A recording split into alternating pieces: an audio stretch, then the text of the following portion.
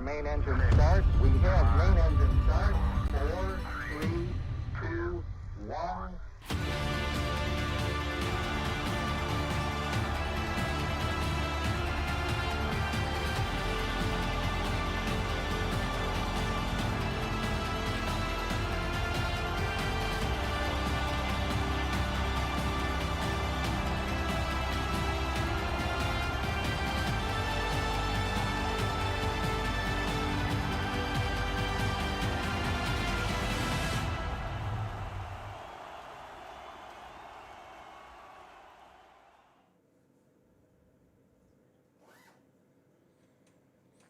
Hello and welcome to the Asian Qualifiers for day number 3 here at Chonburi in Thailand as we get ready to go out racing. Today is the final day, is what we call the golden day, the day which is worth double in points. Each race is worth double in points. I have sitting next to me, co-commentating with me is Alex Freifel.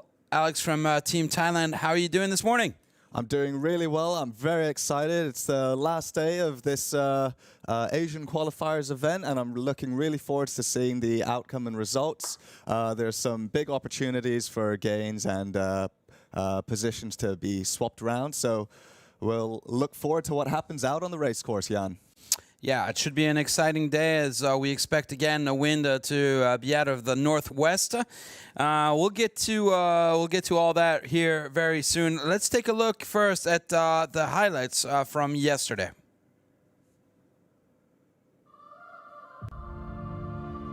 Minus 10, 9, 8. We have a go for main engine start. We have main engine start. 4, 3, 2, 1.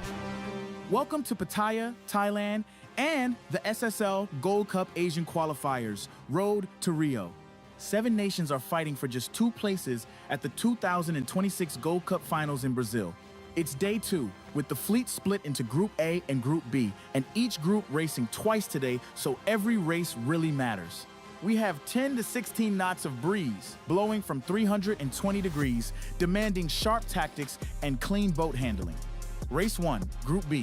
The UAE nailed the start, crossing the line first. Oman tack away early, while Kazakhstan take control up the first beat.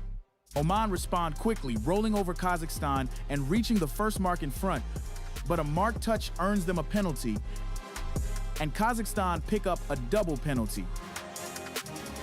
That opens the door for the UAE, who jump from 3rd into the lead, but problems follow.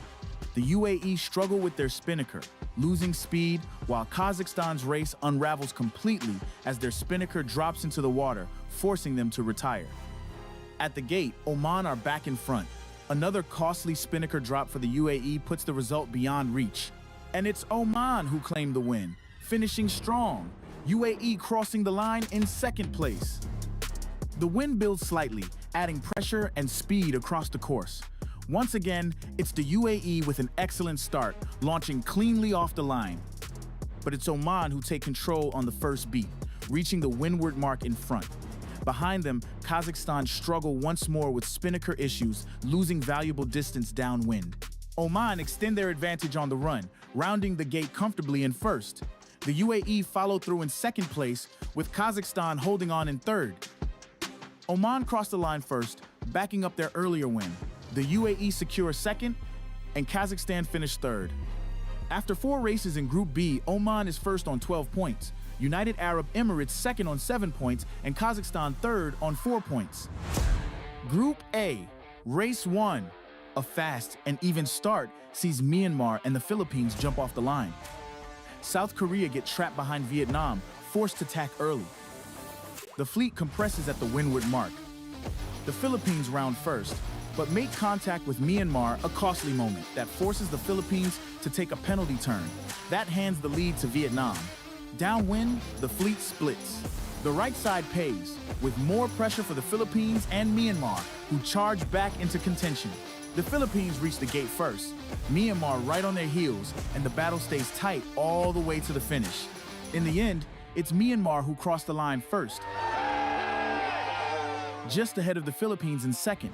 South Korea take 3rd, with Vietnam finishing 4th after leading earlier. The final race of the day saw a tight start between the Philippines and South Korea, while Vietnam tacked early in search of clear air. South Korea find themselves squeezed between the Philippines and Myanmar, struggling to break free. At the windward mark, South Korea emerged in front, but only just with the Philippines, Myanmar, and Vietnam stacked close behind. Downwind, the Philippines make an early jibe, a decisive move that pays off. They take the lead and round the gate first, followed by South Korea, Myanmar, and Vietnam. South Korea stay within striking distance, but the Philippines continue to build their advantage. They stretch away in the final leg and take the win. With South Korea second, Myanmar third, and Vietnam fourth. Standings after 4 races in Group A. The Philippines lead on 14 points, followed by Myanmar on 12. South Korea sit third with 8 points, and Vietnam fourth on 5.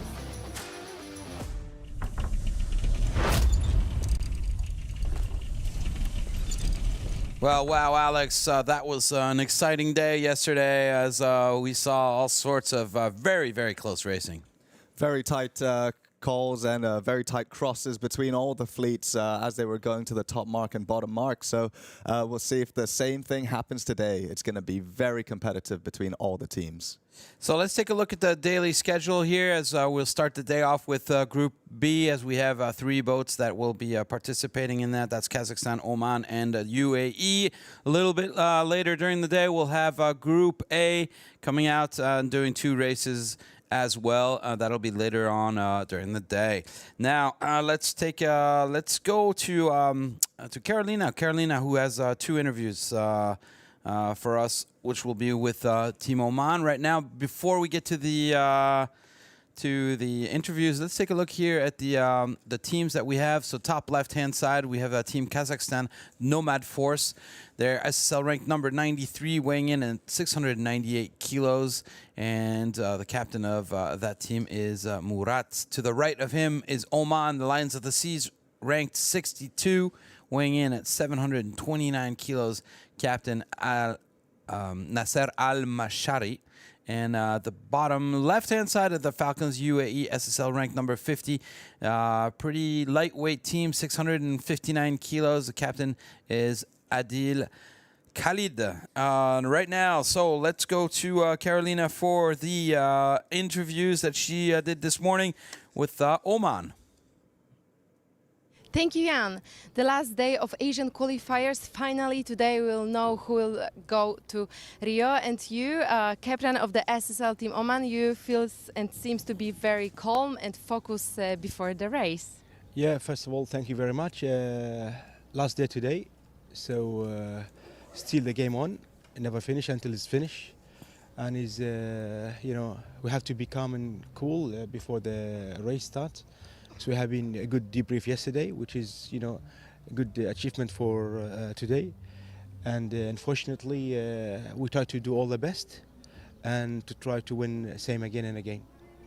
It looks very impressive that you're sailing very fast on the race course, having 4 races win in a row.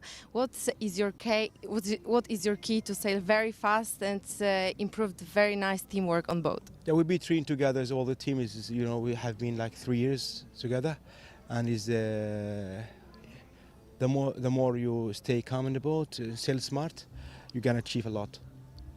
It's a little bit surprising for you that you're winning all of the races. It's a little bit easy for you as a team? No, unfortunately, it's not easy. It's other conditions and the other team as well. So still the game is on, and we try to do all the best. And what do you think about the double points today? Yeah, as I mentioned, it's like last day today. Double point gonna make a big difference. So we try to make a focus, and then we have to look on other team as well. Okay, so at last question, what is your main strategy for today? Sailing more calm or more aggressive? Well, just sail smart, safe, and just clean sailing. You will be doing good, I think. Perfect. So thank you so much and good luck today. Thank you. Thank you so much. I really liked that interview, Alex. You could tell that they was really very calm and just trying to just stay cool and calm, even though they know that they've won every single race of their fleet. Exactly. It's important coming into every race that, you know, the mind is strong and they're staying focused on what they have to do. They're not getting too excited because, of course, when you're too excited, that can cause trouble. So really nice to see from Team Oman. Yeah, it is very nice to see that from Team Oman, and we wish them the best. And right now we're going to go back down to Carolina as she has another interview, this time with Team UAE. So Carolina? Thank you very much. I'm here standing with the SSL team Emirates just before the docking out. How do you feel before the start? Is the last day of Asian qualifiers and you have nothing to lose but everything to gain? Well, to be here, it's a privilege for us, and to carry the team and the UAE flag, and to compete with the most experienced sailors. They have been into SSL since 4 years or 5 years. Like Team Oman, they were like really tough with us on the water. But I think today is the last day, so we'll push it hard. You know, we're not losing anything. In the end, it's experience. And if we win, it means glory for us. And if we don't win, we learn from our mistakes. And I'm sure we're going to come back really strong. Last days was a little bit tough for you. 4 races, a lot of problems with the Genaker, but race after race, you're improving a lot. Of course, 100%, because we have new team members also with us into the team. You know, to be the first time inside the boat, of course, it's going to be some mistakes here and there, but we were fixing it very quickly. We were watching also after the you know, the race itself. So we were watching the videos. We're going through the videos. We kept putting the pinpoints here and there, try to fix things and try to improve it for the next race.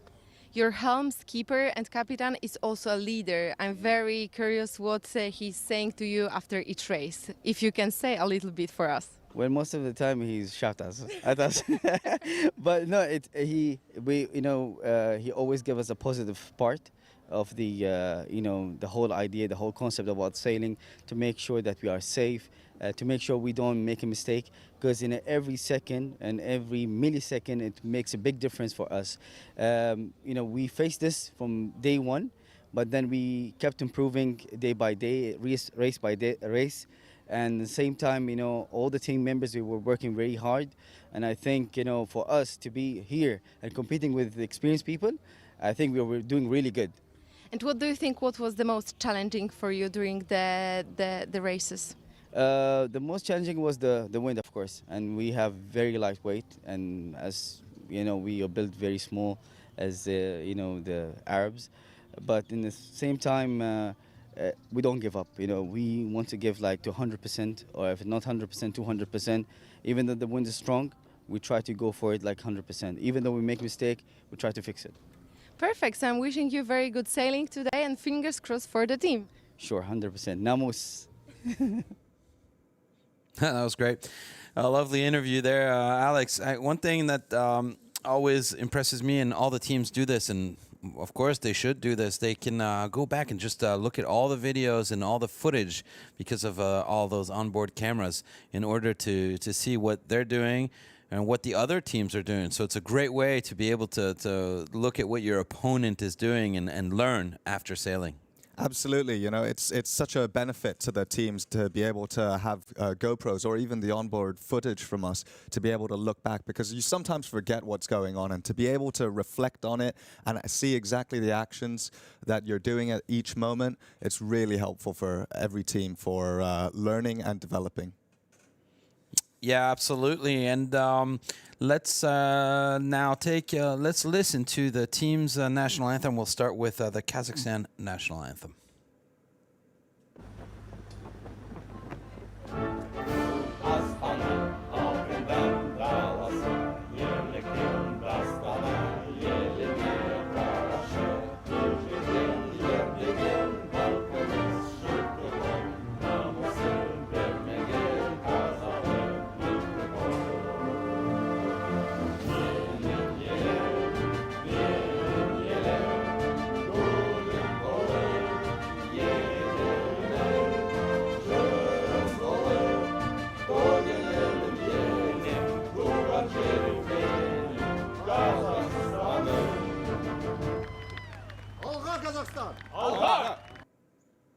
The next anthem is Team Oman.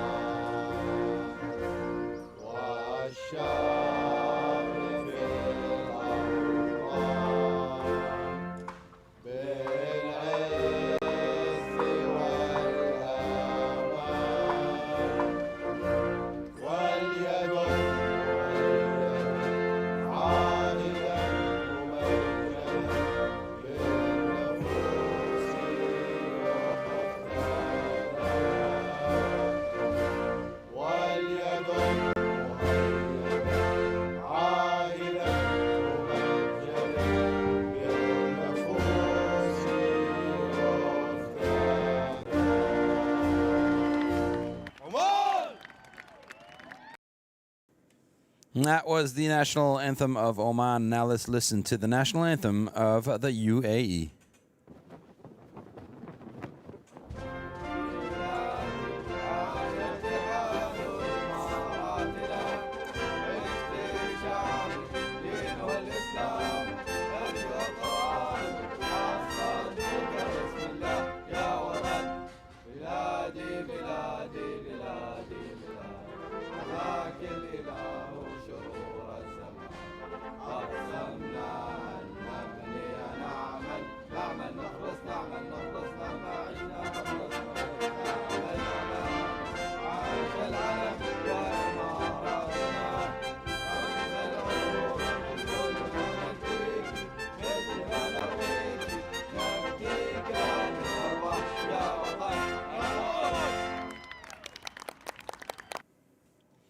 That was the national anthem from the UAE.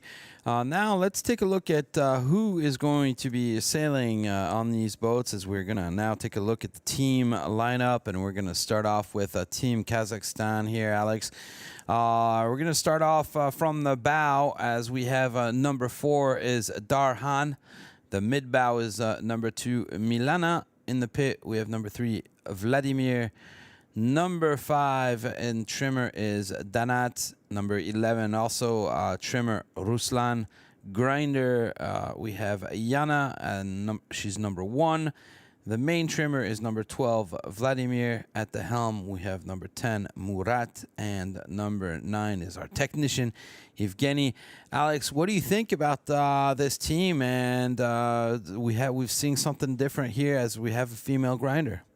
I think it's really good, and what interests me as well is that this team, they also have a floater on board, which is an important role because it's not designated to just one position, but it's a really versatile role in which the floater is able to do multiple roles and help out with this and that, depending on the situation. So that's a really useful team to have on board with them. So now let's take a look at the next team here that we'll be looking at, which is Team Oman. Again, we'll start off in the bow. On the right-hand side, number 1 is Yasir. On the mid-bow, we have number 2, Ali. The pitman is number 3, Abdu. Trimmer and captain of the team, number 10, and we saw him earlier in the interview, is Nasser. Right across from him is Ibtisan. Then we have grinder number 4 is Rad. On the mainsail, trimmer is Akram. At the helm, we have number 8, Hussein. And number 9, tactician, is Haitam. So we see here that we also have a mid-bow on this position of mid-bow on this boat. And the difference is here we have Ibtisam as who is the female sailor on this boat, as she is the offset trimmer.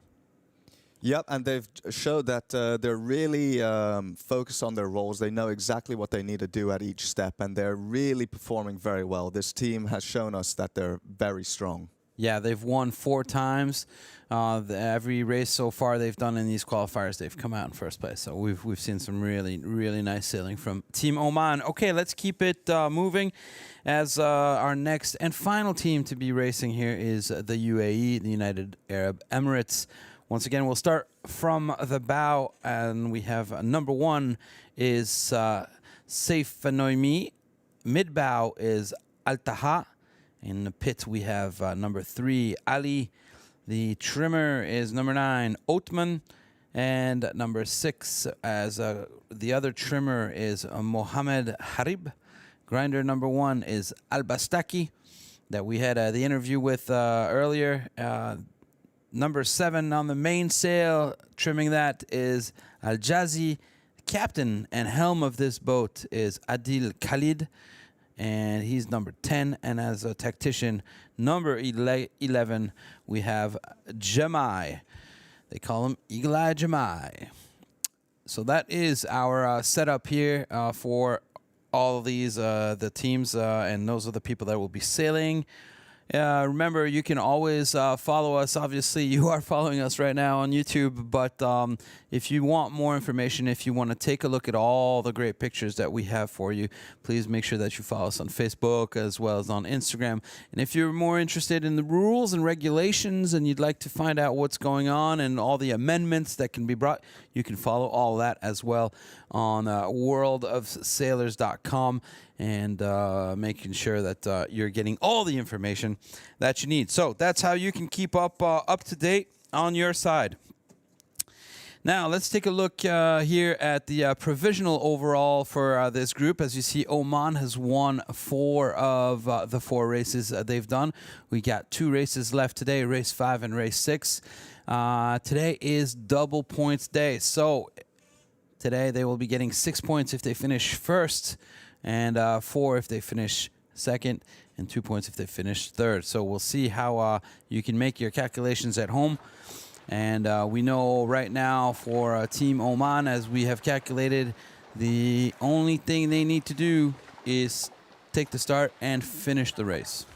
And we should be seeing them qualify themselves for that ticket to the SSL Gold Cup in 2026 in Rio. Remember, this is why we're sailing today. This is why we're having these qualifiers, is to get the ticket, that very, very, very hot and exciting ticket, to be able to go off into the finals.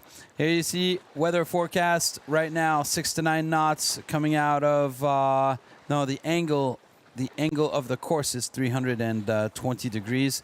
The wind direction is not coming from 320, I believe, but forecast sunny and 30 degrees.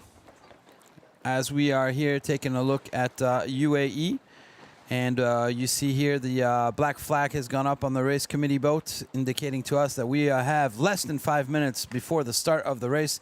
To the left-hand side of your screen, you see our regatta director, race officers, technical committee, and international jury, as well as remote attendees that are all participating and making sure that we are able to have this race and these Asian qualifiers right now. So this is the images that we have right now live from on the water, as we see that the boats are getting ready to sail. We do expect the wind to come up just a little bit, Alex, as right now they are currently sailing, it looks like, on a medium front sail. That would be J2. So there we see that this is the medium sail. They're expecting the winds to come up. That was 4 minutes that we heard right there. So 4 minute gone until the start, Alex. Yeah, and it's looking a little bit lighter out on the race course. We can see on the water there's no whitecaps like we saw in the past 2 days at the moment. So this might be an advantage to the UAE, who has one of the lightest crews out of all the teams here. So perhaps they'll be able to get the boat speed going a little bit more and really give a challenge for Oman. And now we're with the UAE as they're getting themselves prepped and into position. Yeah, we saw the UAE yesterday really doing a great job at getting those starts. They've often been able to be aggressive on the line and get the starts they've wanted.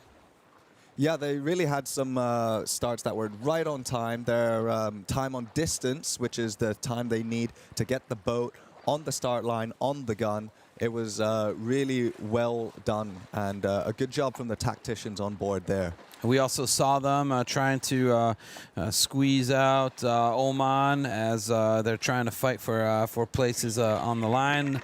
So that gave a little bit of a break to this team, Team Kazakhstan. We've seen them also have some really good starts, as a matter of fact, and been sailing that first upwind quite well.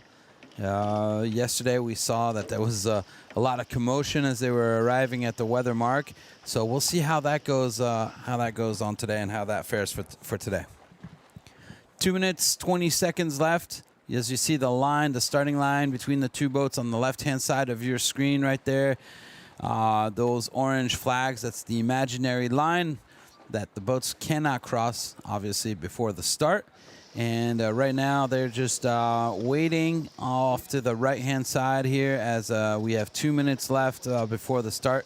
And then this is when they're going to start circling around one another to position themselves in order to have a great start. And what is a great start, Alex? A great start would be, your boat is at maximum speed. It's full speed. As you're getting straight off the line, you might want to be maybe just 2 seconds before the gun. Or you want to be on the gun exactly. But a great start means you're clear. You've got a nice lane to charge ahead. And you don't have any penalties or issues going off. Yeah, so full speed to cross the line and to try to cross it on the gun. That would be that would qualify as a good start. So as you see now, the boats are coming up next to one another, starting to circle around one another. There's all sorts of rules here about being the windward boat, the leeward boat, and what you're allowed to do and what you're not allowed to do. And as you see here, one boat is coming closer to the other, and they're basically they can push the boat on the left as high as they want until they stop. Yeah, it looks like Team Oman right here that's putting some pressure on Team Kazakhstan, which is on the left side of the screen now. They're going to be trying to luff up Kazakhstan to force them to head and slow down their boat and give Oman an opportunity to have a cleaner lane as they're approaching closer and closer to the start line. 30 seconds before the start right now, we're seeing Team Oman right there, UAE coming right underneath Kazakhstan, so squeezing Kazakhstan out. 20 seconds before the start as we see UAE put their nose down and really try to get onto the line.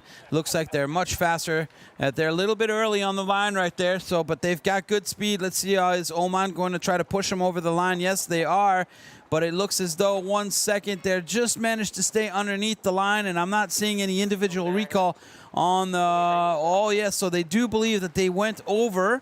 So now UAE is ducking back under. Oh, they're doing a 360. They're doing a jibe. And so to get underneath the... So they must have thought that they were over the line early, Alex. But I didn't see an individual recall. I don't think they were. Yeah, I'm not sure. I saw an individual recall flag up on the committee boat as well. So this might have just been their own judgment. They thought they were early, but... when you're on board, you should actually only go back if you see that the committee has called you over. Yes, absolutely. And apparently, from what I was told, it was a clear start.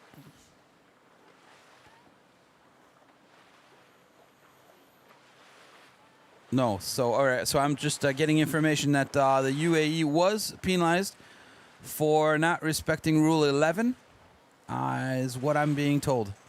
So this was a judgment. Yeah, so they were told they weren't over the line early. But I probably, they didn't respond to the luff or something like this.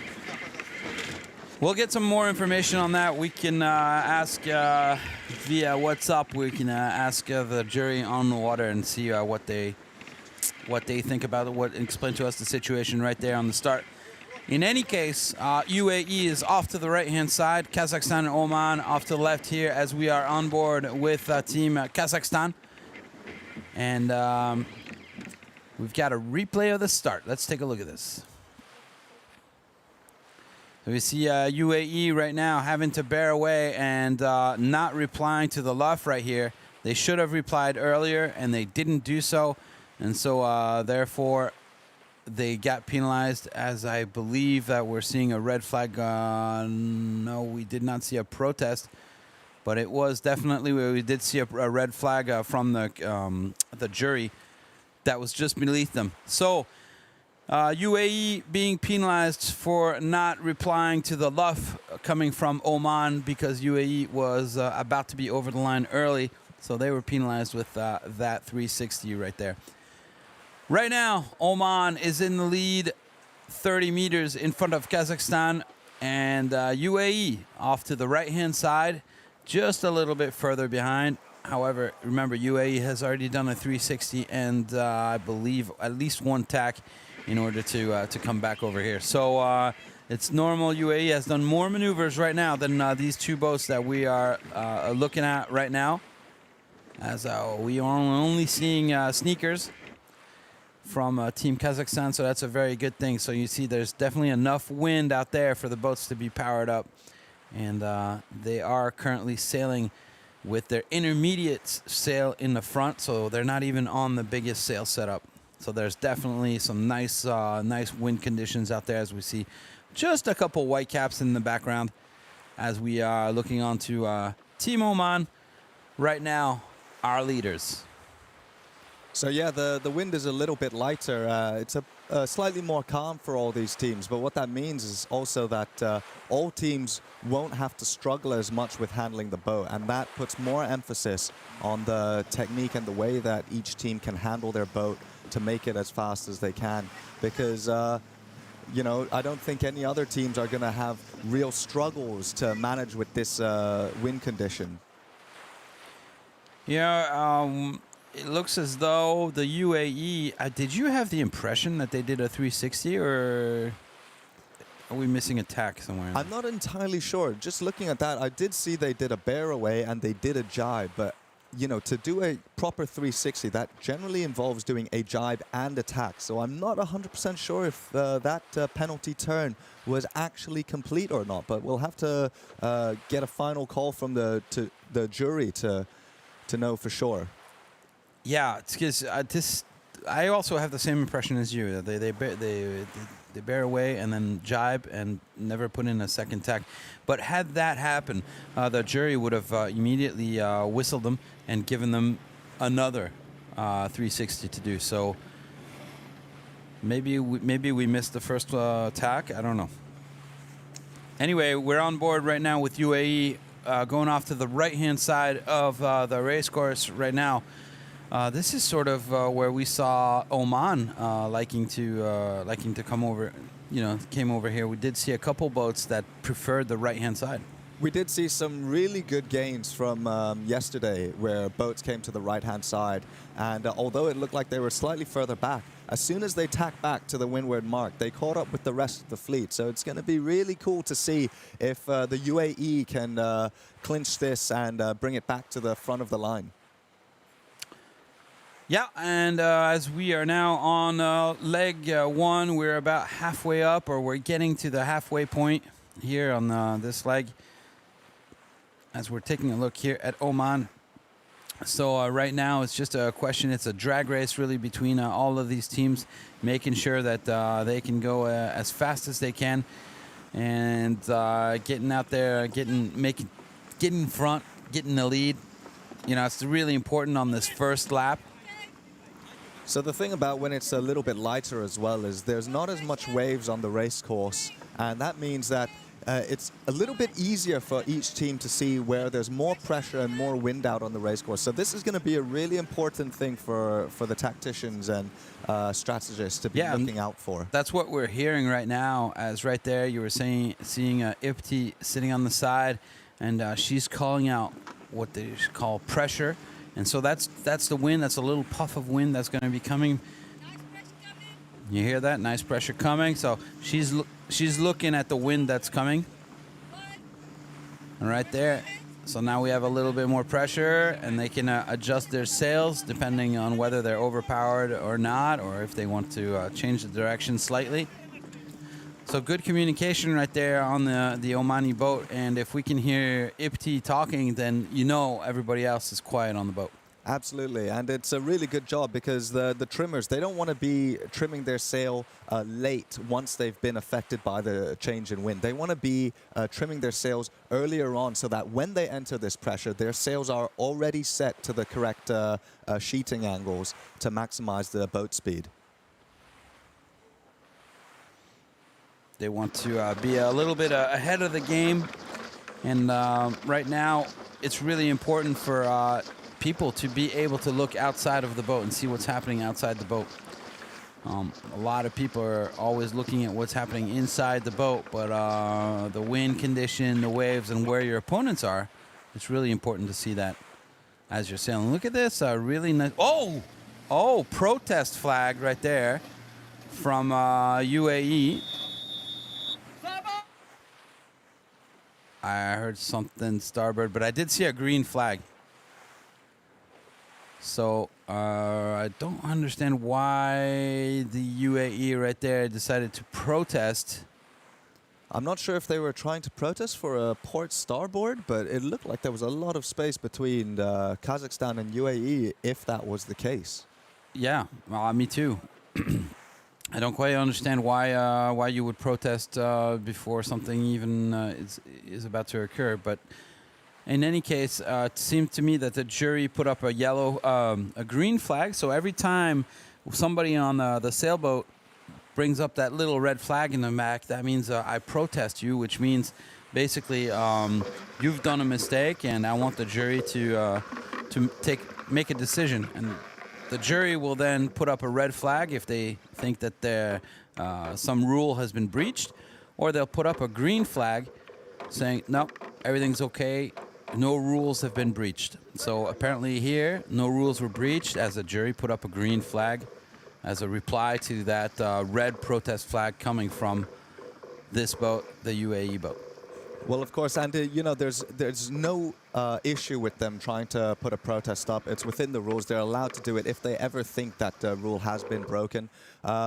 The worst case scenario is that no rule was broken and there's just going to be a green flag. So no harm done for UAE. They're allowed to do it if they think there's any rule that has been broken. So they're trying to use the rules to their advantage. It's part of the game. Yeah, here we see Team Kazakhstan. We've got 5 people right there out hiking. So looks like a good heel. I like that heel angle as we can't see too much of the bottom of the boat, so that's a good thing. Mast nice and straight. Looks like they've got great speed here on Team Kazakhstan as they're in second place. They have been in second place now for a while. And UAE, however, have doubled their distance behind the others. So look at if we look at this map right here, the 3D version. We see really the difference between Oman, Kazakhstan, and UAE right there. So almost equal distances apart from one another. Yeah, definitely. And I think the UAE, since they went out to the very far right from the beginning, they've had to put in a few extra tacks compared to the other 2 boats. And that might be why their lead is, their distance from the leading boat is extending a little bit more in comparison to Kazakhstan. So remember, this is the golden day right now. All points count double. So right now in the lead, we have the Omani team. So that will be 6 points right now that they'll be getting. Kazakhstan with 4, UAE with 2. So right now, definitely Oman has got it. It's in the bag. And right now the ticket is theirs. All they have to do is go across the finishing line without having any issues. And they'll be going off to Rio next year. Following in second place, Kazakhstan, UAE in third place. There is a possibility for the UAE to get back and fight for second place right now, but they're quite far behind the other boats. Of course, Oman is in a really good position, and they could be sailing these 2 races nice and easily if they wanted to. But this is a great opportunity for the teams to get in more training and more practice and really hone their skills in. So, of course, we would expect that they're going to be putting their maximum effort in to improve all their techniques the whole way through. And we heard it from their interview that they're staying focused, they're calm, and they're just going to be putting 100%. Yeah, right now, as we came into this, there were 12 points, Team Oman, 7 for UAE, and 4 for Kazakhstan. If we do a little bit of math and we calculate if Oman were to be last and the UAE were to be first, Oman would still be winning with 1 point lead. So right now, this is why we said in the beginning, Oman, all they have to do is just go around the field and finish in order to be able to be qualified. So here, as we're looking at the Omani team starting their first parade lap right here, as they're going around and getting to the weather mark. And we'll see them bear away and go off to the offset, which is on the right-hand side of your screen. So a nice gentle bear away right there, making sure that the whole team stays out as long as they can on the right-hand side right there, on the starboard side of the boat, hiking, you know, really trying to keep their speed and keep that boat, the mast as high as, you know, straight as they can, as right now they're going off towards that offset mark, and we're going to start seeing them preparing the spinnaker for a nice spinnaker hoist. As right now, at the weather mark is second place boat, Kazakhstan, coming in. So here we go. Oman has now reached the offset mark, as they're going to be putting up their spinnaker right now, and no big issues. Spinnaker going up, as we see the grinders right there putting in a big effort to get that spinnaker up. No problem. Jib just came down. What a good job right there. So Omani boat on their way back down to the gates, as we take a look now at Team Kazakhstan arriving at the offset mark in front of Team UAE. So let's take a look at what's going to be happening here with Team Kazakhstan. Team Kazakhstan doing a great job at sailing upwind. They've been struggling with the kite now all week, so it's a crucial moment right now for them to be able to get that kite up, and it looks pretty good right there. Kite has gone up with no issues. It hasn't been in the water or anything. We still have a dry kite on that boat. We really need them to take their jib down for that kite to balloon. But at least it's at the top of the mast. Here we go. We see the jib coming down slowly. That's going to fill up that spinnaker, and that's a good job right there by Team Kazakhstan. There we go. So just behind Team Kazakhstan, the UAE have put in a jibe, and the spinnaker is now nice and full, as we see the UAE deciding to go back off to the right-hand side. So perhaps, Alex, they're going off to the right-hand side. Do you think they saw something, or you think they're just saying, "Wow, we can't follow these guys in front. Let's try something else"? Well, it's a little bit hard to say, you know, because they went right on the upwind, and it didn't look like it really paid off very well for the UAE. But maybe at this point they see that they're in third place at the moment, and they just want to go for a little bit of a Hail Mary and go a different direction. They must have seen something which, you know, improves the odds of going on the right side of the course. Yeah. Most likely. Let's take a look at the top left-hand side of your screen right now. Currently, if the boats were to be finishing in this order, our leaders would be Oman with 18 points, the UAE with 11, and Kazakhstan with 6 points.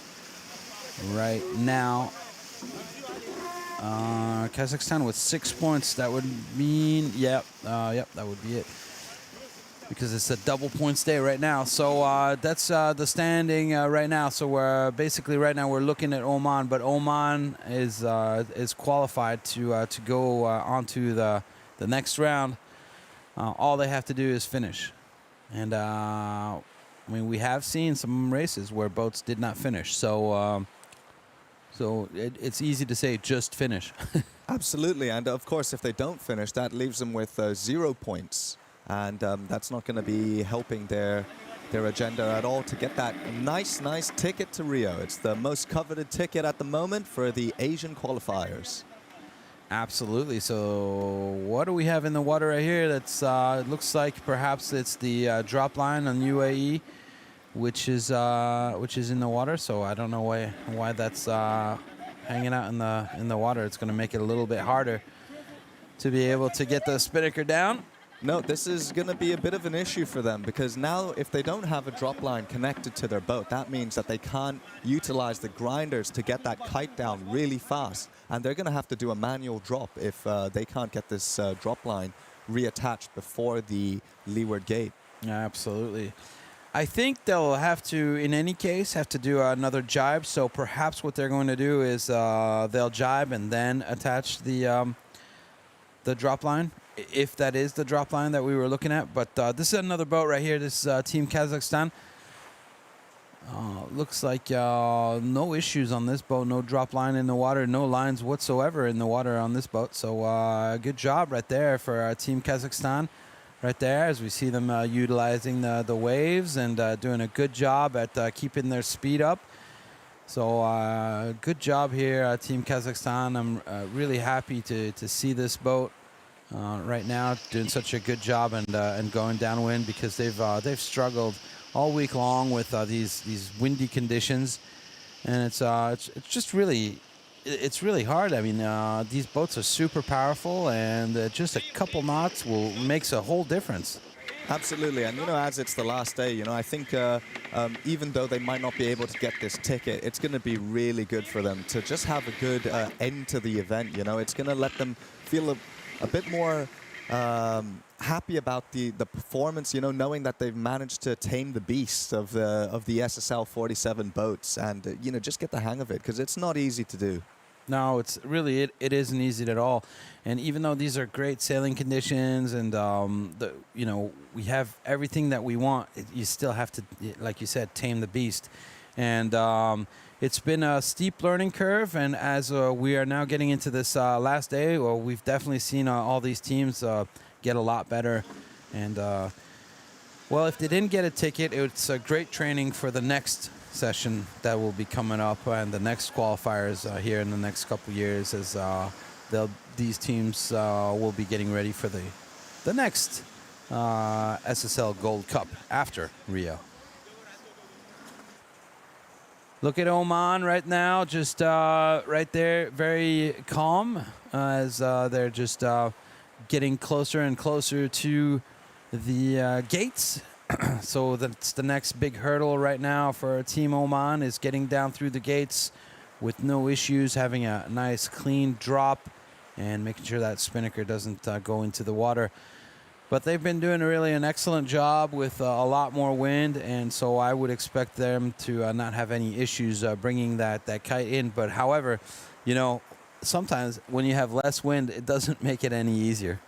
No, it does help at times to have a little bit of pressure still in the kite, because that allows the kite to stay up in the air when they're dropping the kite. If there's no wind at all, then there's nothing to push the kite and keep it in the sky as they're dropping it. And it could lead to the kite falling into the water a little bit easier. Yeah, so it's hard when there's wind, and it's hard when there's no wind. It's just a lot. It's a lot of sail area right there. We're talking 130 square meters of sail area. So a big sail to be taken down, as we see them right now putting in a jibe. Here we go. Here's that jibe. So final jibe, as we see them coming into the two gates, as right now they're putting up the jib. And we should see them very, very soon. They'll drop the kite. So what's hard right now is always to keep that kite full and not have it, because when you put the jib up, it sort of has a tendency to steal the wind going into the kite. And look at that right there, doing a good job grabbing the kite, making sure it doesn't go into the water. And as the grinders are now grinding away to pull on that drop line and get that sail to come into the boat, we see the mainsail now coming across the boat, putting a little bit of heel, just managing to just finally get that kite back into the boat. So it's on top of the deck right now. That's not an issue. They're just going to put it right back in there, and that's a nice round mark rating for Team Oman right there.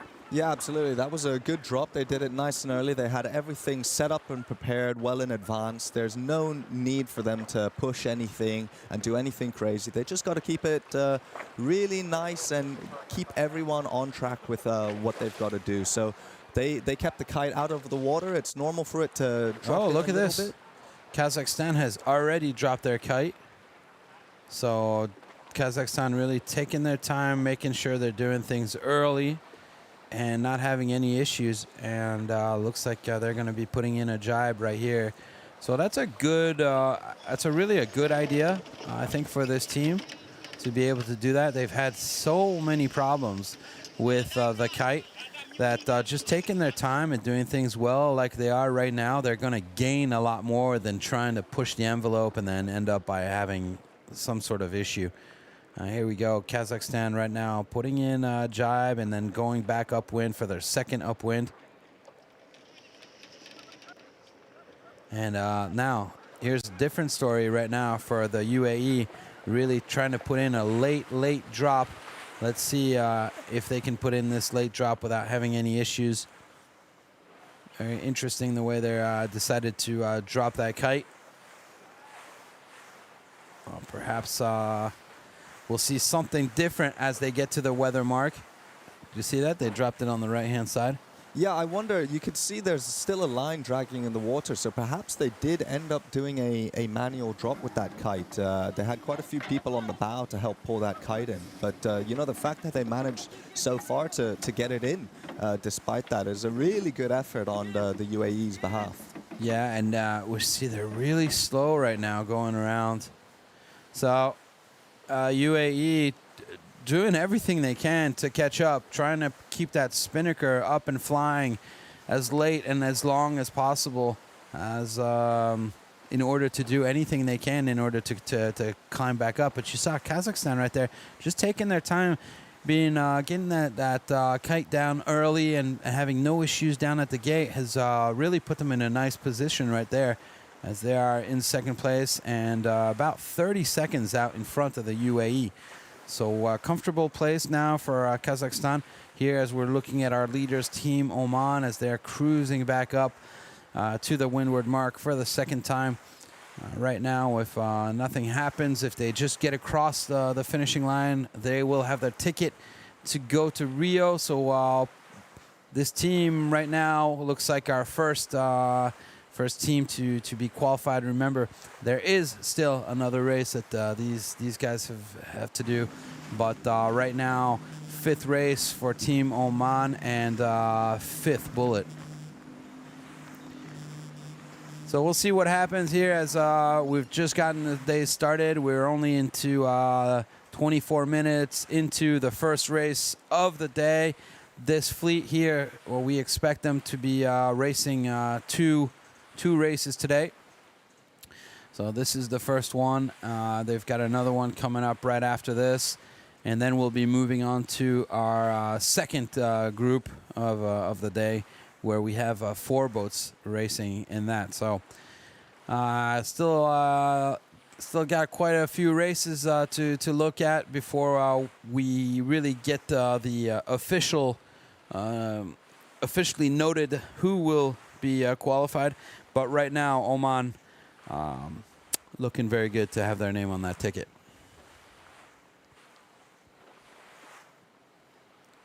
Yeah, and you can just see on board from this drone footage how well organized this team is. You know, the way they're all focused on what they need to do. They're not losing concentration despite having a comfortable setup into the end of the event, you know, but they're fully focused and they're all hiking super hard right now. Doing a really good job at keeping the boat heel nicely, keeping the boat speed up and trimming their sails very well. You can see they're not letting the distance between them and the other boats get any less at the moment. But it's also really good to see Kazakhstan doing an excellent job this race. I'm sure they're very happy about the performance so far. Yeah, I would think they would be very happy. This is the best I've seen them race so far, and doing a great place. They've been in second place the whole time, and they're quite strongly in second place. They only had a couple meters of a lead, and right now it's looking like they almost have 100 meters lead now over the UAE. So things are getting settling in for Kazakhstan right now. They're getting pretty comfortable in that second place position, and they should be able to keep it as UAE is trying to go off onto the left-hand side. And right now, UAE is kind of doing anything they can, throwing Hail Marys, just like you said, off to the left-hand side, going off to the left-hand side by themselves on the downwind, and now again they're by themselves. So they're just trying to catch something that'll bring them back to the front right now, as they're 400 meters behind Team Oman. And you know, the thing for Kazakhstan is that they've actually, in all the races, they've done a really good job on the upwinds as well, and they've always been within the fleet. It's just been the downwind which has been the struggle for them, and you know, you lose a huge amount when you can't get the kite up properly, and that's the main thing that's been letting them down so far. Their upwind is really good, they've got good speed, and they've got a good heading. Yeah, they have been sailing quite well upwind. Right there, we were just on look with the drone, looking down right here on the Team Oman, and we were seeing the number one, just making sure that the halyard of the kite of the spinnaker, their asymmetrical spinnaker, was correctly set. And as we see them doing a little bit of house cleaning right now, really important to have those ropes, you know, not be in a knot. Obviously, the next maneuver to come is going to be putting up the spinnaker. So they need to get that boat cleaned up. They've got time, so it's not a big rush or anything, but the boat needs to be cleaned before they can do anything. How important is that, Alex, to have your boat clean in order to do each maneuver? It's an essential aspect of it, you know, and if you're not cleaning your ropes, the chance that they get knotted or the chance that they even go overboard is not going to be helping you in any situation. You know, you have to be taking these ropes and putting them around winches or cutting them off the winches. And if any of these ropes were to jump in and get tangled with the winches during any of these processes, that could be disastrous for them, because suddenly you've got a knot and you can't untie it, and there's pressure on it. It's not easy to take these ropes out of a big knot in these winches. Absolutely, and that's why we have mechanical advantages with these grinding pedestals and stuff. So you can imagine the amount of power, pressure that's on these. We're talking tons. For at least for the runners, easily, you know, the shrouds, the boats sitting at the dock, no sails on them, have over 2 tons of pressure in them. So that's just not being used. Now you add 230 square meters of sail area. You can imagine the tonnage that goes through all the rigging and the standing rigging and everything else. So yeah, you got to be careful that the boat is clean and not get your fingers caught up anywhere you wouldn't want them to be. And then, of course, you don't want to be sliding on that. We saw Nasser yesterday. Apparently, he fell because he had a bloody knee. You don't slip and slide on these boats because the bottom is sandpaper. Almost, well, pretty much is sandpaper. But you could roll on those ropes if they're not cleaned up. So, yeah, why are we talking so much about having a clean boat? Well, because it is so important, and it just takes one little mistake for everything to snowball. So we're looking now less than 630 meters as we are getting up to the windward mark for what will be the second time, with Team Oman right here comfortably sitting on the side of their boat as they are cruising on their way up to the windward mark. As you see the projected results right now, Oman with 18 points, Kazakhstan with 8, and the UAE with 9 right now. So if they were to finish in this order, this would be the points standing. So UAE would be in second place, Kazakhstan in third. And just have a look at how the grinder on Team Kazakhstan is hiking out at the moment, Jan. I mean, you know, we sometimes overlook and might not consider just how difficult it is to hike out on the boat like this. But can you imagine, Jan? I mean, you've done this yourself. Just how hard is it to hike out like this on the boat for 2 upwind legs of each race? Yeah, that's the hard thing about this position is that you see Yana right there. She's holding on with her feet, holding on with her hands. So it's not super comfortable position. It's more comfortable than some of the other positions that are out there, but it's not, you know, it's not great. As soon as she's done hiking, what is she doing? She's hopping onto the grinder and she's grinding as hard as she can. As soon as she's finished with that, she hops right back over the side and she puts her weight out there. It's a super physical position that you have to be on. So not only physically is it difficult, but it's a position where you have buttons on the floor in order to be able to help your teammates. If you get that wrong, you start pressing on any of the wrong buttons and then you're not making the right, you know, winch turn, the whole thing, nothing's going to be happening on that boat. So what's hard about that position is you have to be mentally focused, but physically, I mean, your heart is beating so hard. It's a really tough, one of the toughest jobs out there on the boat. Yeah, absolutely. And, you know, there's not many chances for them to have a break at all. It's very hot out here on the race course as well. So, you know, it definitely takes a toll on them. And they need to make sure they're staying hydrated the whole way through. Yeah, the grinder is probably the one spot where, you know, if it's a little bit colder, you'll see everybody wearing a jacket. Not the grinder. He'll be in a T-shirt. For sure. So here we go, looking at the boats now arriving at the windward mark for the second time here. This is, again, this is Team Oman arriving and just about to bear away as we see them releasing the mainsail and keeping their weight, like we said on the last one, doing a really good job keeping their weight upwind, trying to get that boat to settle in and to be as flat as possible in order to be as fast as possible. So a good lead right here for Team Oman as they are now cruising to the offside gate where we will be seeing them putting up their Jennikers.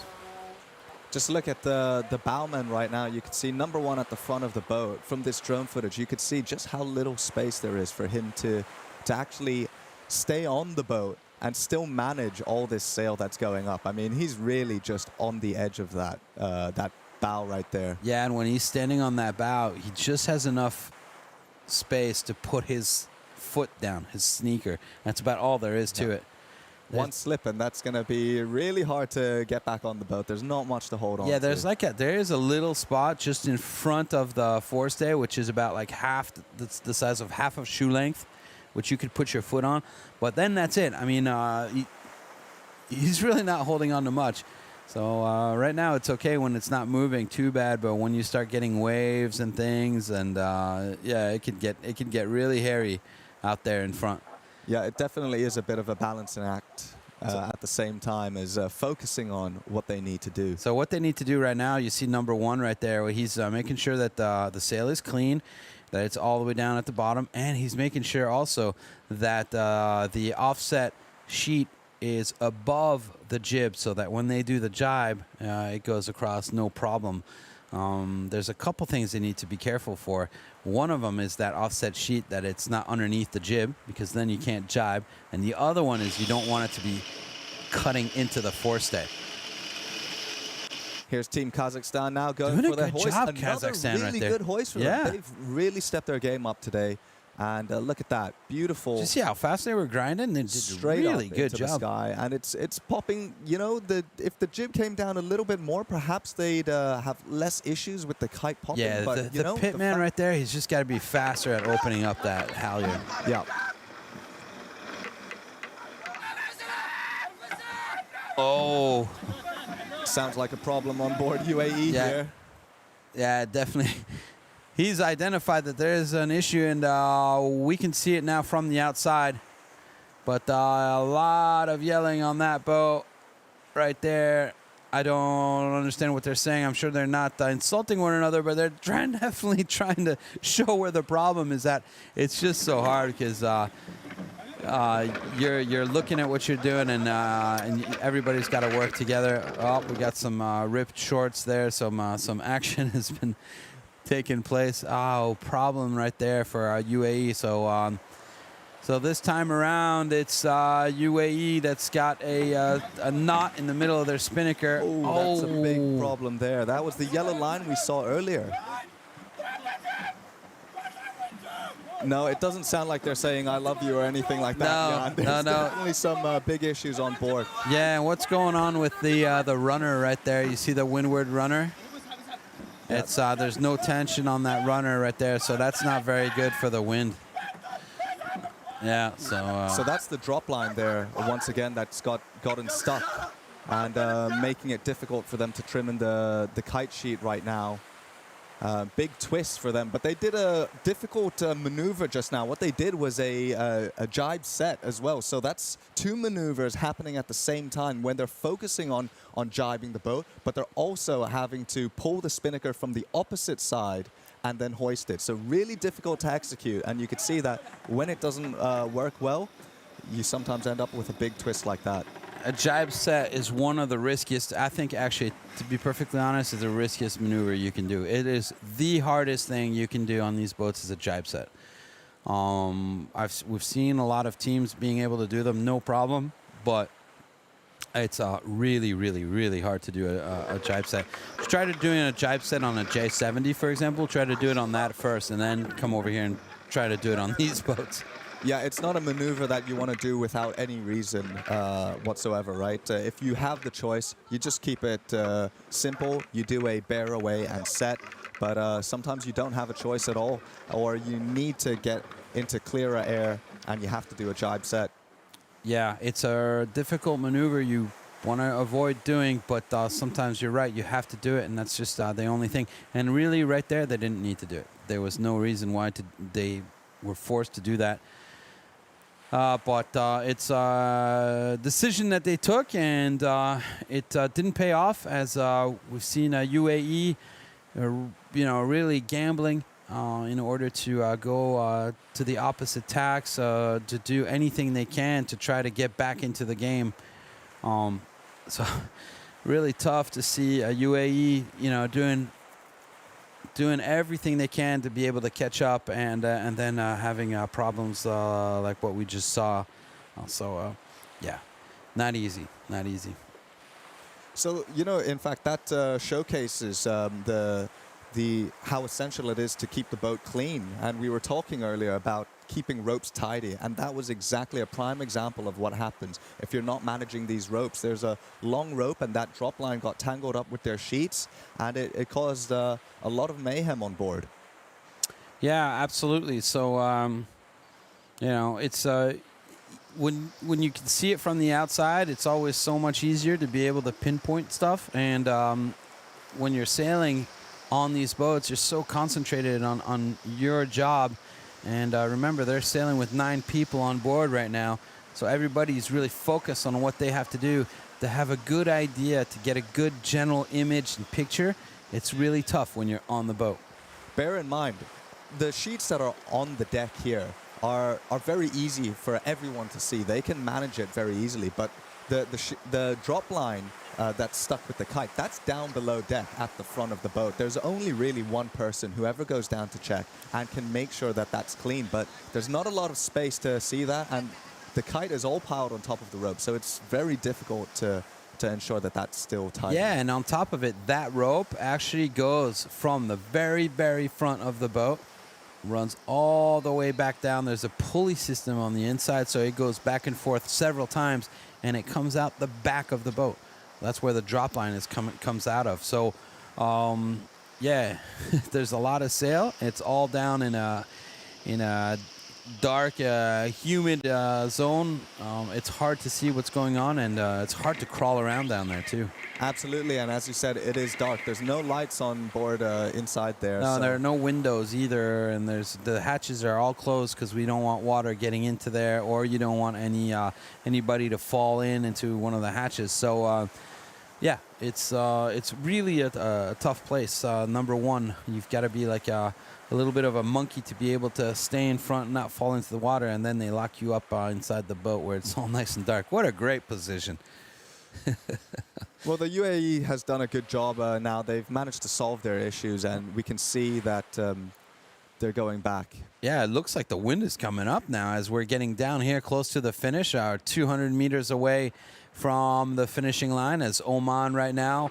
As soon as they go through this line, they'll have 18 points. And so it looks like right now, if this is the only race that we're going to have for today, they will have a ticket to go on to Rio if we do another race right after this. And then it'll all be back on the table. But they did a good job right there. They can be proud of themselves as they go through the finishing line. So that's Oman right there doing a great job. Fifth race, fifth win. And you can see the happiness and celebrations going on board now. What a great view. All right, that's really good, very nice. So they'll take their Jenniker down. Picture right there. So they know right now, they know that they're qualified for sure. Let's just see here if we have another race coming up here for this team right here. What they decide to do, what this race committee decide to do. As we see Kazakhstan right now. Kazakhstan getting towards the finishing line. So what a great race also for Kazakhstan. They can really be happy what they've done. Finishing second. I think this is their best finish, I believe, here in the qualifiers, the second place. They've been up in the front a couple times these last couple days. We've seen them really on the struggle bus with flying this asymmetrical spinnaker, and today they just did a great job. And it's good to see that on the final day that they managed to do such a good job. Yeah, and you can see the grinder a lot more smiles this time round, a lot happier about the performance. They did a really good job on just managing their boat here as they're going into the finish line now. So here we go, Team Kazakhstan now coming into second place. So did a good job right there, seeing a couple high fives. They can be proud of what they've done. It was a good race for them. Got a pretty good start. Managed to stay second the whole way, and yeah, didn't have any issues with their kite or anything. So that was great. Good job, Kazakhstan. And as we now look, UAE, I feel terrible for these guys because we've seen them kind of all over the place these last couple days. An eventful last downwind for this team. So let's see what's happening. This is race number 5, I believe, and we have one more race for this fleet.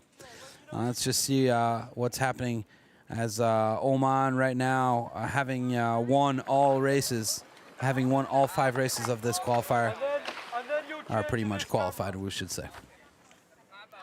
So UAE coming across the line right now in third position, after 3 minutes and 14 seconds after Team Oman. So a tough day out on the water here for this team.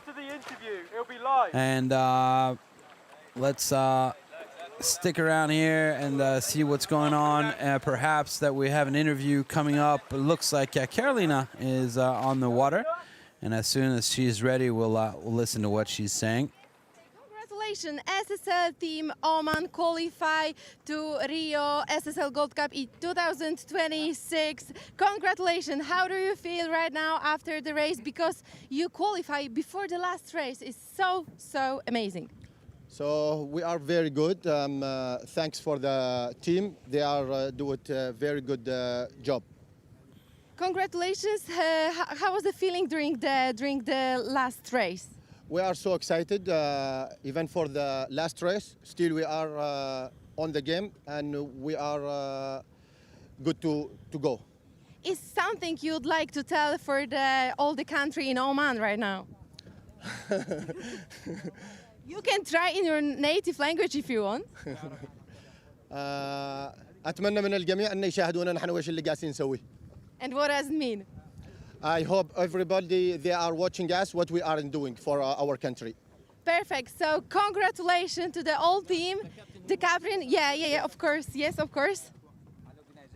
I just want to say thank you very much indeed for SSL management, race officer, special for the show crew, special for the ANA. Everybody worked for this event. So thank you very much, guys. Thank you so much for this kind of really nice words. And guys, so see you in Rio. That is very nice. Great to see those happy faces right there. Congratulations, Team Oman, for winning the ticket, the so coveted ticket to go over to Rio. So we've got now, we have the ticket number, I believe, 7, which is going to be qualified to go off to the to the finals next year. Let's take a look at the scoreboard. So this is the results for this race. So we said double points today, so that's why Oman has got 6 points, Kazakhstan 4, United Arab Emirates 2. What does that mean in the overall standings? There you go. So 18 points for Oman, the UAE with 9 points, and Kazakhstan with 8. So pretty close between those two teams. And wow, look at Oman winning every single race so far. We still have one more race in this fleet, and let's see what's going to happen. But there's for sure Oman right now qualified and going to the SSL Gold Cup in Rio 2026. So let's take a look at the replay, and we'll take a short break. We'll be back for the second race of this group. Bye-bye.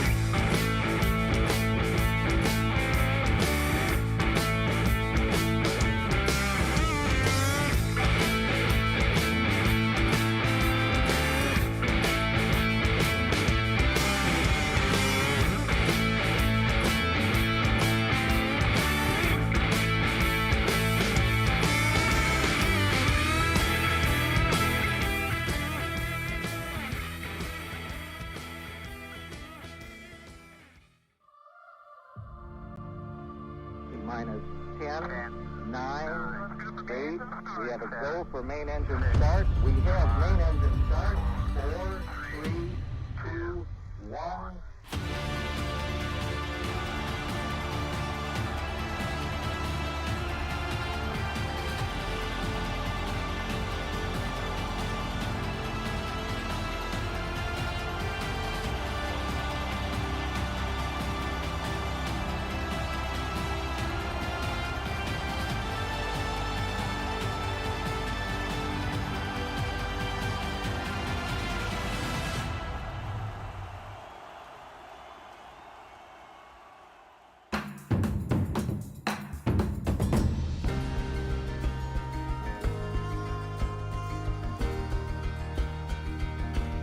I invite the local school with a lot of SSL sailors from many different countries here who care for the ocean and planet. Some photos shows really some bad image. We are leaving our trash and plastic in the land, so they definitely going to the sea, and we losing fish, and we losing lots of things on the ocean. And I think a lot of people have no idea that their own action is affect the ecosystem and the whole world. So we need to come and clean up together and clean up the beach. Today I'm really excited. We want to take care of the ocean. So let's do that together. Use what you have. And the problem I've seen is the single-use plastic bag, single-use bottle, straw. There's so many. Do we really need? No. Because if we don't think, it's going to come back and hurt all of us. Stop using plastic bag. That's the number one.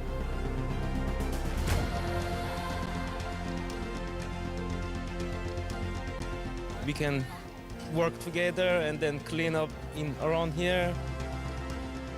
With these kids, and we also the Korean team, the other countries' team. So it's very good experience.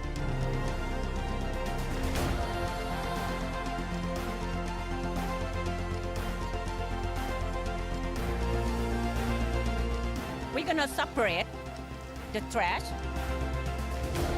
and put the cigarette butts and the metal in different places and plastic cap in different places.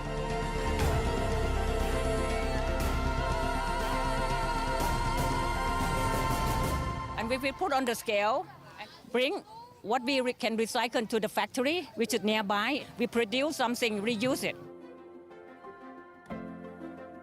Today has been a great opportunity for the event, for the SSL, for all the people here, to meet some people from Thailand, local, and to go and do this beautiful plan. So it's a great opportunity for all of us.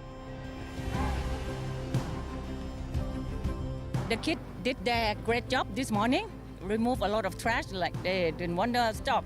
And so they deserve to have a look at this beautiful boat after hard working.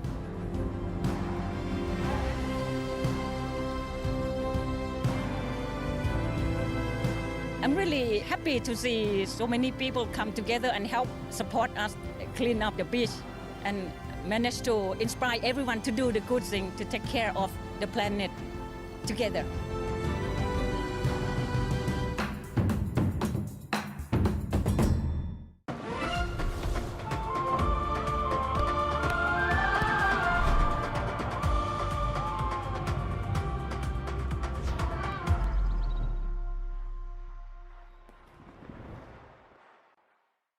Welcome to the fourth and last day of sailing in these 33rd SEA Games in Pattaya, Thailand. Today is the day we find out who will be on the podium.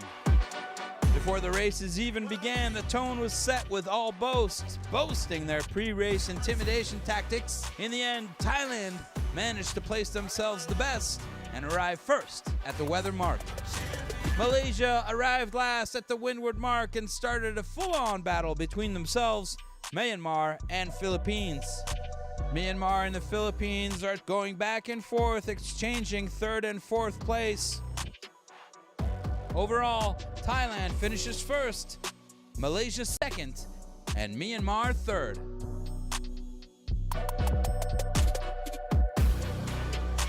For me, it's a speechless because it's really honors to be with the team that we know each other for so long time. We are like a family, and we very honors to have a Her Majesty on board. And this is like a history of sport and sailing.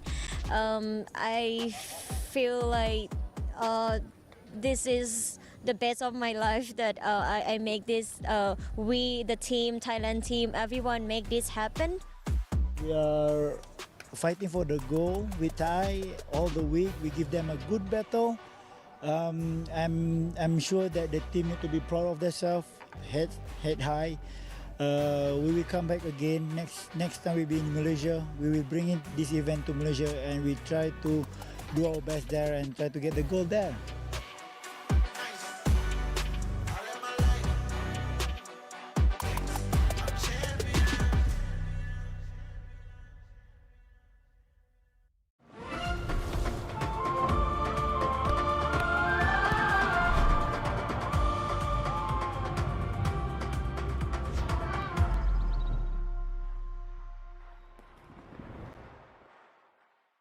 sailor's box. One place, 100 stories. What is the strong point of your team? Probably our diversity. We have like dinghy sailors, a lot of yellow sailors, which is good. Yeah, our talent is very well It's a big, spread. deep talent pool. I'd say we have the most fun too. Yeah, except when Rob's angry, but. Yeah. I think one of the stronger sides is that we know each other for many, many years. Austria is a small country, so everybody knows everyone. We are like a family, so I think this is one of our strongest sides, I would say. Agreed, yeah. What is your emblem? We have the canoe and 5 people on the canoe. So the 5 people on the canoe is the 5 archipelagos we have back in Tahiti, in the French Polynesia. And the canoe is like the main connection in between islands, I guess. Go ahead, Megan. And this is how the Polynesian people came in the Pacific. In Tahiti, the history says that we are from the Philippines, so Asia. What are your personal Olympic memories? For us, it was historical moment because 4 years earlier we were in Busan. It was Seoul Olympic Games, and we were there with Soviet team. And now it was after 50 years the first moment when Estonia has a possibility to go with blue, black, white flag to Olympic Games. In Estonia, yeah. And then this way it was for us very important. We were very happy that we get there bronze. And it was mostly light winds, and when we had on the last day, we had a little stronger wind, and we took our chance. We finished second. During the race, you were focused on boat speed, like every race ever. If you're not fast, you're not doing well. Yeah, it's relatively easy to get a lane compared to big fleets, so. Not much traffic management, so you just gotta go fast the whole entire time. Teamwork, communication, boat speed. What do you want to improve? English, boat speed. What is your secret talent? Also, when we sailed 470 two-man boats, it was for us easier because we know each other. We were all time together, and we also know what others are thinking in different situations, and especially with heavy winds, and when you have a lot of water in your eyes and you see nothing, you know what the brother are doing. We call it the mana. The mana is like the Tahitian feeling. You have it or you lose it, but for the moment we have it. Goodbye, my friend! More stories on our YouTube channel. Watch and subscribe.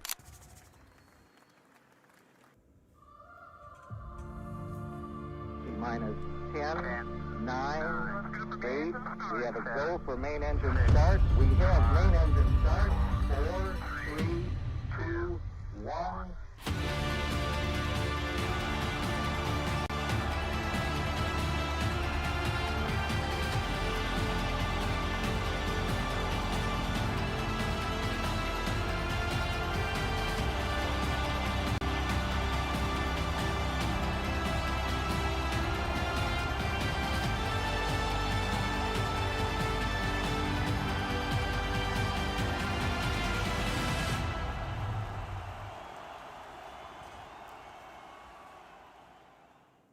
Hello and welcome back, everybody, as we are now underway here. As you see, we have the that black flag with the star right in the middle of it. So we are within 5 minutes of starting, as the forecast, as we see here, that the racing angle, the racing axis of the racecourse is at 320 degrees, wind speed 12 knots. And it's nice and sunny, 30 degrees out there, so great sailing conditions here to get off the race number 6 for Group B, as we are 4 minutes right now, 4 minutes away from the starting gun. Here is the provisional overall right now, as we see Oman winning every single race, 18 points. The United Arab Emirates just behind them with 9 points, and Kazakhstan with 8. So today, the golden day, every race is worth a double in points. That's why you see Oman with 6 points on race 5, which we just had. And now we're going into race 6. It'll be interesting, as perhaps an opportunity right now for Kazakhstan to get up onto second place on the podium.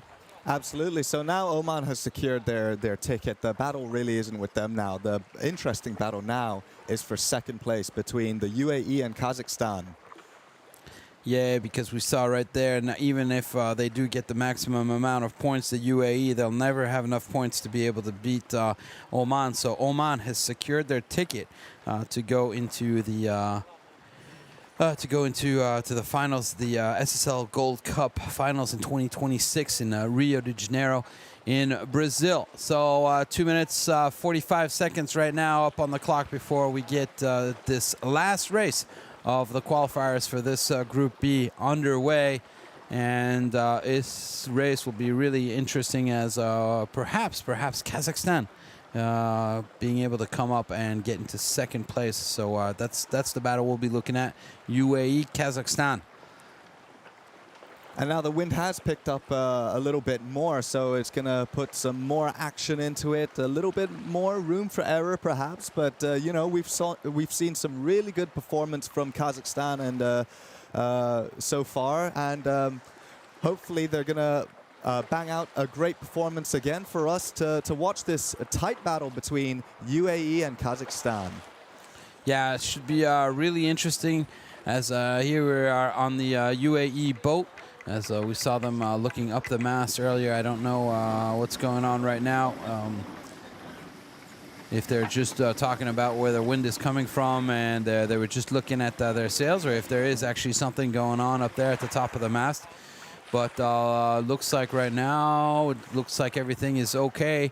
As 1 minute and 30 seconds, you see here all boats now converging towards one another. As we see the starting line on the left-hand side of our screen right now, all three boats coming together. And let's see what's going to happen now, as perhaps we'll see boats starting to circle against one another. Right now, there's really Oman. There's no reason why those two other boats are going to be chasing after Oman. Right now, the battle is really going to be between the boat with UAE, the two boats in the back right there. That's who are really the big battle is going to be against, Alex. And there's only 50 seconds left. We see that they're quite close together to one another. Oman, they've got a fairly open lane for themselves, and Kazakhstan is following a little bit more behind them. And the UAE is trying to come in from the top side of the right side of the start line. We'll see if there's going to be any aggression from Kazakhstan as they try to lock the UAE out of the course. It's only 25 seconds left.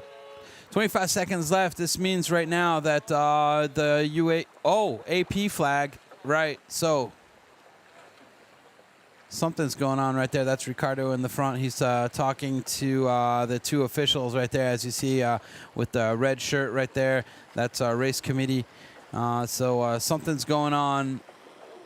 Something happened. This is why the race was postponed just a couple seconds before the start. So, okay, I don't know why. We'll find out why. Perhaps something was wrong with the timing. I would doubt it, but who knows? Or perhaps too big of a shift.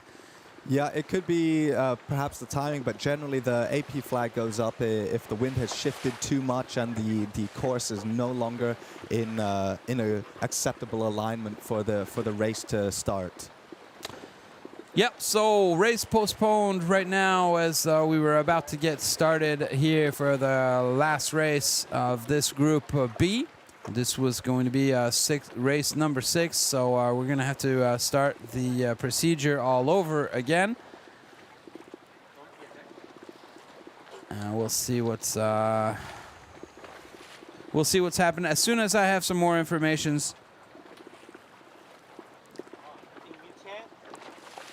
All right, so apparently, yeah, so we're a little bit of an issue out on the race course right now, so race committee had to postpone the start of this race. Nothing special, but we should be able to get this race underway. So I'm guessing that we're going to be back to starting the countdown.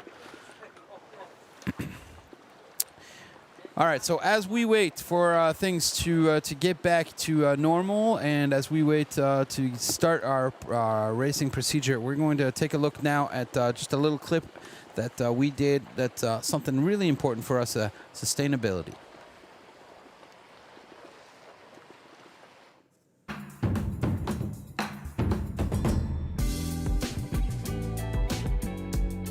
We've been very lucky to work with a venue and a marina who are really keen to align with our sustainability goals and make sure that we're working together to create a positive impact whilst we're here. When we were first organising the event, it was important for us in every aspect of the event to make sure we're reducing as much plastic as possible and waste. That started off with working with local restaurants that were supplying our food to make sure the packaging was compostable, eco-friendly, also having recycling centres throughout the venue. This is our first event where we've had a team specifically here to encourage and implement all of our sustainability regulations and our goals. We wanted to make sure that we were staying responsibly hydrated.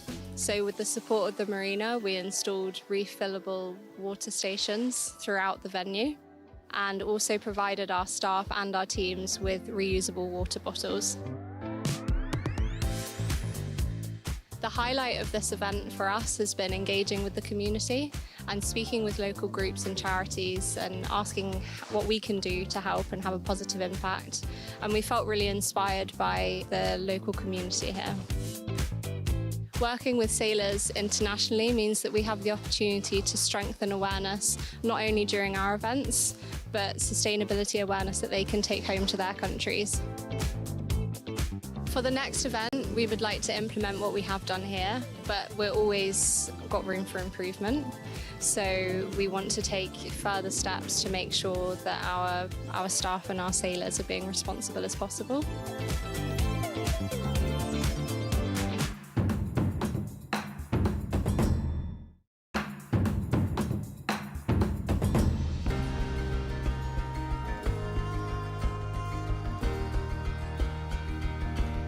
I invite the local school with a lot of SSL sailors from many different countries here who care for the ocean and planet. Some photos shows really some bad image. We are leaving our trash and plastic on the land, so they definitely going to the sea, and we losing fish and we losing lots of things on the ocean. And I think a lot of people have no idea that their own action is affect the ecosystem and the whole world. So we need to come and clean up together and clean up the beach. Today I'm really excited. We want to take care of the ocean. So let's do that together. You know, use what you have. And the problem I've seen is the single-use plastic bag, single-use bottle, straw. There's so many. Do we really need? No. Because if we don't think, it's going to come back and hurt all of us. Stop using plastic bag. That's the number one.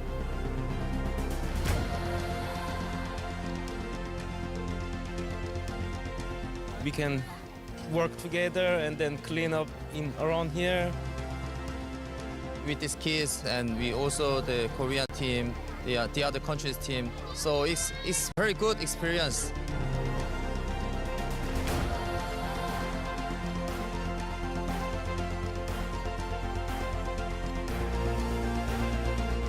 We're gonna separate the trash and put the cigarette butts and the metal in different places and plastic cap in different places.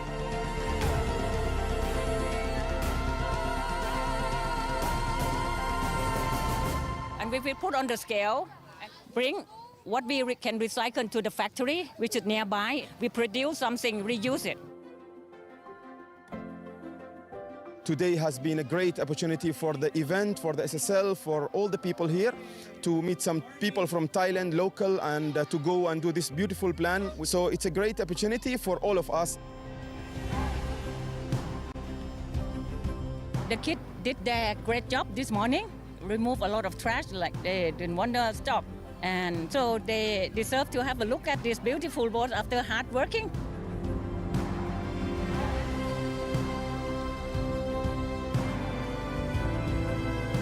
I'm really happy to see so many people come together and help support us clean up the beach and manage to inspire everyone to do the good thing, to take care of the planet together.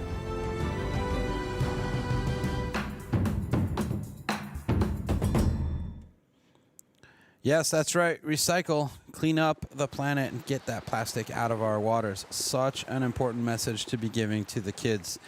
As we are now back here, back out onto the water. As you see, 2 minutes and 40 seconds left before the start of this race. So things are getting ready, Alex. You know, sustainability is such an important thing. Something that we did yesterday was really a great time between with everybody and all those kids, and managed to pick up, I think, 140 kilos of trash in 20 minutes. That's an incredible amount, you know, and the fact that there's that much in the beaches and in our oceans, we really need to take action and work together to solve this problem, Jan. It's kind of scary to have so much plastic, you know, in just 20 minutes. Imagine if we spent a full day just picking up garbage, everybody. Anyhow, sustainability, yeah, that's definitely something that we're fighting for here, because one of the things that can happen is these plastic bags sometimes can get caught around the appendices of the boats and can actually slow us down out on the water. So that's one of the impacts, direct impacts that plastic will have and does have on our racing of these boats. 1 minute 30 left as we see the boats now getting back again together. Remember, it's between UAE and Kazakhstan right now in race number 6 for this Group B. This is the very last race. We know that by the point standing, Oman is already qualified and has that coveted ticket to go to the SSL Gold Cup in 2026 in Rio de Janeiro. So Oman right there at the bottom of your screen, they are already qualified. Really, this is a race for UAE and Kazakhstan to find out who's going to be on the second place of the podium, as there's only 1 point difference between these two boats. Yeah, now we're on board with UAE as they're making their final approach to the start line. There's only 35 seconds left until the gun. And we could see it's getting really tight here. Oman holding their position nice and strong as Kazakhstan is making their way down with good speed. And then there's the UAE stuck in the middle. And they're going to be struggling to try and find a clear lane now as they're being attacked by Kazakhstan from above. 14 seconds left into the race. It's getting very close to the start line. Teams are working really hard to try and get a nice position. We can see Kazakhstan making the way even further down. 2 seconds to the gun. There's quite a lot of space between them and the start line, so clear start for them, and it's going to be full action as they're working to get that boat speed, and it's a battle for second right now on the race course, is it not, Jan? It is. Look at this. Great start right there. So all the boats, even though they're a little bit late to the starting line, they're all pretty even.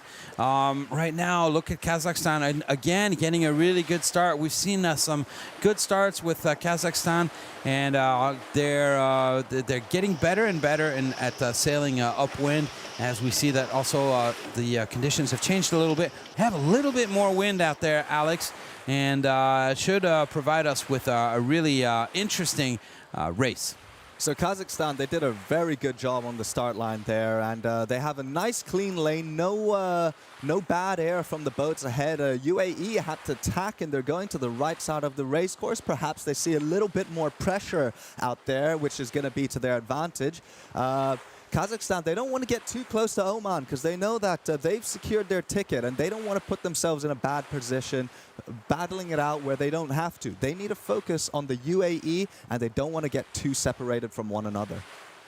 Yeah, right now, as you said, they're getting themselves caught up right now with Oman, and there's really, it's not the greatest of idea. They're going to slow themselves down as we see these mainsails that are flapping right there for the Kazakhstan team, even UAE up at the top over there. That's not so. That to us, that tells us two things. One, it confirms that the wind has come up, and the second thing is they are overpowered. So they're trying to get rid of the power on the mainsail, but a flapping mainsail is really going to slow them down.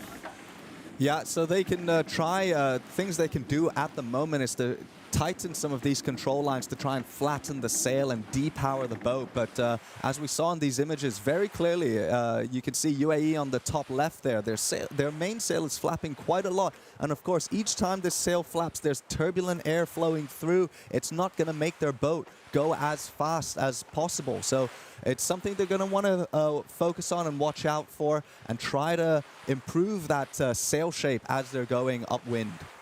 Yeah, and you know, we saw you sailing with Team Thailand earlier this week.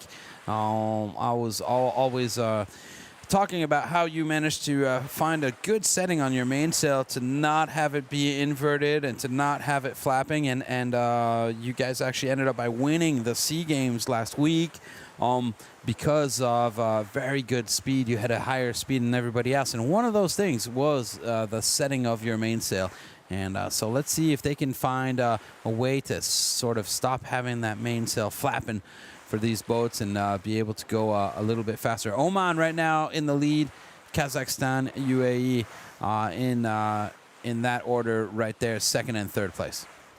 But we can see Kazakhstan and UAE, they've gone separate directions of the race course. Now they're all on the port tack. But if we look at the distance between each boat, it's not much at all, Jan. It's only about 15 meters between, or 10 meters between Kazakhstan and UAE, despite being on different sides. So it's going to be really an intense moment for when UAE tacks back and these boats cross again.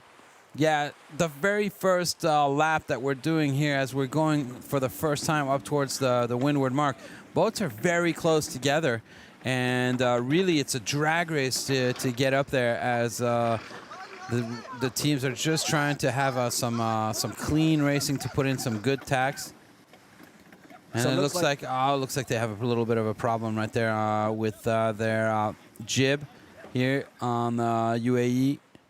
As we've seen them tack over, they are on a starboard tack right now. They're that boat at the top of your screen, just behind these two sails. So UAE coming back now towards the two other boats. So we'll have all boats now meeting up with one another. The UAE slightly behind the two other boats here. So Kazakhstan and Oman right now. Oman in the lead. So if Oman in the lead, that makes 24 points. That's a lot of points ahead right now. If this was to be the finishing order right now, if we were to finish, Oman would have 24 points. So let's see what happens here as the boats come back together. You see between Kazakhstan and the leader, there's really not much into it. UAE, even though it says 40 meters, we see that they're coming back up, and they are on a starboard tack, so they do have the right of way over these two boats. Let's see what's going to happen. What do you think they're going to do right here?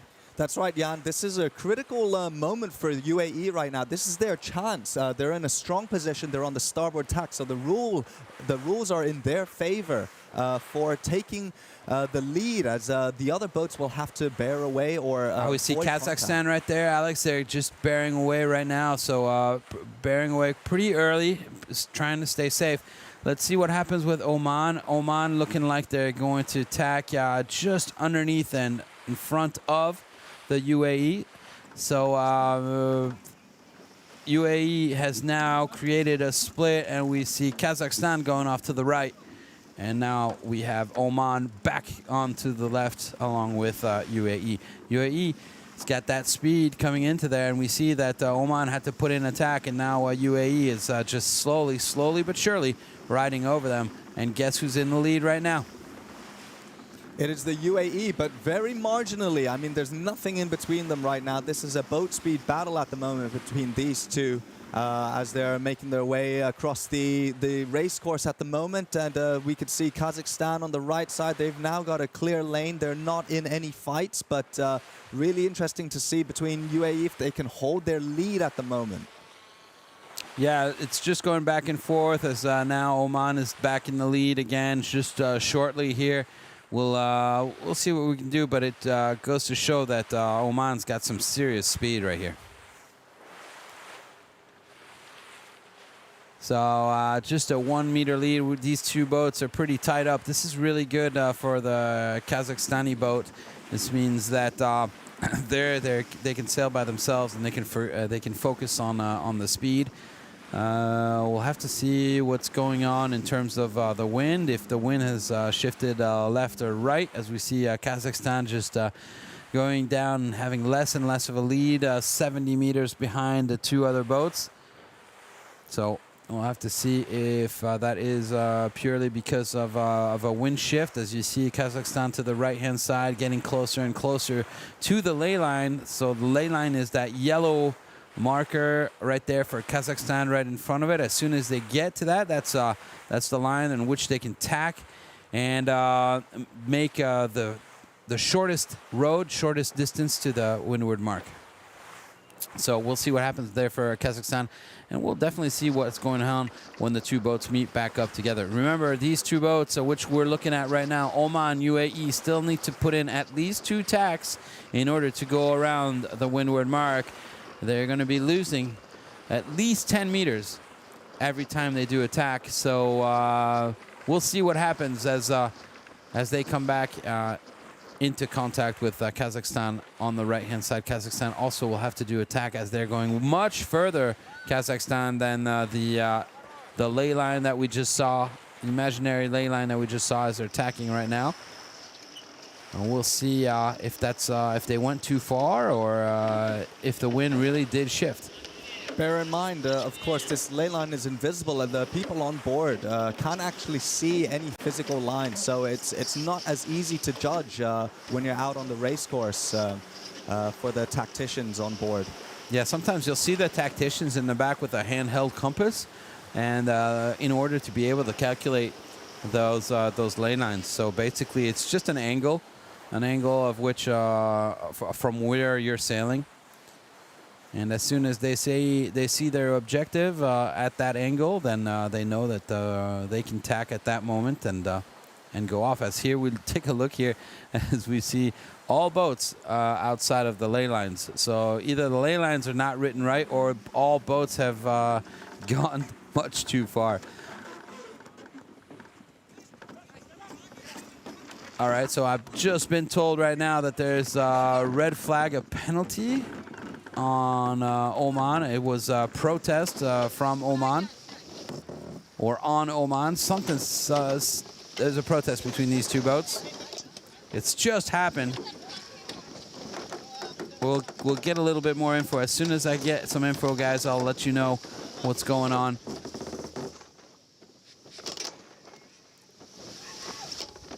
But it looks like there was a very tight battle between the UAE and Oman just now, because they were going well over the lay, but maybe that was to hold a defensive position over Oman just now, because they had the right of way and they were stopping Oman from making any tack. So they were kind of in control, and we'll have to wait and see how this goes as UAE is now approaching closer to Kazakhstan, who What are they doing right now? I don't understand why. What's going on? Oh, right. Okay, yeah. You see they're above the ley line. I see what that's what the problem is. They have gone too far. So no, the lines were not the lines are not wrong. They have to go around this buoy. They have to keep the buoy on the left-hand side. UAE right now is putting up a protest flag, and so is Oman putting up a protest flag. Lots of protesting going on, and that's why we saw those red flags go up earlier. Apparently, it was dismissed by the jury for the other red flags. Now, I don't know about these ones that have just happened over here. So UAE is out in front. Very good for UAE. That's where they want it to be.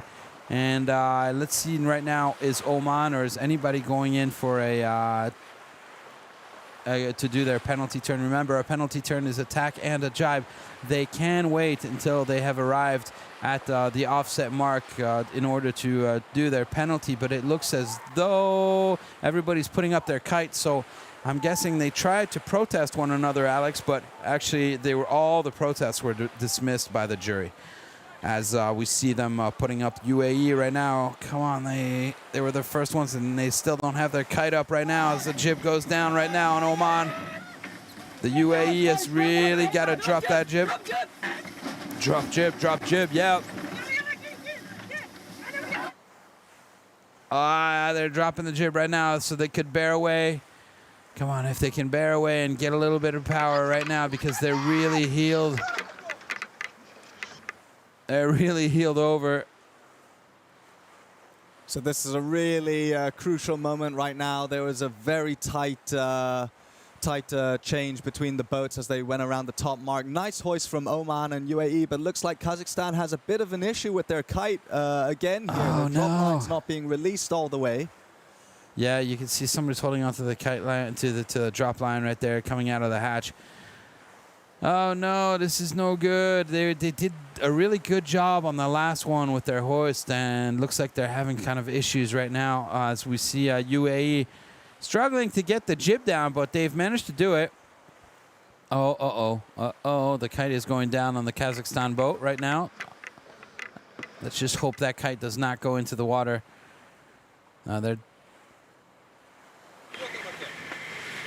I'm not quite sure what's going on right there.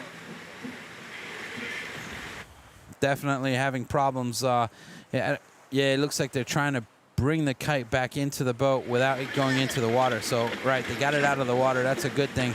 And they're slowly dropping it back into the boat. Perhaps they're just going to go downwind without a kite.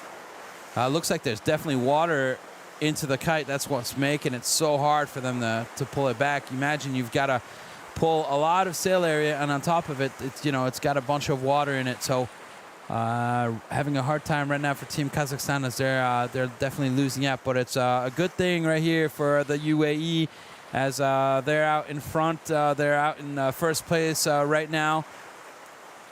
Pretty much a tie with the team with Oman, which is just off to their left-hand side, as we get a great image right there of the boats just cruising through the water.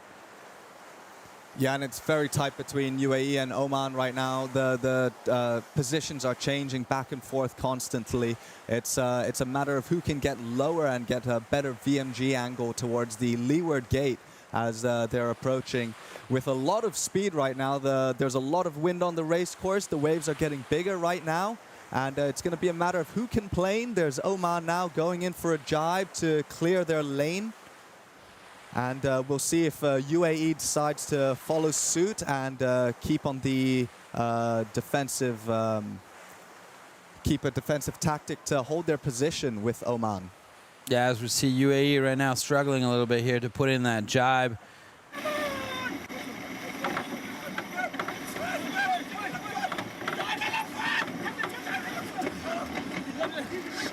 This is an action-packed right here, this onboard camera. Where it's great with the sound and everything. You can really hear how much stress they're under right now just to try to sail that boat correctly. You can't imagine the amount of power that is in this boat right now. So they're really going very fast right here. We could just see the boat right now just cruising through the water. Oh, it looks like they're losing the spinnaker a little bit right there. I mean, Jan, let me tell you, it's just so good to have the onboard footage with the sound as well, because it really gives us a feeling of the intensity that's going on with these boats as they're racing one another. It really is just so intense on these boats. They're trying so hard to control the boat and keep the boat going. I hear this screaming all the time. Yeah, it's I mean, this is a drag race now. You know, it's a drag race down to the leeward mark. I've lost my words. I've lost my words. I don't know what to say. They've lost their drop line again. What a show! What a show that we're seeing right now. I mean, this is Oh, obviously a little bit hard to watch, but I don't know what's going on right now. But there's a line somewhere is that the drop line right now that's come out again. I think we definitely saw them having issues with that earlier. Perhaps trying to bring down the spinnaker right now as they don't need to any more drama here on this boat. So we can just hear them on board. I mean, this is not good for the UAE. They had a really good lead against Kazakhstan, who's going to be their main opposition for this race. And now they're having to drop the kite super early before approaching the leeward mark. And it's a matter of, I wonder if Kazakhstan was able to get their kite back up. Yeah, look at Kazakhstan over in the back over there, just completely leaning over. You know what I think is happening right now? We're getting that strong wind is coming in right now. We've gone from a situation where we had a nice, easier wind, a little bit lighter right now, to very strong winds coming up, super strong.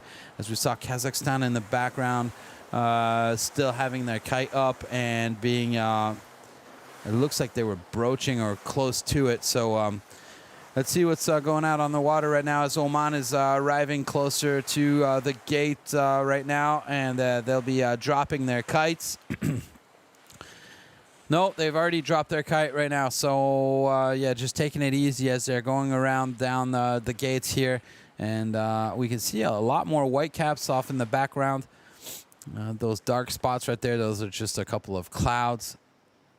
We see UAE deciding to take their spinnaker down now. Let's take a look to the left here. We see Kazakhstan in the background still struggling over there with that huge Jenniker that's still up in the air. They're going to have to take that down and make it down to the two buoys right here. So Kazakhstan right now is going to have to take their Jenniker down and make it down to the gates, as we're seeing right now. The UAE arriving down at the two gates and spinnaker down. So taking it easy, not wanting to stress, not wanting to break anything, not wanting to finish in third place.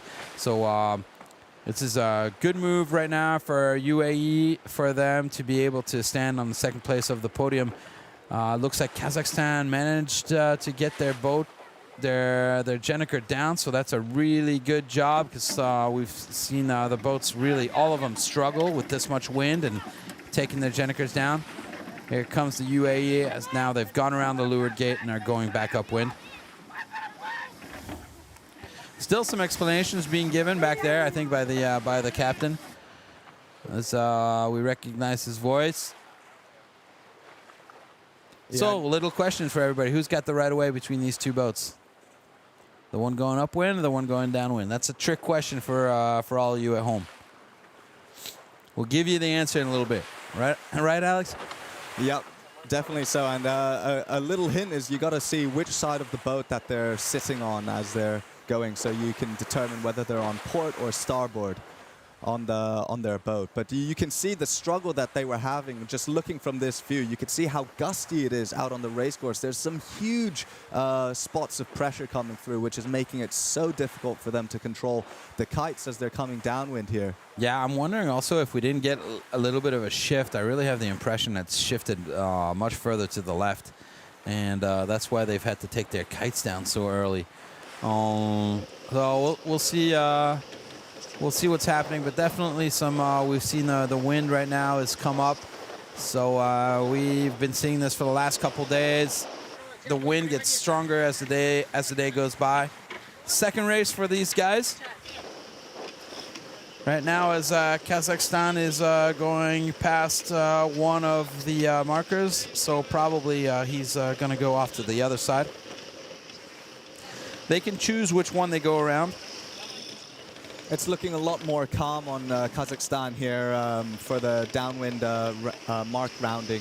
You know, they got control of their kite nice and early, and now they were settled down. They were ready for the upwind. A lot more quiet, I would say, on board with Kazakhstan here, which is a good sign. Maybe a little bit more coordinated through the maneuvers. I see them all really working. There's no one that's giving any orders, so it seems to me like they know what they need to do on that Kazakhstan boat, and seeing them all working It looks a little more coordinated than I've seen them all week long. So getting better and better, even though the wind has come up. We've seen Kazakhstan have problems with stronger winds. The winds have just come up here in the last 2 minutes. So let's see what difference a little bit of a stronger breeze is going to make, if any. Here we are on board with our leaders. Currently, Team Oman.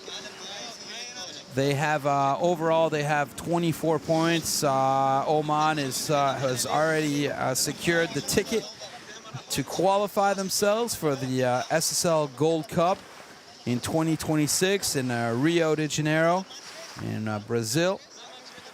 And so these guys right now are just sailing with no pressure on their shoulders, as all they have to do is just go around and finish. As a matter of fact, they couldn't even afford to not finish. As we see the bowman right here trying to get the forestay around the front. That's for the Jenniker that will be coming up as soon as they're going back downwind. So nice clean boat, nice. It seems as though everybody on this boat is just having a good time sailing around the race course, knowing that they're qualified. And the next stop for them, Rio de Janeiro. Yeah, for sure, they're having a good time, but it's a good time, but it's definitely not easy. It's going to be very tiring for them on the boat to handle this wind speed. You can hear the wind going through the cameras and just how many waves are splashing over the side of the boat.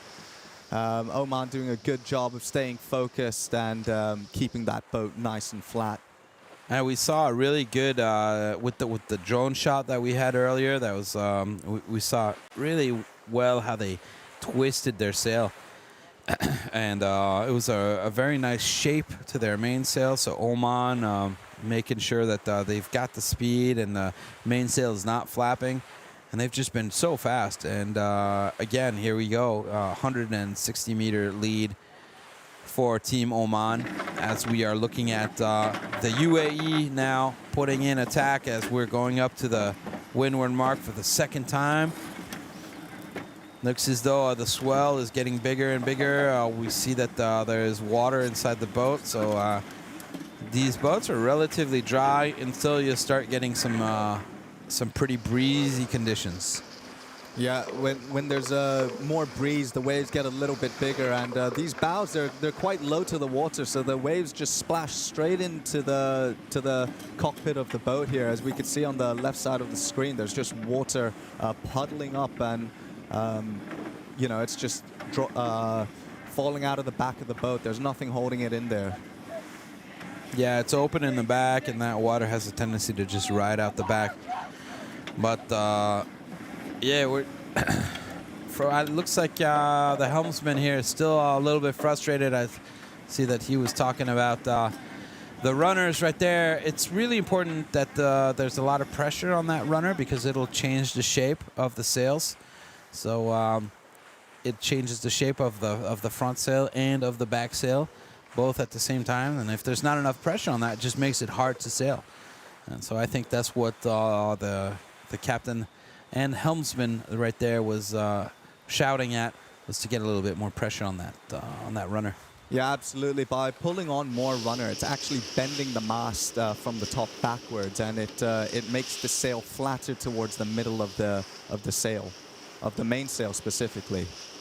Exactly. And at the same time, it pulls a little bit on the forestay, and it gets you a nice flat sail in the front as well. So it's a control rope, which is very important, and what controls that are those two winches in the middle, just at the bottom of the mast right there. You see them just behind the green rope, which is going across your screen. Those are the two winches that are used to put the power onto those runners, which are in the back that you're seeing as those black ropes that are going from the back of the boat to the top of the mast. And right now, Kazakhstan, they're on their way on the starboard tack towards the windward mark. We could see from their onboard cams that they were having a visual of their oppositions as they're coming across there, trying to get a little bit closer. They went the opposite side of the race course compared to the UAE. Not quite sure at this moment if it's paid off or not, but they've got quite a distance to recover after their mishap with the downwind and their kite. As we are back on board here with Team Oman. So Team Oman, less water in their boat. As a matter of fact, it looks as though it's dry. So that's interesting that they've managed to, in the same amount of wind, same amount of chop, they've managed to keep their boat a little bit drier. So perhaps a little bit of a flatter boat and a little bit less powerful main, as we see here that the boom is a little bit further to the leeward side of the boat. So perhaps a different mainsail setting for Oman. What's also important with the crews the whole time they're going upwind is that they're shuffling their weight to the correct position. For example, being too far forwards will push the bow of the boat down more and allow for more waves to come over and impact the front of the boat, which you don't really want. You need to balance it and get just the bottom corner of that bow down below the water to maximize how fast these boats are going through the waves. So it's not just a question of setting up your sails, it's also a question of where you're sitting on the boat. Are you sitting a little bit further left or right, front and back? And yeah, so there's a lot of things these crews are thinking about. And right now, one of the things they're thinking about is, okay, we got to get around this marker right here, this buoy, and bear away. So release our mainsail. You see there, they release the boom. And that allows for the boat to naturally want to turn and get away from the wind. So they're trying to avoid turning too much the rudder and slowing the boat down. They're really trying to use the sails to help to accompany the boat to bear away, as we see them now get to the second yellow marker, the offset mark, before putting up their spinnaker.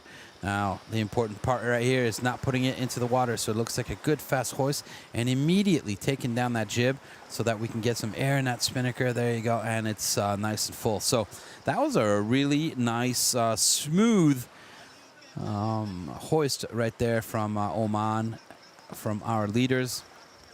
Oman winning every single one of the races they've done so far. And like I said earlier, qualified for the SSL Gold Cup in 2026. Let's take a look at the top of our screen right now. As UAE has already made it to the weather mark and is now going around the offset mark. Hopefully this will be a little bit of a smoother hoist right now for Team UAE. Let's listen in.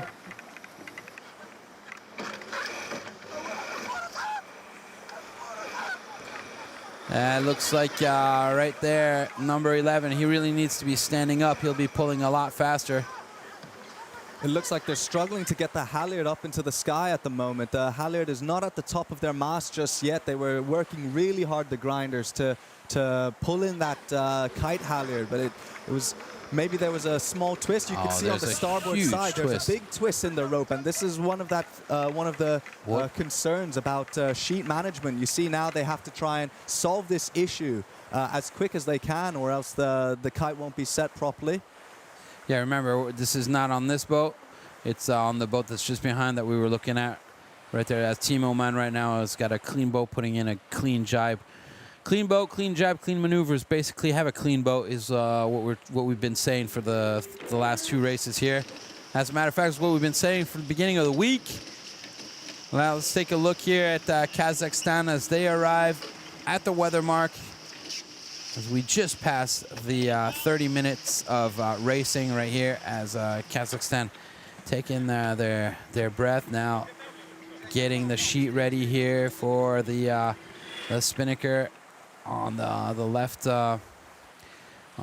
winch. Now let's take a look at the right winch right there. That's the halyard. As the grinders are about to start turning the pedestal, look at the right winch right there. There we go. So the guy number 9 right there, he's the one pulling the rope that the grinders are turning the winch right now in order to be able to get the spinnaker to go up. So number 9, as long as he's pulling, the spinnaker is going up. You see, he stopped pulling right there, so the spinnaker now is no longer going up. Oh, no, they've got a little bit of an issue. Here we go. Oh, it looks like an override on the right-hand side over there. So, all right, so he's fixed it. Now the spinnaker is up to the top of the mast. And that's just how much coordination it takes, ladies and gentlemen, to be able to get that spinnaker up. So you see, just pulling a spinnaker up, it takes 4 people. As a matter, no, 5, because you need the. It takes everybody. 6, 7. Everybody. It really does, Jan. It's the dance, as we said, for them to manage. Hey, take a look at this shot right here, as we've got the drop line just hanging out, really. Yeah. UAE, as we're looking at them right now. And you see that yellow line should be going down through that patch. You see there's a big circular patch right there in the middle of the kite. That rope generally goes in through that and then down into the boat. And that's what helps the whole kite to go back into the boat once they drop it. Right now, we are, however, on the last downwind for these boats, so it's not such a big deal because they don't need to put the spinnaker back in and then go back upwind. They're just going through the finishing line, so they'll have plenty of time to take that spinnaker down and make sure that everything is okay for the next teams that are going to be taking these boats. That's right. It's not going to be an issue. They don't need the drop line necessarily because they're just going into the finish lines. But what's going to be important is that if they are to put in another jibe, that drop line does not get tangled. There's a good example right there of what it should look like. The drop line going down through that patch, around the forestay, and into the hatch. As we see here, Team Oman showing us how it's done. Nice and smooth, no problems right here on this boat as they just go smoothly around the race course and have absolutely no issues. And you can hear how calm it is on the boat, the difference in the communication going on board. And that just helps to show why this team is working so well together. You know, and look at how clean it is. You know, it's a clean boat, it's a calm boat, good communication. Okay, there's a lot of talking, but at least nobody is, you know, we can hear and we can hear everybody. Unbelievable. Oman, Team Oman.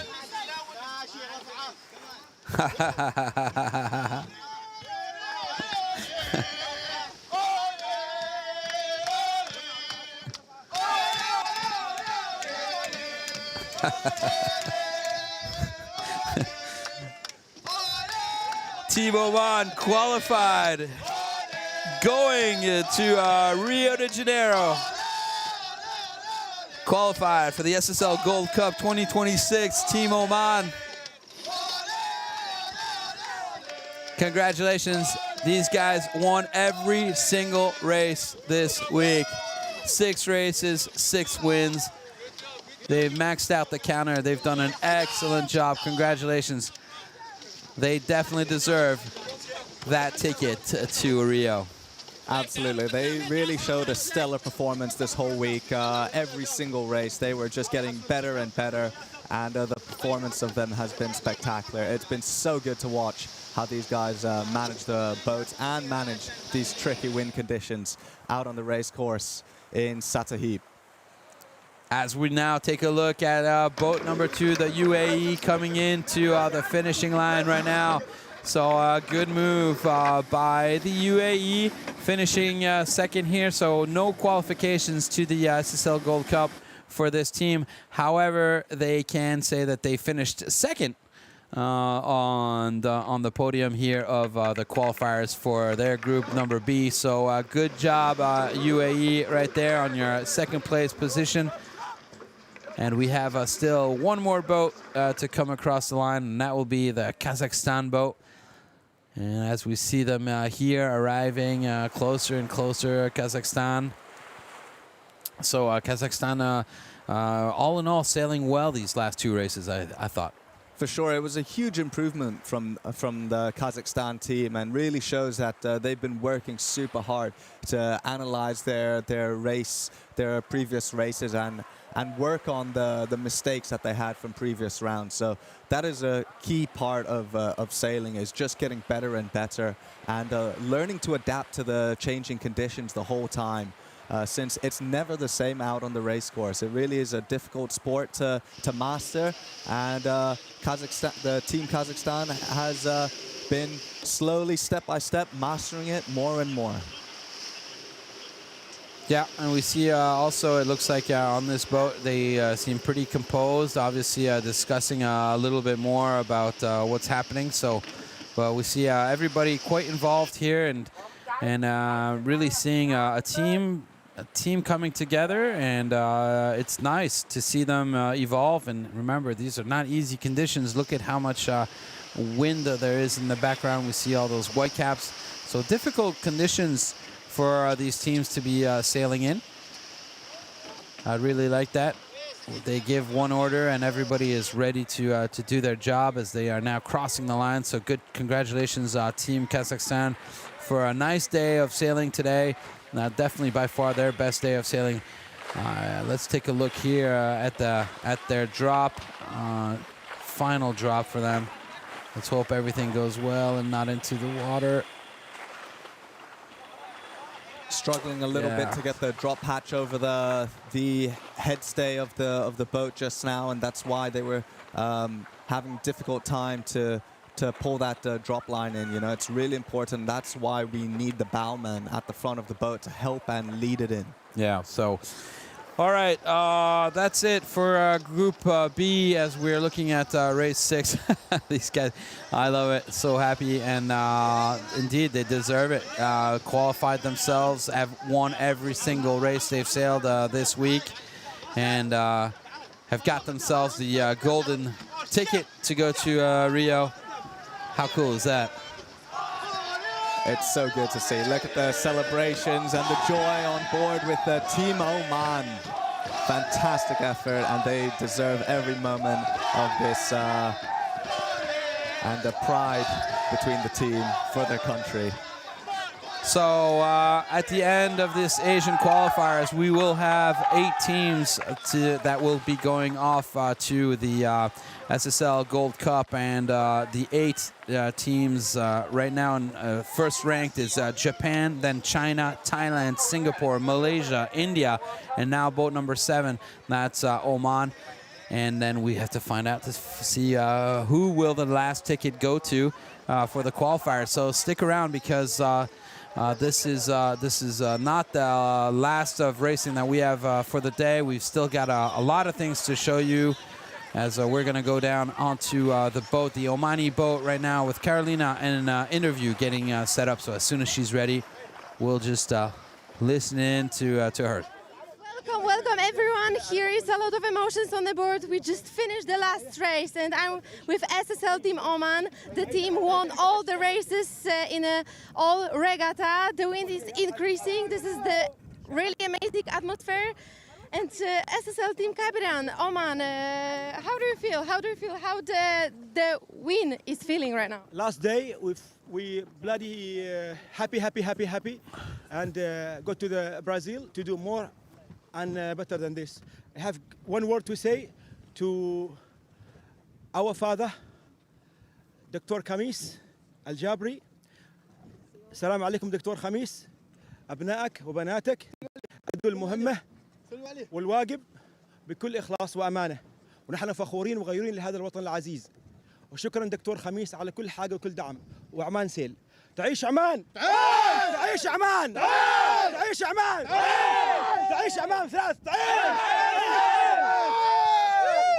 Congratulations again, congratulations.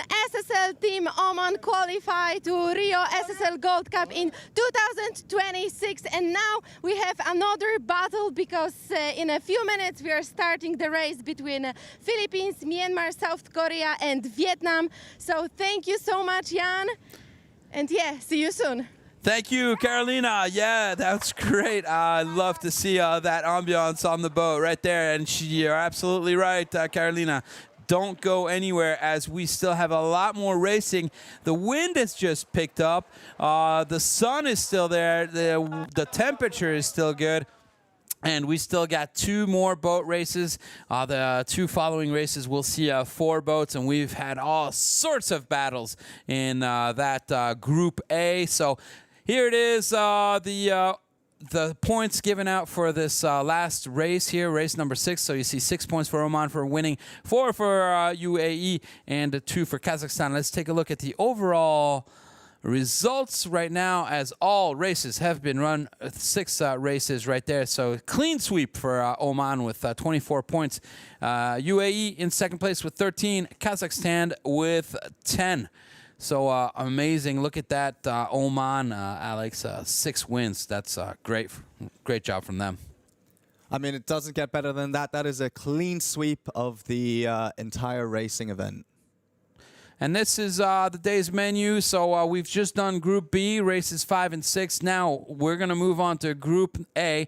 It'll be races 5 and 6. We will have to take a short break as we need to change teams, and the teams will get onto their respective boats.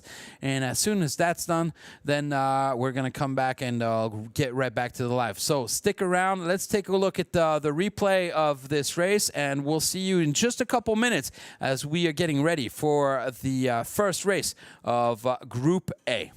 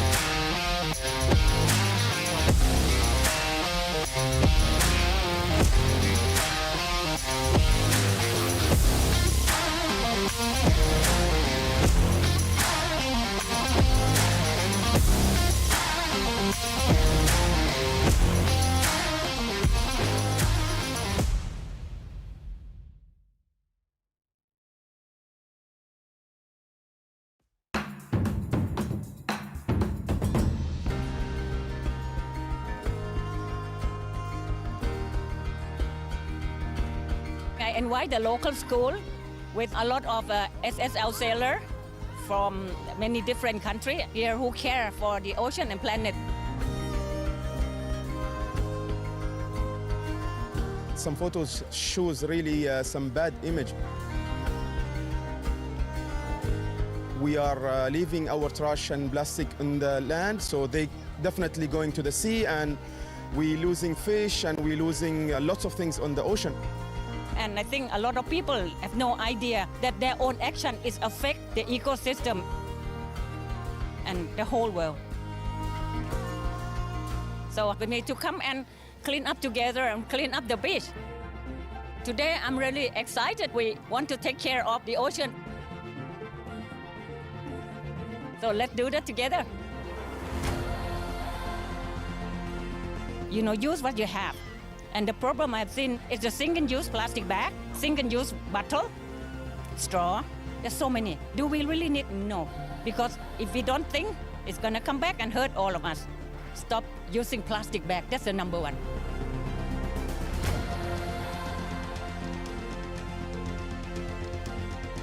We can work together and then clean up around here.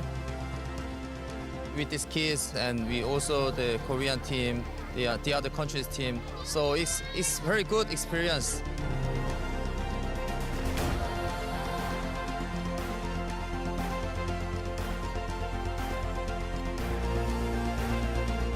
We're gonna separate the trash and put the cigarette butts and the metal in different places and plastic cap in different places.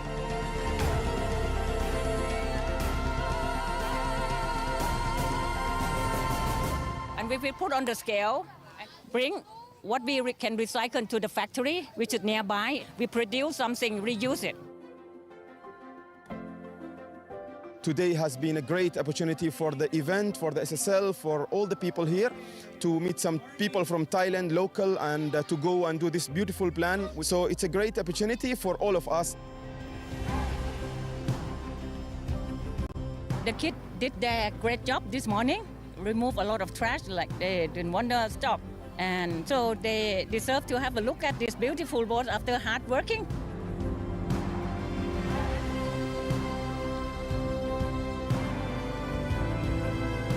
I'm really happy to see so many people come together and help support us clean up the beach and manage to inspire everyone to do the good thing, to take care of the planet together.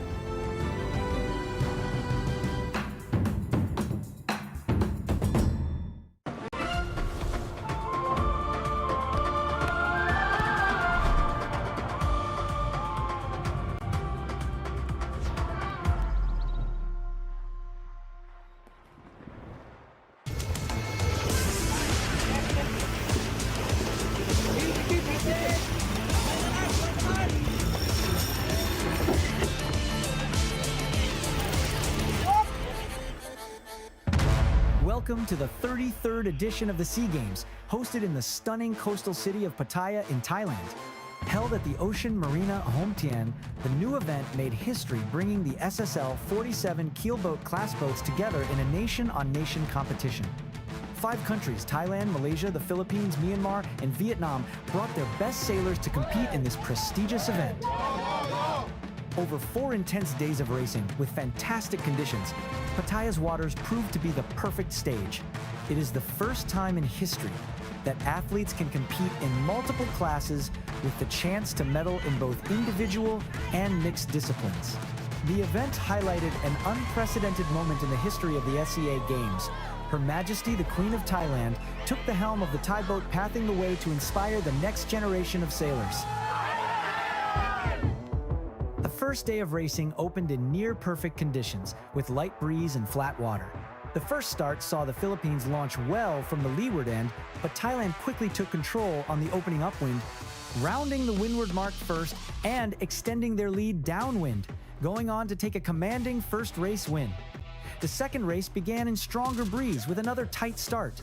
The fleet stayed closely packed, but Thailand gained the upper hand upwind and held off Malaysia in a fast, physical race to claim a second victory. The final race of the day brought winds of up to 18 knots. Late mistakes by Thailand and Malaysia opened the door for Myanmar, who nailed the final drop and won in a thrilling finish by meters. We've been lucky enough to have Her Majesty on board with us, and she's done a really good job of bringing the whole team together and making sure that we as a group are all composed and doing the jobs that we need to do. Day 2 opened with an aggressive start as Thailand and Malaysia timed the line well, while the Philippines were forced to bail out early. Shifting pressure split the fleet upwind, and after a brief challenge from the Philippines, Thailand regained control and sailed away for another win. The second start was clean and competitive, with the Philippines leading early before Thailand's speed carried them to the front. Malaysia and Myanmar stayed close, but Thailand extended in the stronger breeze to secure yet another convincing victory. Our team did very good job today. We won all the 2 races, and how to manage, we make it simple. Yeah, what we practice, we try to be simple, and we did very good job. On day 3, the fleet lined up tightly at the windward end. Malaysia led early, with Thailand and the Philippines close behind. After a tense, closely matched race, Malaysia edged ahead on the final leg to take their first win of the regatta. Race 2 brought classic Pattaya conditions. Thailand took control early and powered to another clear win, while Myanmar edged the Philippines in a tight fight for second. I haven't looked, but I think we've got a race to spare. So, yeah, we're in a comfortable place. That's quite nice. The final day began with a fiercely contested start. Malaysia launched well, but Thailand matched and covered immediately. The fleet stayed tightly grouped through the opening legs as pressure built.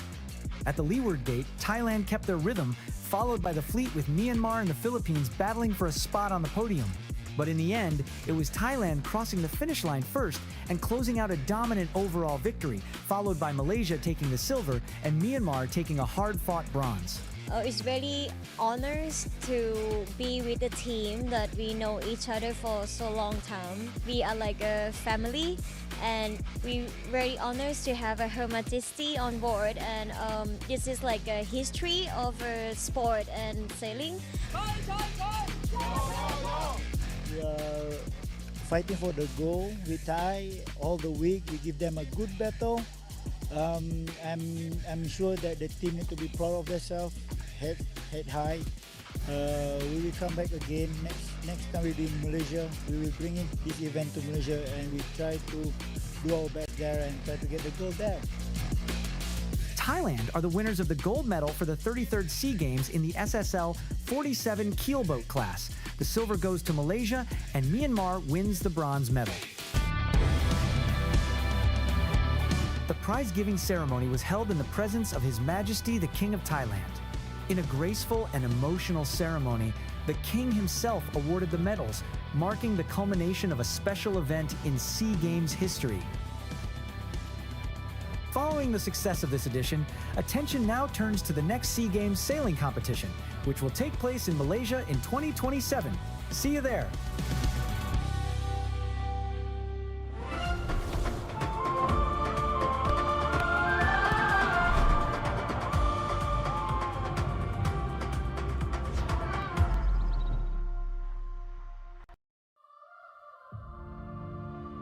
Minus 10, 9, 8. We have a go for main engine start. We have main engine start. 4, 3, 2, 1.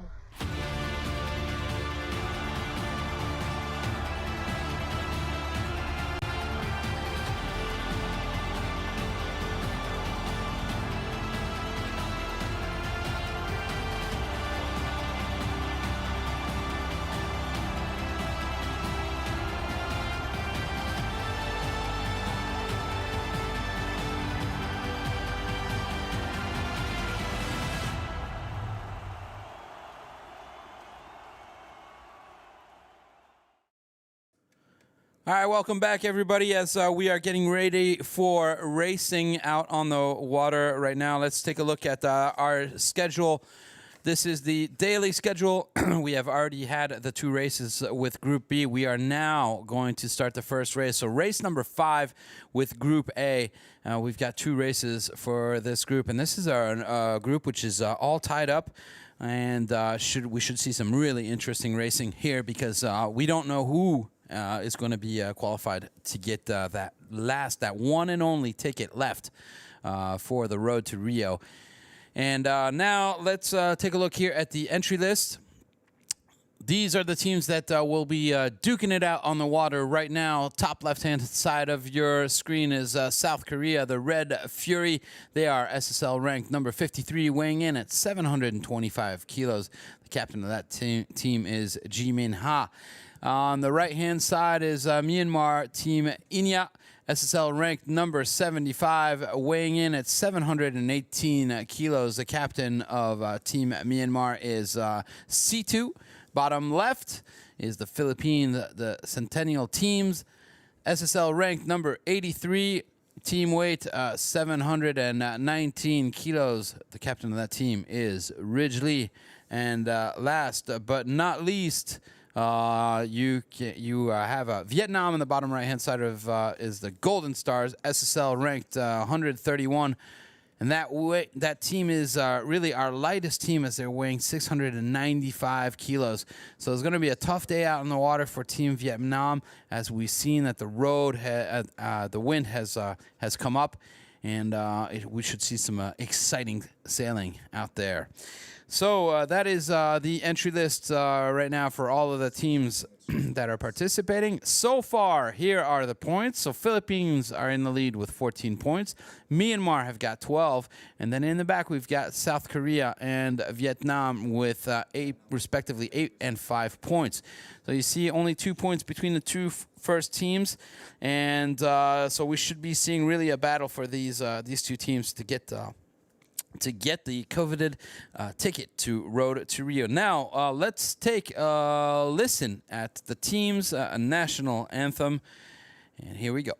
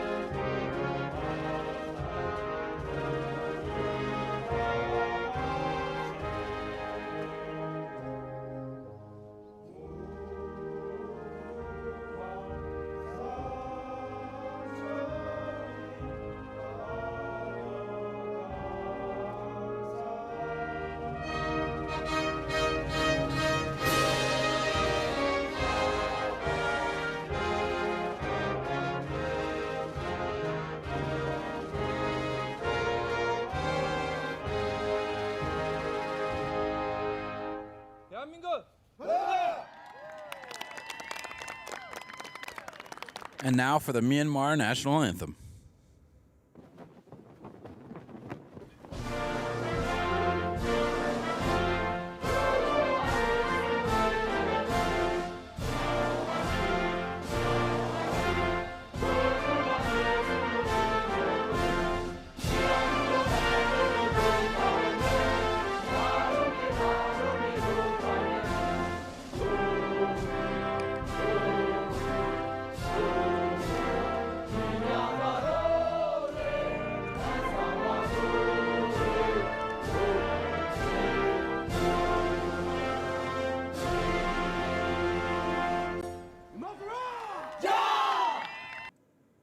And now for the Philippines national anthem.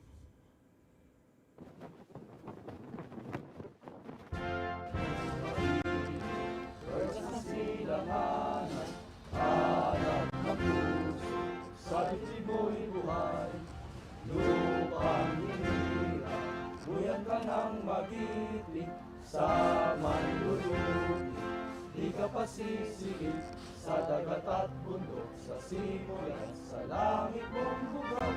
May ilagang tula, awit sa paglayang minamahal. Ang kisap ng watawat mo'y tagumpay na naglilimig. Ang ituin at araw na kailan pa may magdidilim. Lupa ng araw na walang ipagsikap, buhay langit sa piling mo. Ang higaya ng pag may mga akit, ang mamatay ng dahil sa'yo. Philippines, fight! And now for the Vietnamese national anthem.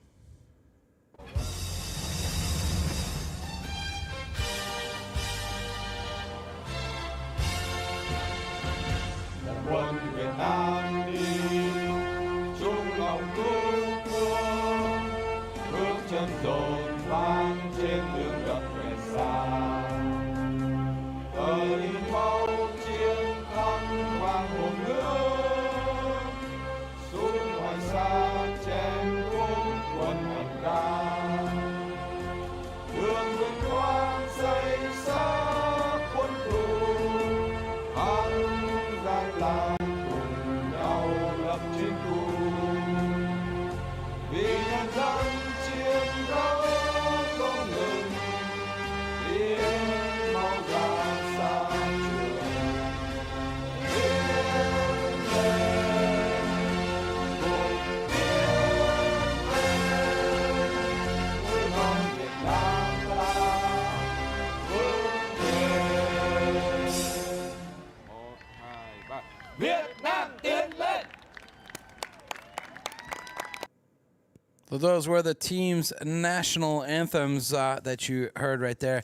I really like, Alex, how in the end they all have a little cheer, and I think it sounds so good. Yeah, you've got to keep the energy up and keep the pride of your country, especially for the SSL Gold Cup. Absolutely. So let's now take a look at who's sailing on what boat. Let's look at Team South Korea. And let's start off in the front of the boat with number 1. His name is Hyun-soo. He is the bowman. And following just behind that is number 2, Da Jung. And the pit is number 3, Song Bin. Number 5, the trimmer is Song Min. The offside trimmer is Jia. The grinder number 1 with the number 4 is Ji Hoon. The main trimmer is Se Wong. At the helm, we have number 9, Song Hook. And the tactician number 10, which is Ji Min. So right there on that boat, we also have a spare sailor, which we haven't seen so far, is number 7, Siyu, and the coach, Min Jae. So that is the total of the South Korean team right there. Let's move on and take a look at our next team, which is Team Myanmar. And we'll start again with the bow on the right-hand side of your screen. The bow right there is Min Ta. He's got number 1, and number 2 is the mid bow. His name is Toddy 2. At the pit is Kansei. The trimmer is Min. Offset trimmer is Sai.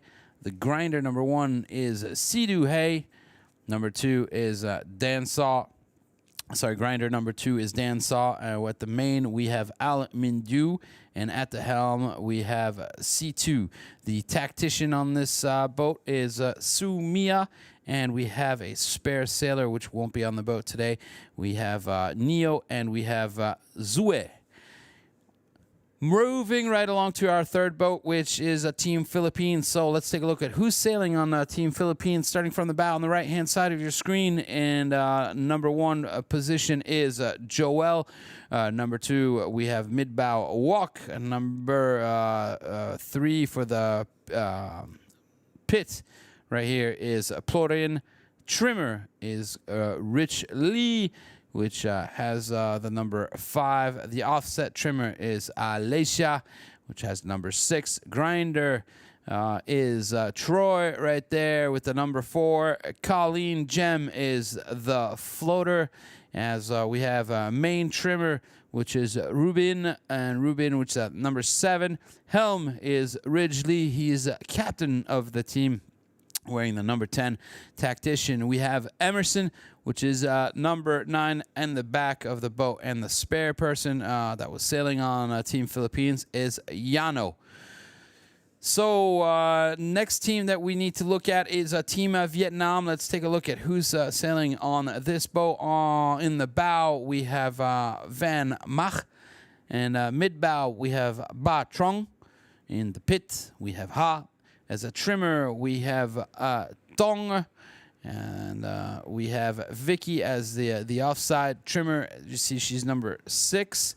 And we have the grinder, which is Min, number 4. The floater is An, and An is number 15. The mainsail trimmer is Dai.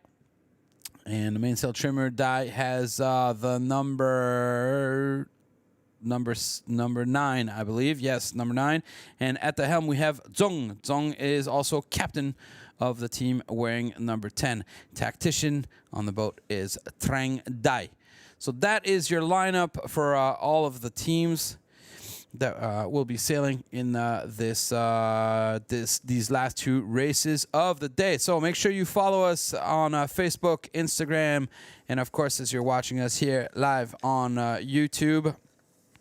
Of course, don't forget, you can also go to worldofsailors.com and get all sorts of other information, official information. You can get the lineups, and you can get any information you would like, any official information. You can get it from the internet. So, pictures also is going to be on the SSL Gold Cup, and we have got some great pictures we've had some great pictures all week long. And one thing we've been talking a lot about is sustainability, and something that we had in a little event the other day. And we're going to show you a little clip on sustainability right now, as we are waiting for images of out on the water, as we're about to get racing underway. Crews are on the boats. We're just waiting for those images. We'll be right back. Take a look at this very important sustainability outing that we did all together here at the SSL.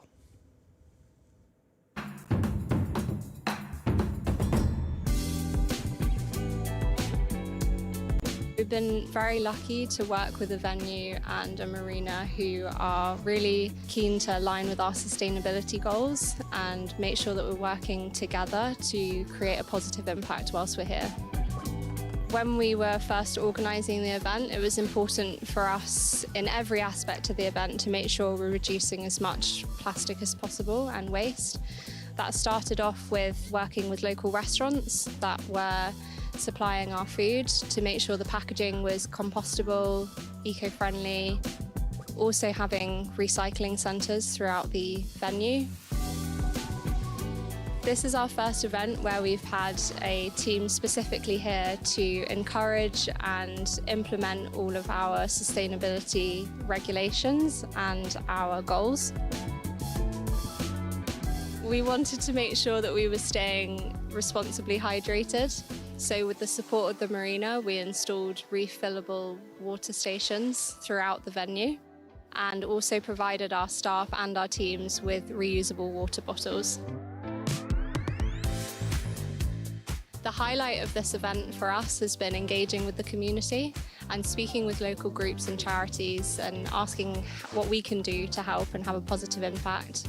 And we felt really inspired by the local community here. Working with sailors internationally means that we have the opportunity to strengthen awareness, not only during our events, but sustainability awareness that they can take home to their countries. For the next event, we would like to implement what we have done here, but we're always got room for improvement. So we want to take further steps to make sure that our staff and our sailors are being responsible as possible.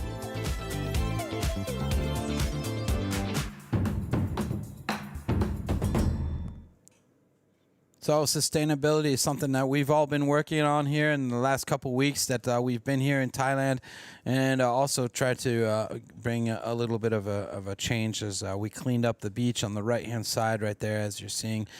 This is the marina which the boats are at, and you know, just trying to do our part in sailing and in taking care of the environment as much as we can do, and pass that the word on, Alex.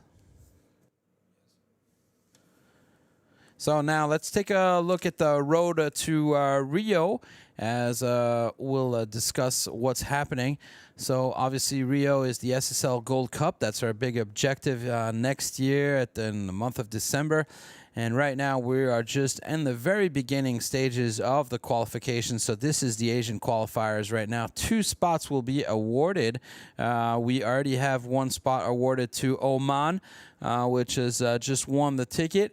And so that brings up to 6 countries right now that are qualified from Asia. And those countries are Japan, China, Thailand, Singapore, Malaysia, India, and as of just a couple of minutes ago, it's Oman. And right now, what we're trying to find out right now is who has that number 8 spot, that last spot, in order to be able to go off into the Brazil Gold Cup. Followed after that, we will have in the month of June and July, we will have the African and the Oceania qualifiers.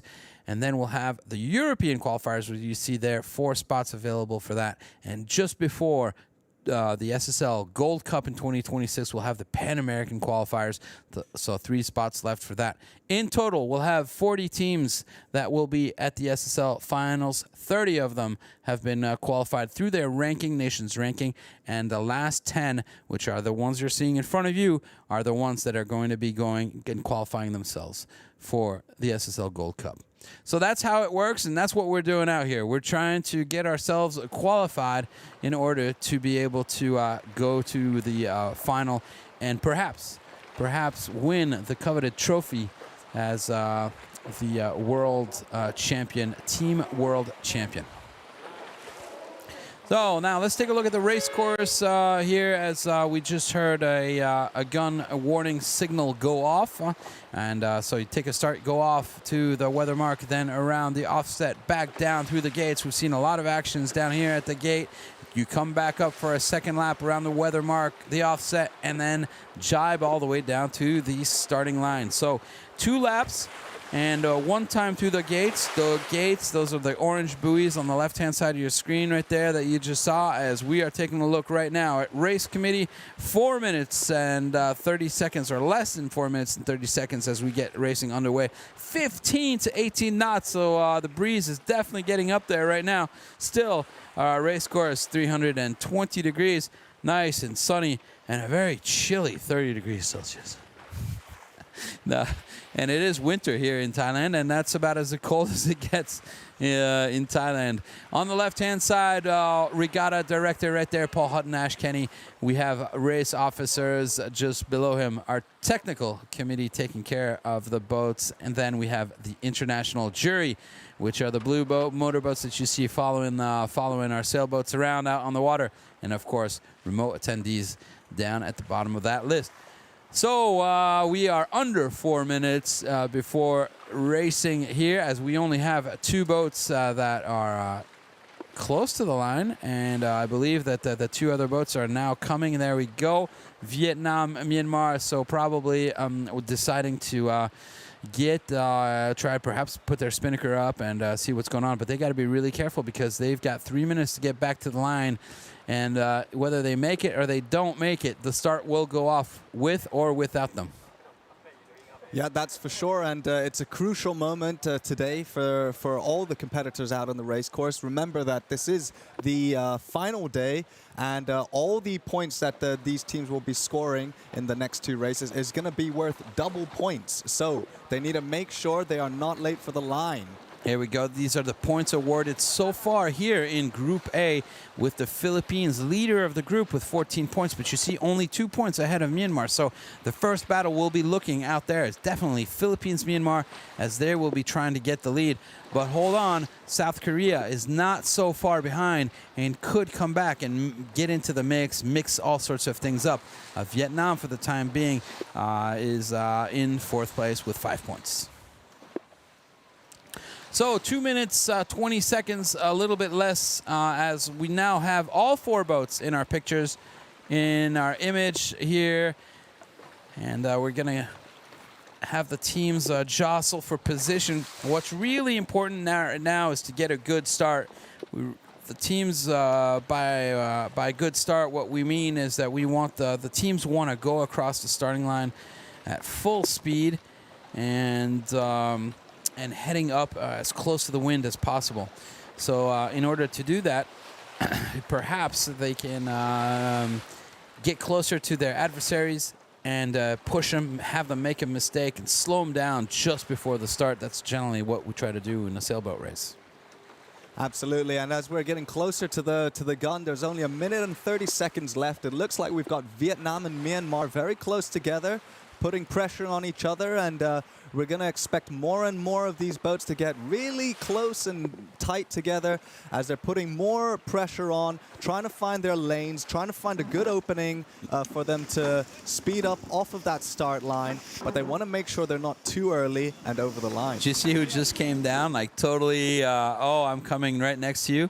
Myanmar, Philippines, right there, right next to one another. So these two, we expect a battle, and they've already sort of gotten themselves into position. So now they're splitting up, but they're going to come back together as we have less than 1 minute before the start.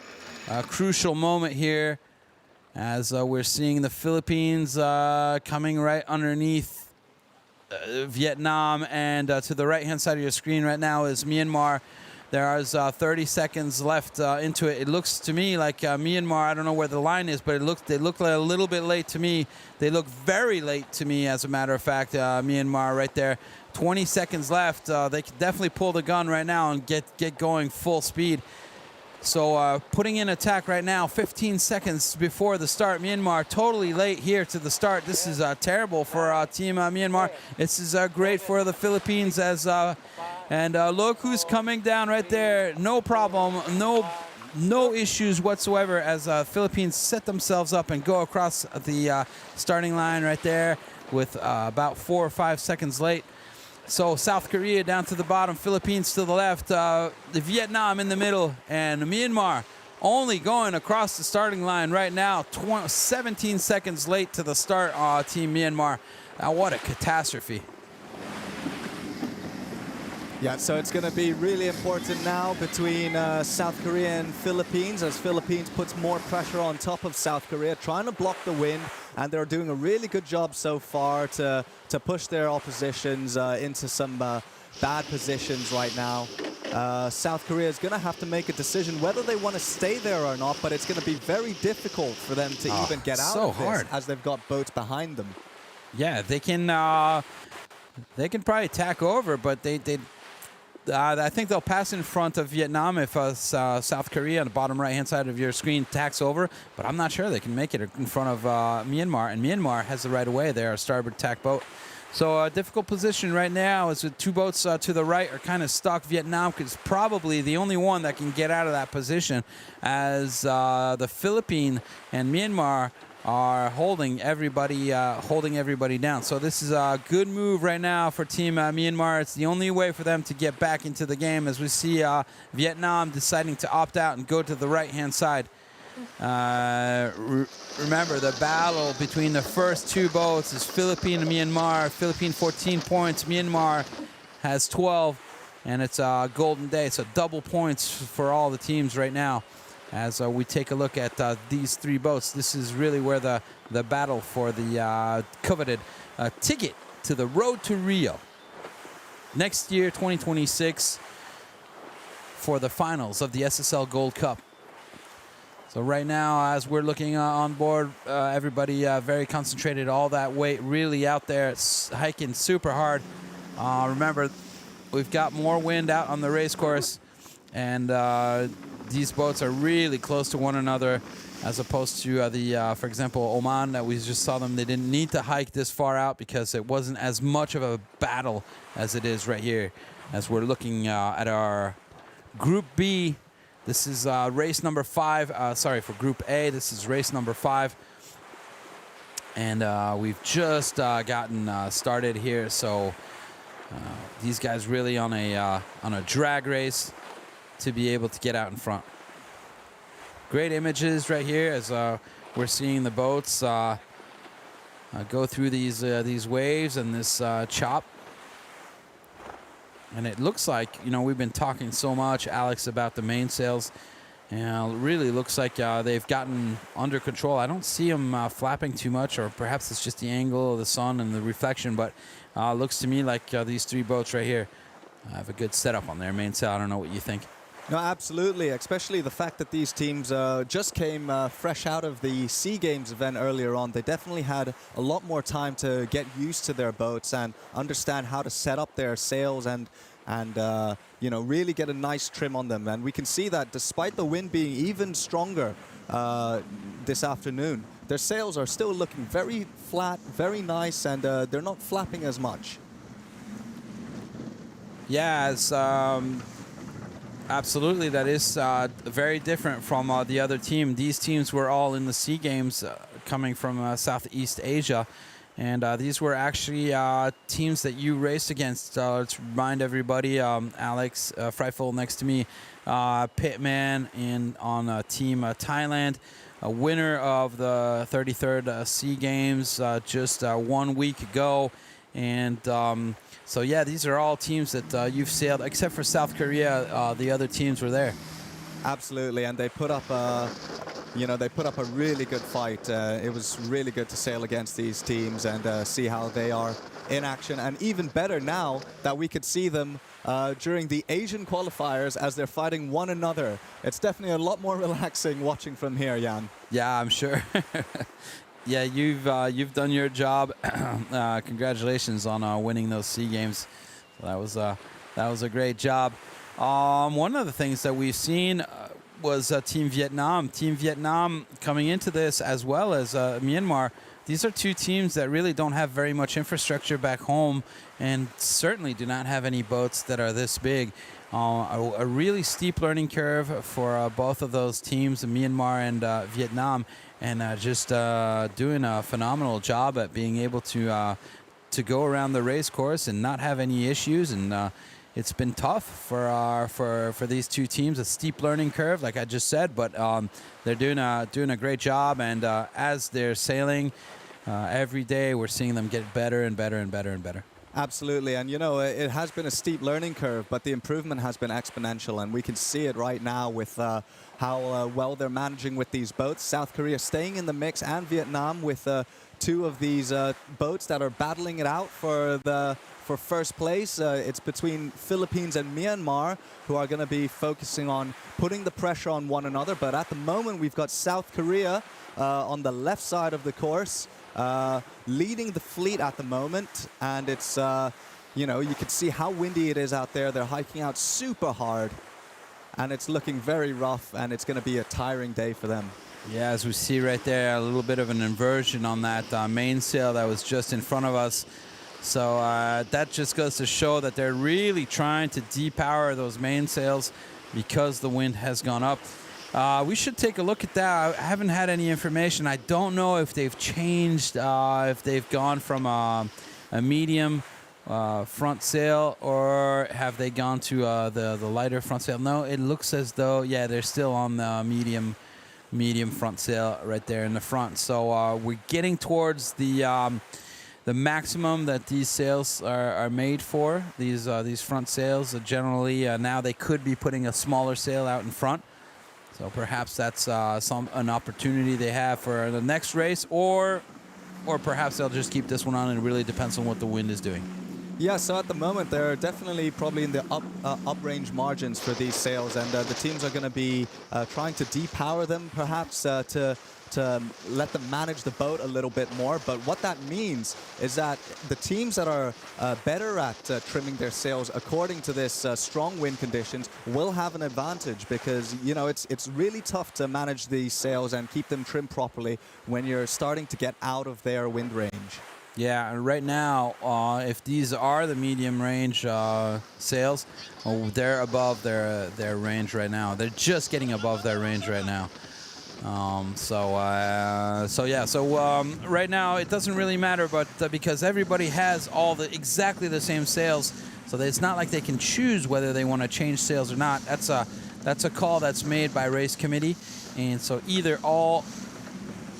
all the boats have exactly the same sails. So if they do decide to change for the next race, it'll be for everybody, not just for one or two boats, and they don't give you the option either. So that's how it works. Right now, let's take a look here at our leader, Korea. Philippines in second, Myanmar third, Vietnam fourth. What a good shot right now as we see South Korea right there, really hiking hard. When you get your shoulders out there, that's you're really getting a lot of weight out there, and it's really, really tough to hold on to. I mean, this is an incredible view. You could see just how hard they're hiking out. You can hardly see their heads, Jan. It's just their feet sticking out, and the rest of their body is completely over the side of the boat as they're trying to hike the boat and keep it flat and stop the boat heeling too much. It's really important, because this is going to generate the boat speed and allow them to slowly get meter by meter in front of their oppositions as they go along this upwind leg. Yeah, absolutely. And right now they're nice and fresh, because this is the first race, first lap, first windward. So they've only been hiking for 8 minutes right now. But I'll tell you, that's going to change here within an hour and a half. They'll starting to get tired. The heart rates will go up, especially as they'll be working the boats downwind. So right now, everybody's just getting into their groove as we are 9 minutes into this first race here, which is race number 5 for this Group A. Our objective is a 40-minute race, so still 30 minutes of racing here in this fleet, as we are looking on board right now, Team Philippines. So Philippines right now feeling very comfortable, as Myanmar, their main objective to beat, is currently in 4th place after a disastrous start. Yeah, they were certainly quite late off that start line. They got themselves into a position that maybe could have been avoided, but they got off the start line, and they did get into a good position as they were going upwind, because they were slightly further on the windward side, which gave them a strong position. However, they had to tack out, and the boat started separating, and looking now, it's not really paying off. They couldn't hold their position as well as they could straight off the start. Yeah, this is the team we're talking about right now, is Myanmar right here. Really good speed. Obviously, look at how hard these guys are hiking. Guys and girls are hiking. As right now, we've only got this great shot. I love it, where you can only see the soles of the sneakers. So I think it's always a funny shot, and it's always a great shot that you want to be seeing. As a sailor, as a coach, that's what you want. You want your guys to be out there giving everything they've got. So really good speed for Team Myanmar. That's going to allow them to come back into the game. Right now, Korea is second, as Philippines takes the lead. And Myanmar and Vietnam now fighting for a 3rd and 4th position. So see here, the boats are all attacking close to the ley line as we're getting closer and closer to the windward mark. Here we see the windward mark just off of, I just briefly saw it off the left-hand side as our 3 boats right here are coming coming closer and closer to the windward mark right here that we so clearly see.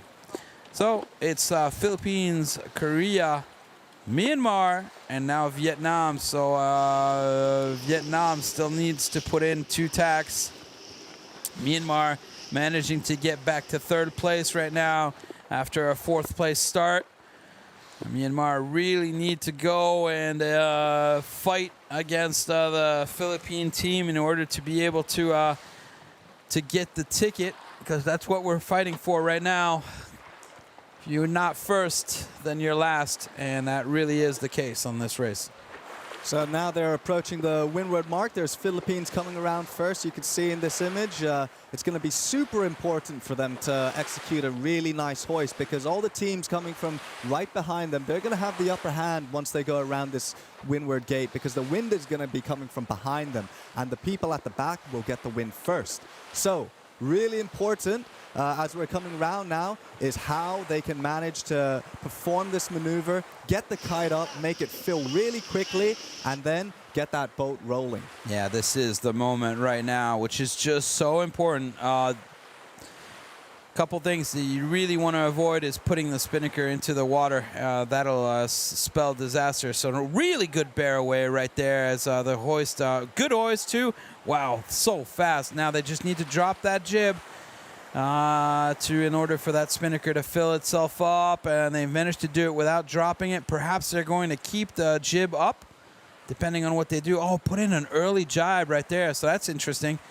As Team Philippine decided to put in an early jibe right now. Just behind them, Korea doing a great job at putting up their spinnaker, and they're deciding that they're going to keep on going straight. Right now is also Myanmar. Let's take a look at Myanmar. If they need to have a perfect hoist right now, and it's not looking like it's a perfect hoist. Perhaps we have an issue right now with Team Myanmar. As we listen on board, a lot of talking right now. Looks like we have a little bit of an issue, a knot right there. Oh, what's going on is this is no good for Myanmar. If Myanmar wants to be able to fight for the ticket, they can't be doing any of this. So big problems right now on the Myanmar boat as they've dropped the halyard just a little bit in order to solve this problem. It looks like that's done it. So now they're going to be pulling the kite all the way back up to the top. All right. So managing to solve the problem. So that's a good news for Philippines and Korea right now, extending their lead out in front of Myanmar. And it's also a good lead for Vietnam. Vietnam that could potentially reel in Myanmar. So yeah, I'm curious to see, just looking from the previous racing, you know, we had some of these teams now, they're deciding not to put the jibs down. So why would that be the case right now with all these teams? They've decided to keep the jib up. So there's a couple different reasons why they can do that. One of them is to try to have a little bit of a higher mode, and in this higher mode that would allow them to be able to have a little bit more speed and to be able to push a little bit more air going behind the mainsail. That could be one reason, depending on how they set themselves up. But you see right here, the mainsail looks a little too open for that to happen. And another one is it's just one less move that they have to make as they get down to the leeward gate. There's enough wind, enough pressure to be able to keep the air inside that spinnaker. And it's one less thing that you have to do as they'll be coming down really quick right now as the boats are cruising downwind right now. Look at the top left-hand side of your screen as we have the projected results right now. So as it stands, Philippines right now has got the golden ticket and to go over to road to Rio, on their road to Rio. Korea with 14 points, Myanmar in second with 16. So you see how important it is right now for Myanmar to be able to catch up with the Philippine boat. As even though they're sitting in third place right now, they are still technically second. But that doesn't matter because there's only one ticket to go and qualify themselves for the SSL Gold Cup 2026. And that's for the boat that's going to be in first place. So right now, our leaders are right here on your screen. Team Philippine, as they are currently sitting with the ticket so close to them. Exactly, and you know, it's the tickets only if they're coming first. So although they can be battling it out for second, what's most important right now is they're pushing as hard as they can to make their way forwards in the leaderboard and get them to the top of that list. So we have South Korea right now coming in on their port tack, coming in strong, very windy right now. So they're going to be moving very fast downwind and working as hard as they can to stay as low as they can with as much speed as possible. Look at Ji-min right there, number 10. He's a tactician on the back of the boat. He's also a team captain. He's an Olympic sailor, and it's really cool to watch him as he's walking in the back of the boat. As sometimes you see him walking off to the right, to the front, to the back, to the left. He knows exactly, because he sails fins, he knows exactly how he needs to move his body in order to influence the body. You see there? Goes a little bit more forward and in the middle of the boat in order to let the boat slide. Right now he's just looking at where his ley lines are and everything, but he's trying to work the boat himself. So oh, looks like the runner right there on the Team Philippine, the windward runner, totally not on. So that's not good at all. That could potentially break the mast, depending on how if they have any other problems. Yep, there's a lot of pressure coming from the wind on these sails, especially with the kite up, and you know, all that pressure is pushing the mast forward. So it's essential that they have the backstays on, or the runners as we call them, in order to support the mast from the back. It's a key part, and that's the job of the pit, who we see at the bottom of the screen right now, just barely making it in the image, trying to tighten that runner up right now. Yeah, and you know all about that. That's your job, number 3 right there, the pitman. As Florin here, as we see him, that's your job, Alex. You are pitman for Team Malaysia. It's such an important role. Of course, all of these positions are, but the pitman is it's one of those key roles in order to make the boat go fast. What a great image we have here as we are taking a look at Team Philippines crossing in front of Korea. And Myanmar just a little bit further back. Off to the left-hand side, we have Vietnam as we see them cruising down. So still need to put in 2 jibes here for our 2 teams as they'll be coming down towards the gate. Anything could happen at the gate, Alex, as we've seen so many things happen. We've seen spinnakers in the water. We've seen near collisions down here at the gate. And so let's take a look at this crucial moment here in the race as all teams will be coming down and taking down their spinnaker, as we're looking here at Team Korea, which is pulling up their jib and trying to keep that spinnaker alive. And it's looking like they're having a hard time doing so. Here comes Philippine. So Philippine right there putting in the spinnaker. It looks like a pretty good drop. And going right down into the bottom of the boat, getting a little bit of the sail wet, but really nothing too bad at all, as they're going to go here around this lower gate, as they can choose to go around to the left or to the right. Obviously, they've decided to go off to the left-hand side of the race course here, as they are working hard in trimming the main and getting the boat to go back up. So that was a perfect drop right there from the Philippine team. As we see them coming back up, they got a release attack right here in South Korea, making sure the bottom of the spinnaker gets into the boat first. That's what they're doing right now. And as a pitman, you know, it's so important that you don't release that halyard too quickly, as you see right there. 3 people in order to get that spinnaker to go into the boat and have no issues. Here we go with a round up. Really important right now, that mainsail. We don't want that mainsail flapping. They got to sheet in the main in order to keep the boat going. Oh, it's looking a little bit slow and difficult right there for South Korea. Finally managing 1 boat length further than the buoy to be able to sheet in. We still got to work a little bit on that main. As we took a look at the last boat, Team Vietnam coming down and around. And let's see how well they do at sheeting in their mainsail. So now we've got Vietnam also approaching the leeward gate. This is the first downwind of their race. They're coming in. They want to keep that spinnaker up as long as they can to try and close that gap between them and the boats ahead of them. Looks like they're struggling a little bit to keep the kite flying, but now preparing for the drop. They want to make it nice and early and not keep it too late because there's a lot of room for error, especially with this wind. The most important thing is that they don't drop it into the water, which is going to slow them down and be like an anchor in the water. So you can see they're focusing on that right now. Yeah, floating anchor. That's definitely what you want to avoid, as right now it looks as though they've managed to do a good job of bringing that kite back in. Yeah, really good job from them. They're keeping it safe, and now they're fully prepped. They're in gear to round up around the leeward gate onto the second upwind of this race. Yeah, you see how that mainsail is already sheeted in, so good job right there. Oh, I hope they don't let it out too much in order to be able to go right back head upwind. No, it looks like, yeah, they released a little bit of the main. All right, they're back on it. So everybody has gone around with no issues around that lower gate. Philippine went around it after 19 minutes and 56 seconds of racing, and the last boat, Vietnam, goes around it just 2 minutes later. So there's really not too big of a spread right here between all of these teams.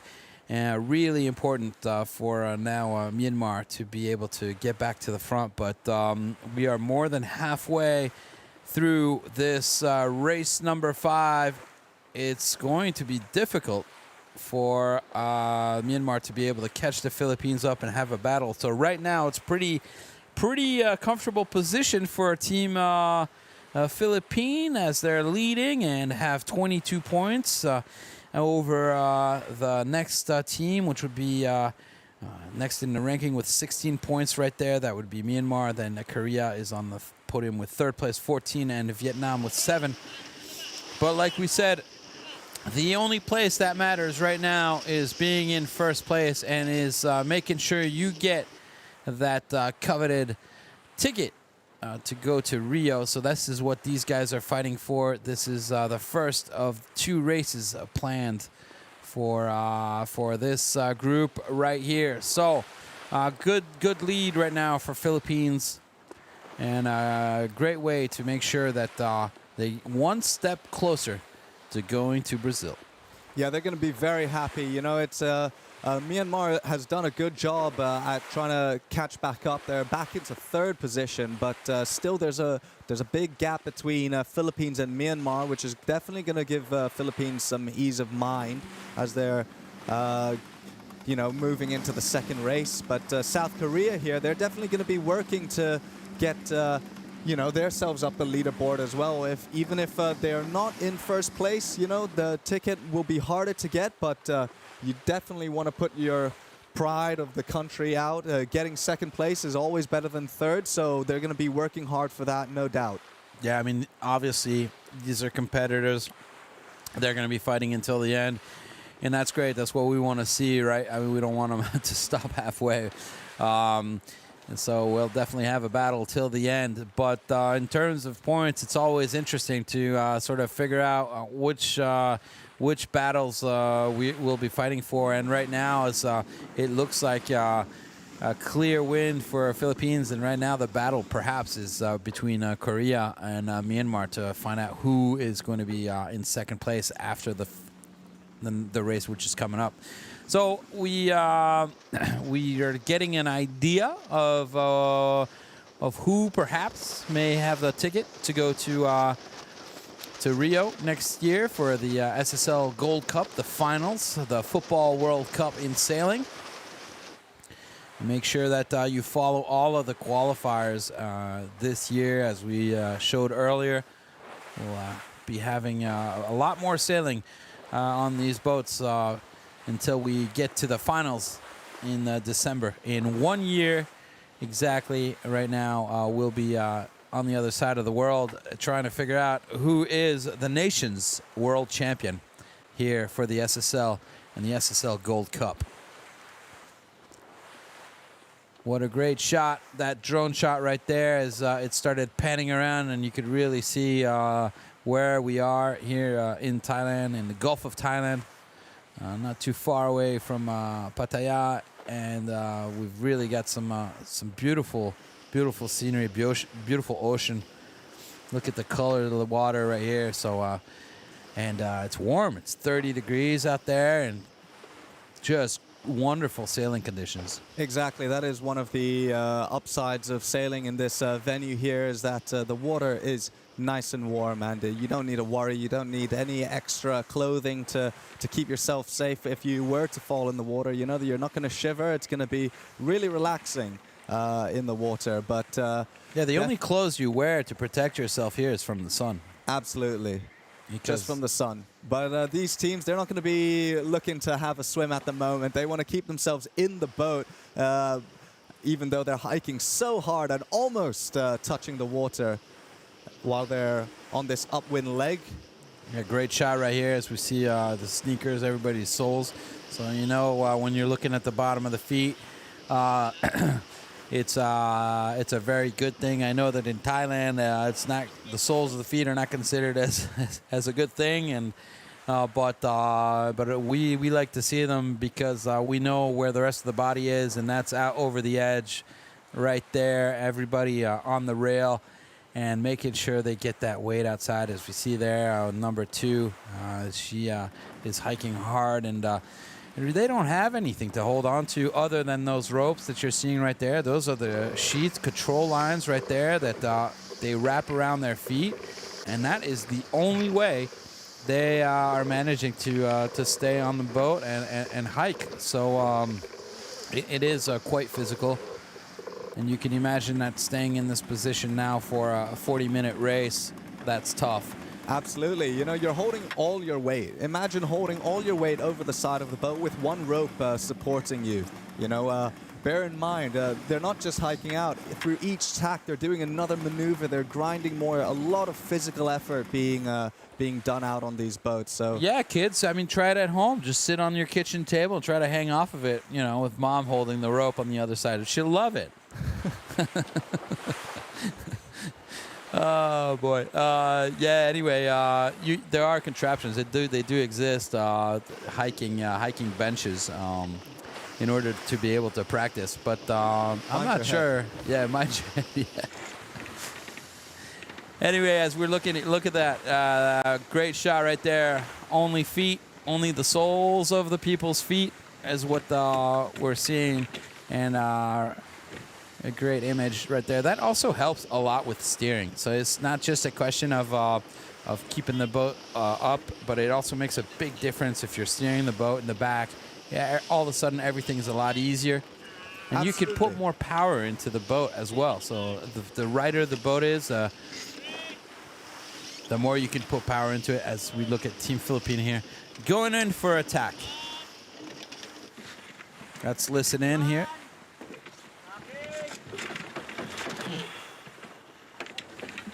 good comms on this boat here, you know, being very clear exactly when they're going to attack. And as soon as they finish their roll, they've trimmed the sails. They're straight out hiking again. We've got the pit just in the bottom of the screen, trying to put some more tension on the backstays, and then the trimmers, we can see them trying to grind in the jib.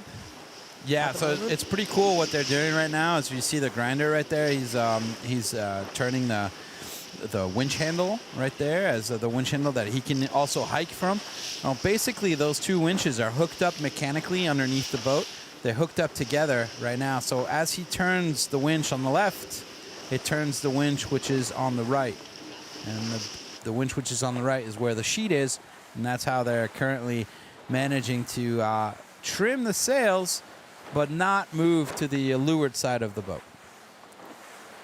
And that definitely helps in keeping the boat upright. Now it looks like the Philippines is a little bit on the inside of the ley line. It's just perhaps in reality they are exactly on the ley line. It looks like Vietnam has decided to go a little further than the ley line up at the top of your screen over there. Myanmar seems like they're more or less on the same path as the Philippines, and Korea in second place right now, coming up to the weather mark. So here we go. We are arriving at the windward mark for the second time. No, it looks like Philippines definitely having to put in another 2 tacks right there to get onto the ley line. So this probably means that Myanmar also will have to put in 2 tacks. And off to the right-hand side right here, we should be seeing coming into our screen will be Team Korea. As right there, as we're seeing the Philippines tack over right now, and Korea following just behind.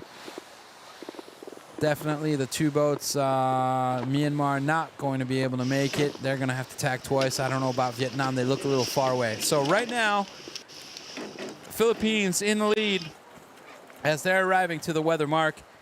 As we see them sort of bearing away right now already. They're going to go around this. Ooh, that was a big wave right there. Going around the weather mark. Followed by Korea. So we see on this boat, as opposed to Oman, these guys have come into the boat a little bit. They're not sitting out on the rail just quite as much as Oman was. And so you see we have a little bit more heel on that boat right now. Let's take a look behind them as South Korea. South Korea still everybody sitting on the rail right now. Only just a couple of guys have gone into the boat. As Philippines, we see almost everybody is inside the boat to get a really quick hoist right here. Let's see what happens. Wow, what a fast hoist. That's a great job. Spinnaker already at the top. Now let's see how quickly they can get that spinnaker full of air. Good, good job right there. That was a great luff by the skipper. So, and going in directly with another jibe. So twice we're seeing the same tactics here from the Philippines. As we look in the background right now, as Korea has gone around the offset mark, and that spinnaker is going up slowly. The bowsprit is not out, so problems here for Team South Korea. I don't think they were in the right gear to hoist the spinnaker because it was going up too slow. And for some reason, the tack line is, it's not out. The pole's not out. What's going on with that? This is going to be super difficult for South Korea right now to fix this issue. You know, they don't have the bowsprit all the way, the bowsprit all the way out, and that's a crucial part to get good sail shape in the spinnaker. And now with the spinnaker fully set and taking all the pressure, it's going to be incredibly difficult for them to take this pole out. They're going to have to decide how they're going to fix it. It's not going to be easy. That's all I can say for sure. Yeah, so I think they're on top of it right now. They've managed to get it out a little bit. All right, okay. Here we go. All right, so they've gotten it unstuck.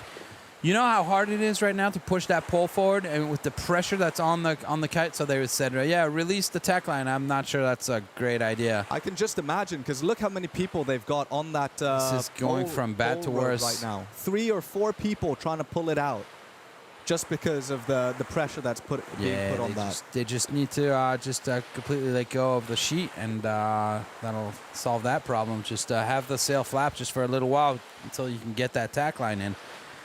So problems on the Korean boat, not super bad. I mean, it's nothing they can't fix. And honestly, right now, no problems. I mean, look at that. They Korea was only 17 seconds behind Philippines as they got to the windward mark, and Myanmar was following them, but a minute behind. So they've got a lot of time right now, Korea, to fix this problem. It's really not too big of an issue for them right now. Vietnam has got their work cut out for them as they just approach the offset mark and just beginning to set. So it's going to be hard work for them to make their way down and catch up with the rest of the fleet here as Philippines is charging ahead. Look at them surf these waves down. Really big swell on the race course with the wind picking up, and doing an excellent job of managing their body weight here. That is so fun to do that. When you start having these waves, it's just so much fun because you pick up speed, and then you can surf down the waves, and you really get going really fast. I mean, these boats can get up to 20 knots, no problem. Obviously, you know, they're trying to get to the leeward mark. So Here comes a jibe, so they're not going to be going full speed. They're not going for speed runs. They're going for their objectives, but you could still easily get up to 17 knots, 17, 19 knots really easily here, just on a really nice surf. It's also important that when you put in a jibe that you try to go as fast as you can.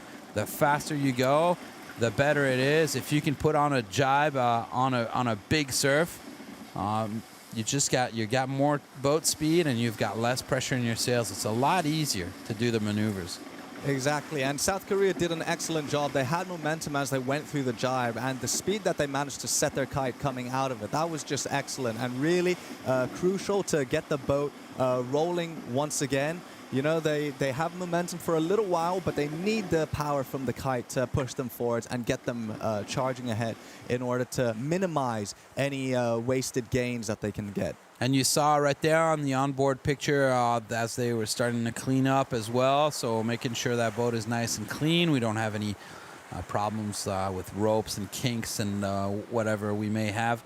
So they're getting themselves, keeping their boat clean, even though this is it. This is the last downwind run for them. They don't have to put the spinnaker down and then come back up for one more lap.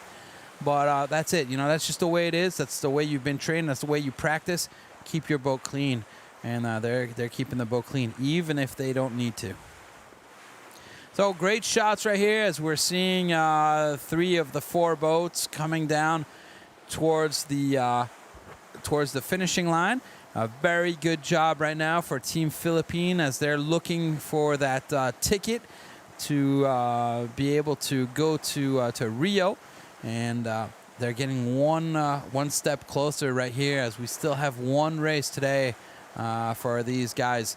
So very, very nice. As you take a look at the top left-hand side, you see right now Philippines have got 22 points as Korea's got 14, Myanmar 16, Vietnam 7. And those are the overall points after 5 races.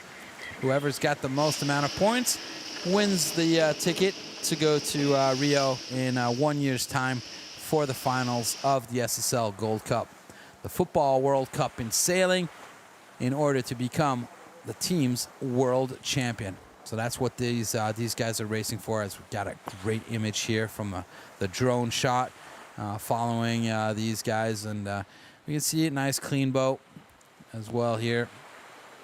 So cruising to finish a little less than 600 meters as they're going down towards the finishing line right there. As you see everybody kind of bunched up a little bit further down towards the back in order to lift the front of the boat out of the water. You don't want to be pushing water. You kind of want to be surfing over it if possible. As we see Philippine right here, 423 meters away from the finishing line.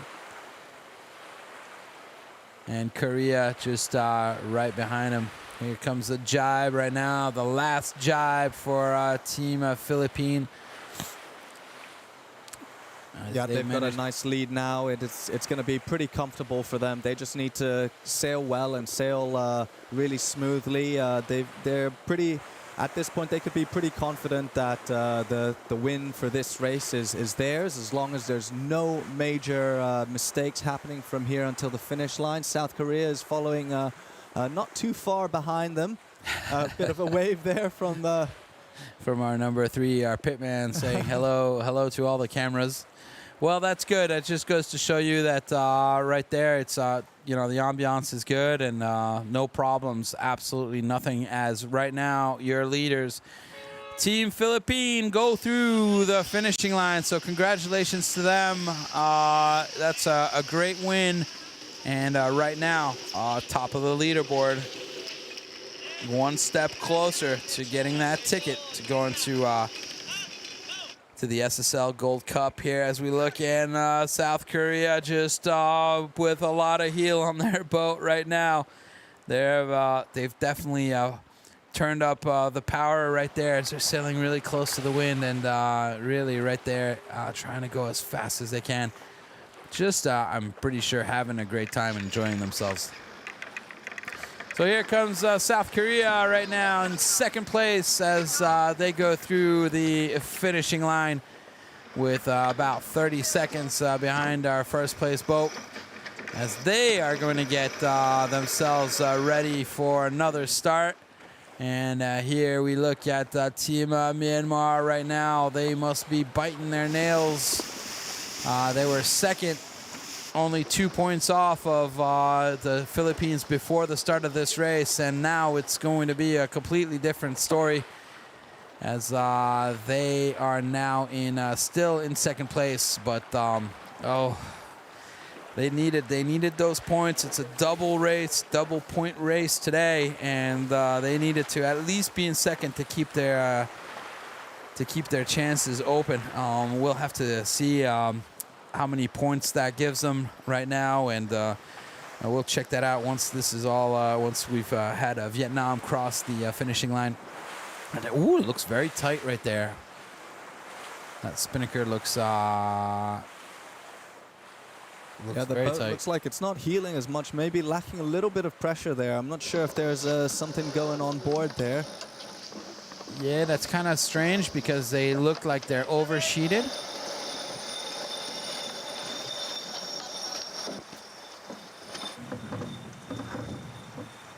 Yeah, that's I don't quite understand why they were so oversheeted. Obviously going to give them a hard time as they jibe. So right there you see there may be a little too left. They really need to bear away and to get that spinnaker to hold.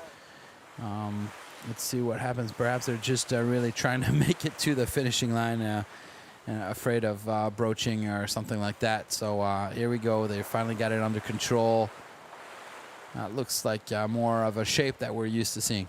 Yeah, Vietnam is also the lightest team out of this group here. So, you know, it's not going to help them to control and manage the boat with these increasing wind conditions. Very gusty out on the race course.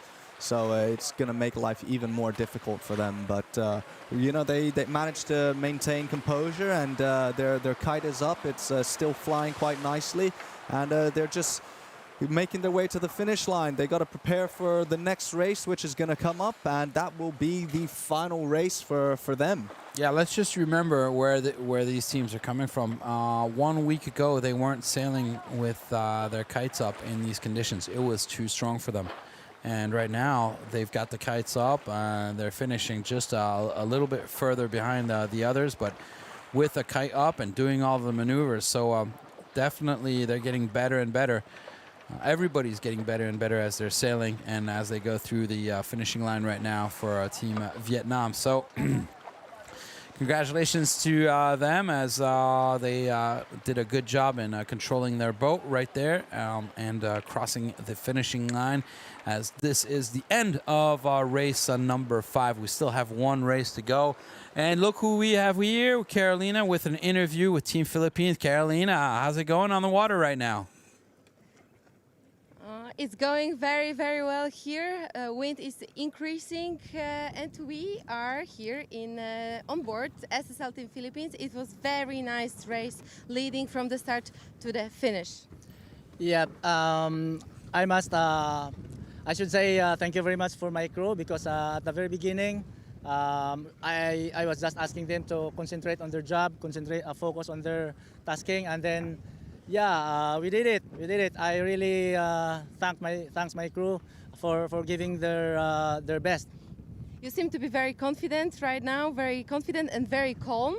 The atmosphere here is very calm, I would say. Yes, I think so, because we really did a great job.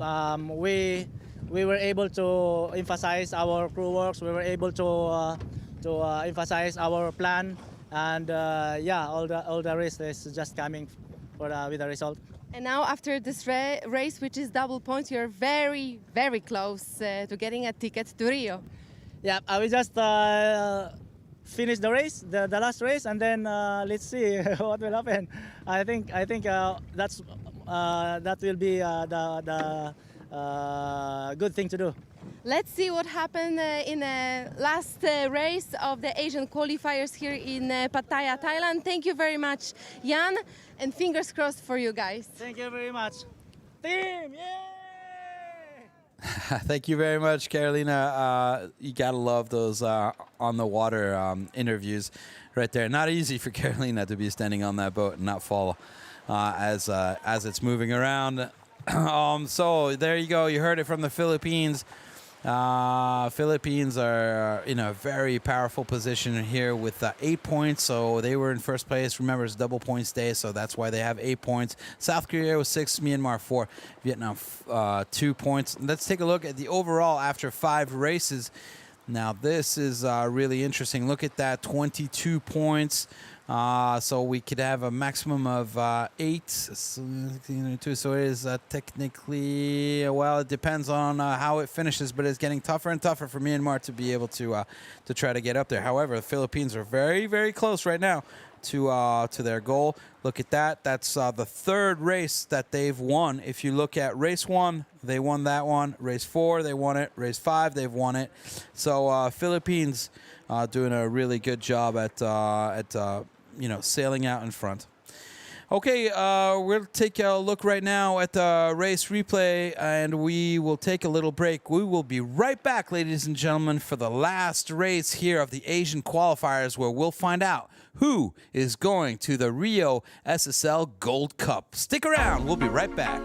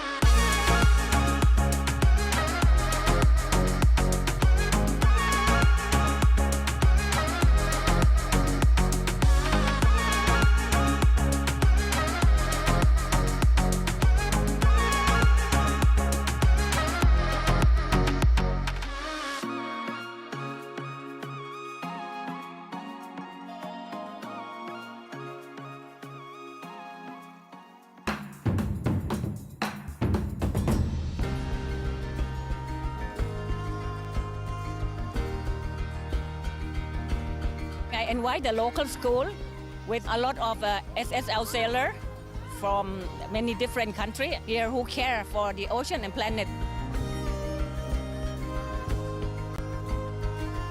Some photos shows really some bad image. We are leaving our trash and plastic in the land, so they definitely going to the sea, and we losing fish and we losing lots of things on the ocean. And I think a lot of people have no idea that their own action is affect the ecosystem and the whole world. So we need to come and clean up together and clean up the beach. Today I'm really excited. We want to take care of the ocean. So let's do that together. Use what you have. And the problem I've seen is the single-use plastic bag, single-use bottle, straw.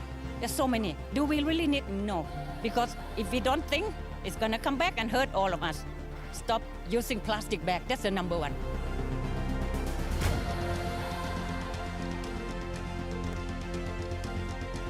We can work together and then clean up around here. With these kids, and we also the Korean team, the other countries' team. So it's very good experience.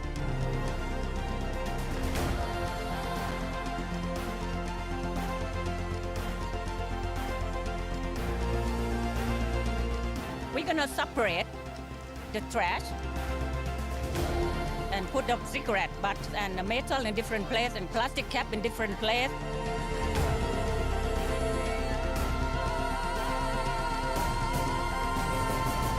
And we will put on the scale, bring what we can recycle to the factory, which is nearby. We produce something, reuse it.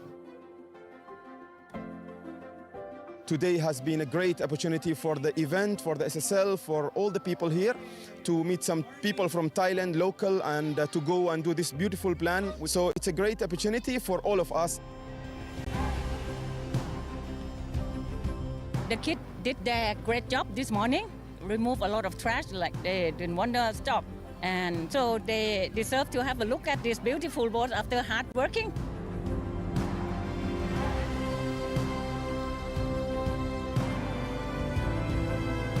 I'm really happy to see so many people come together and help support us clean up the beach and manage to inspire everyone to do the good thing, to take care of the planet together.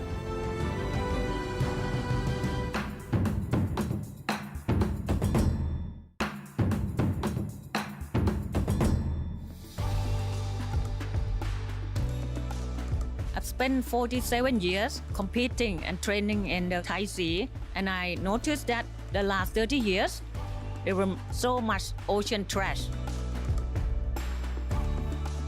So what we're gonna do with the ocean trash? Can anyone help me with the idea? Me and many friends, we trying very hard to solve this problem. That's why we create this place.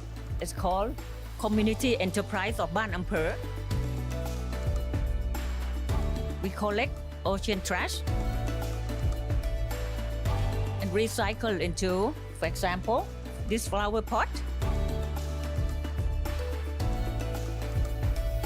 and many other things.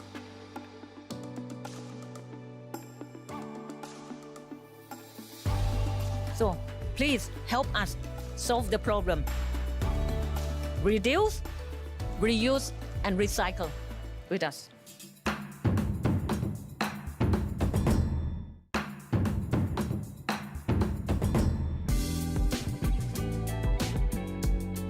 We've been very lucky to work with a venue and a marina who are really keen to align with our sustainability goals and make sure that we're working together to create a positive impact whilst we're here.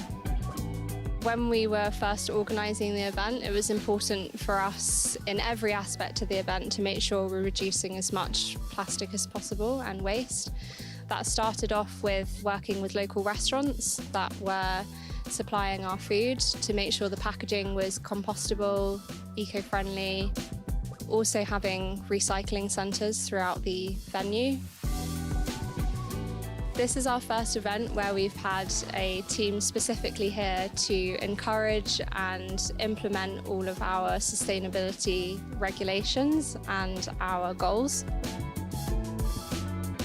We wanted to make sure that we were staying responsibly hydrated. So with the support of the marina, we installed refillable water stations throughout the venue and also provided our staff and our teams with reusable water bottles.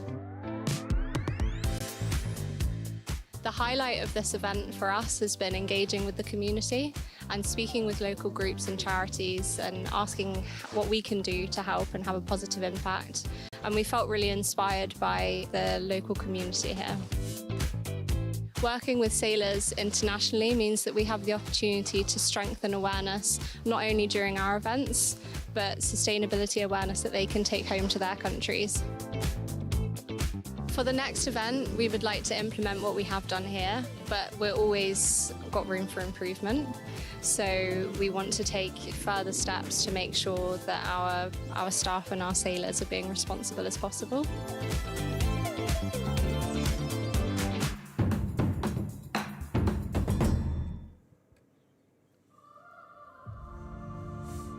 Minus 10, 9, 8. We have a go for main engine start. We have main engine start. 4, 3, 2, 1.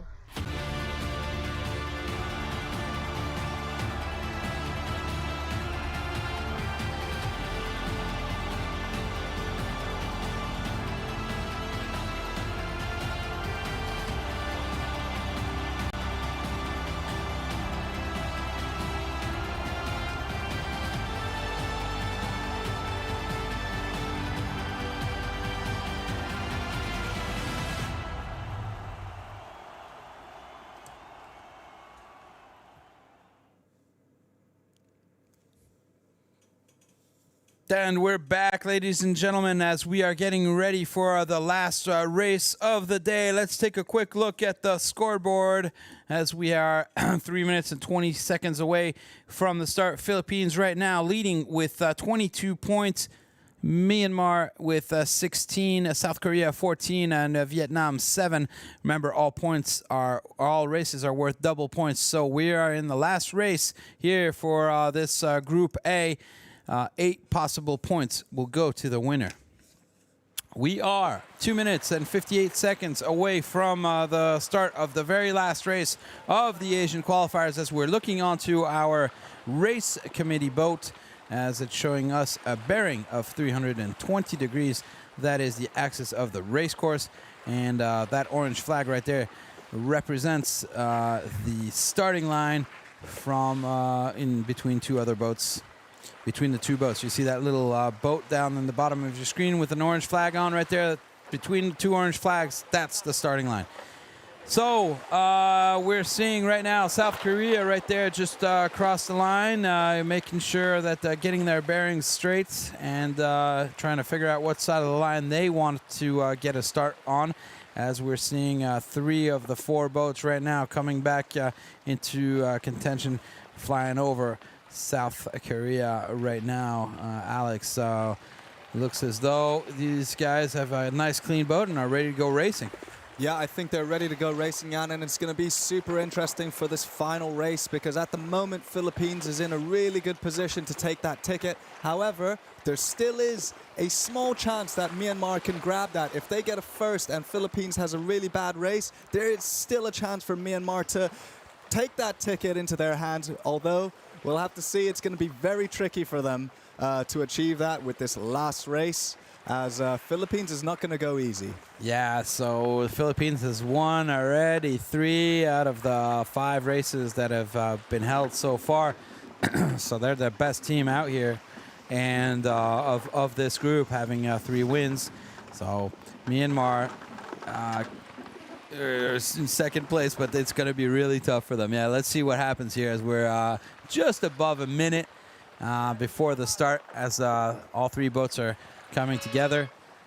Here we go. That's the last minute as we see the Vietnamese boat heading up into the wind, slowing themselves down right now. We're 50 seconds. We're pretty far away from the starting line right now. So generally at 30 seconds, 25, or maybe even 20, we're seeing the boats bear away and really put on some power. So at any moment right now, we should see the boats starting to bear away, as the timing is good right now. They're not early, they're not late.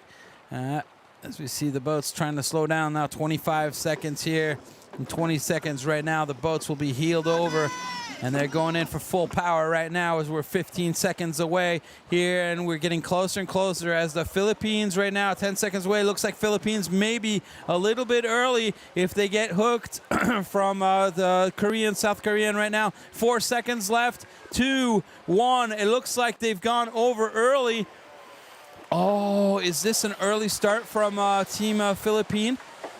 Oh, yes, it is. Look at our race course right now at the starting boat, the race committee boat right there. That's individual recall and pointing to the boat. And right there, so that means that Philippine, this is a complete huge changer right now.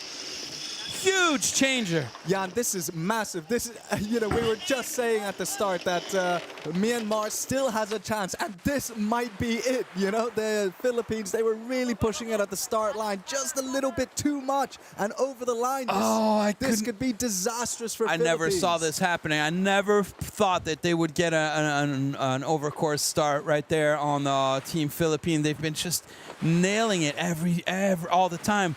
Wow, what a change right now as the Philippines leader of this group is currently last. And if right now it looks as I don't know what's going on with the point system right now, but everything's turned upside down and on its head. We're going to need to take a look at the replay here to look at what's happening. Let's look at this replay right here. As you see, they're a little bit early right there. The Philippines are a little bit early. And they just crossed the line, and they can't bear away because somebody's got the hook on them. That's South Korea there that managed to get a hook on a really vital part of the start, and then they couldn't even and then they can't bear away. And then they're like, no, what do? We can't tack. We can't bear away. So they're completely stuck. They have to lose speed right there. Every meter that they're going forward right now, every inch forward is giving them all sorts of problems. Oh, that is so nice of the Vietnamese boat. Did you see what the Vietnamese boat?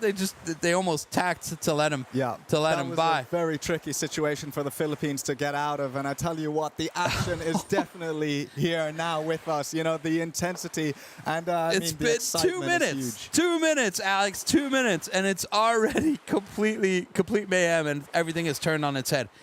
All right, so, wow, interesting. Right, Myanmar is in the lead with 24 points. Look at that. Korea with 20, Vietnam 11. So right now we have a tie between Myanmar and the Philippines. Oh, geez, if we have a tie between Myanmar and the Philippines, this means now the next thing we're going to look at is how many races the boats have won. And that would be the Philippines that have won 3. So that would be the ticket right now would be for the Philippines if they're tied. So Philippines, they could finish last, and all they have to do is just get across the finish line.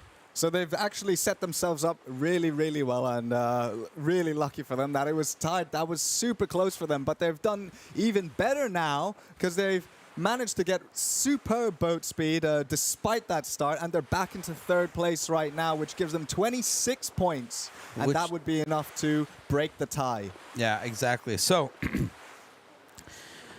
we can say that the Philippines, even if they do last, even if they are in last position, they'll be tied in points with Myanmar, and because the Philippines have more race wins than Myanmar, the Philippines would, at that point, would have the ticket in order to go to Rio. So as long as a Philippine finishes this race, goes across the finish line, they are the second boat qualified.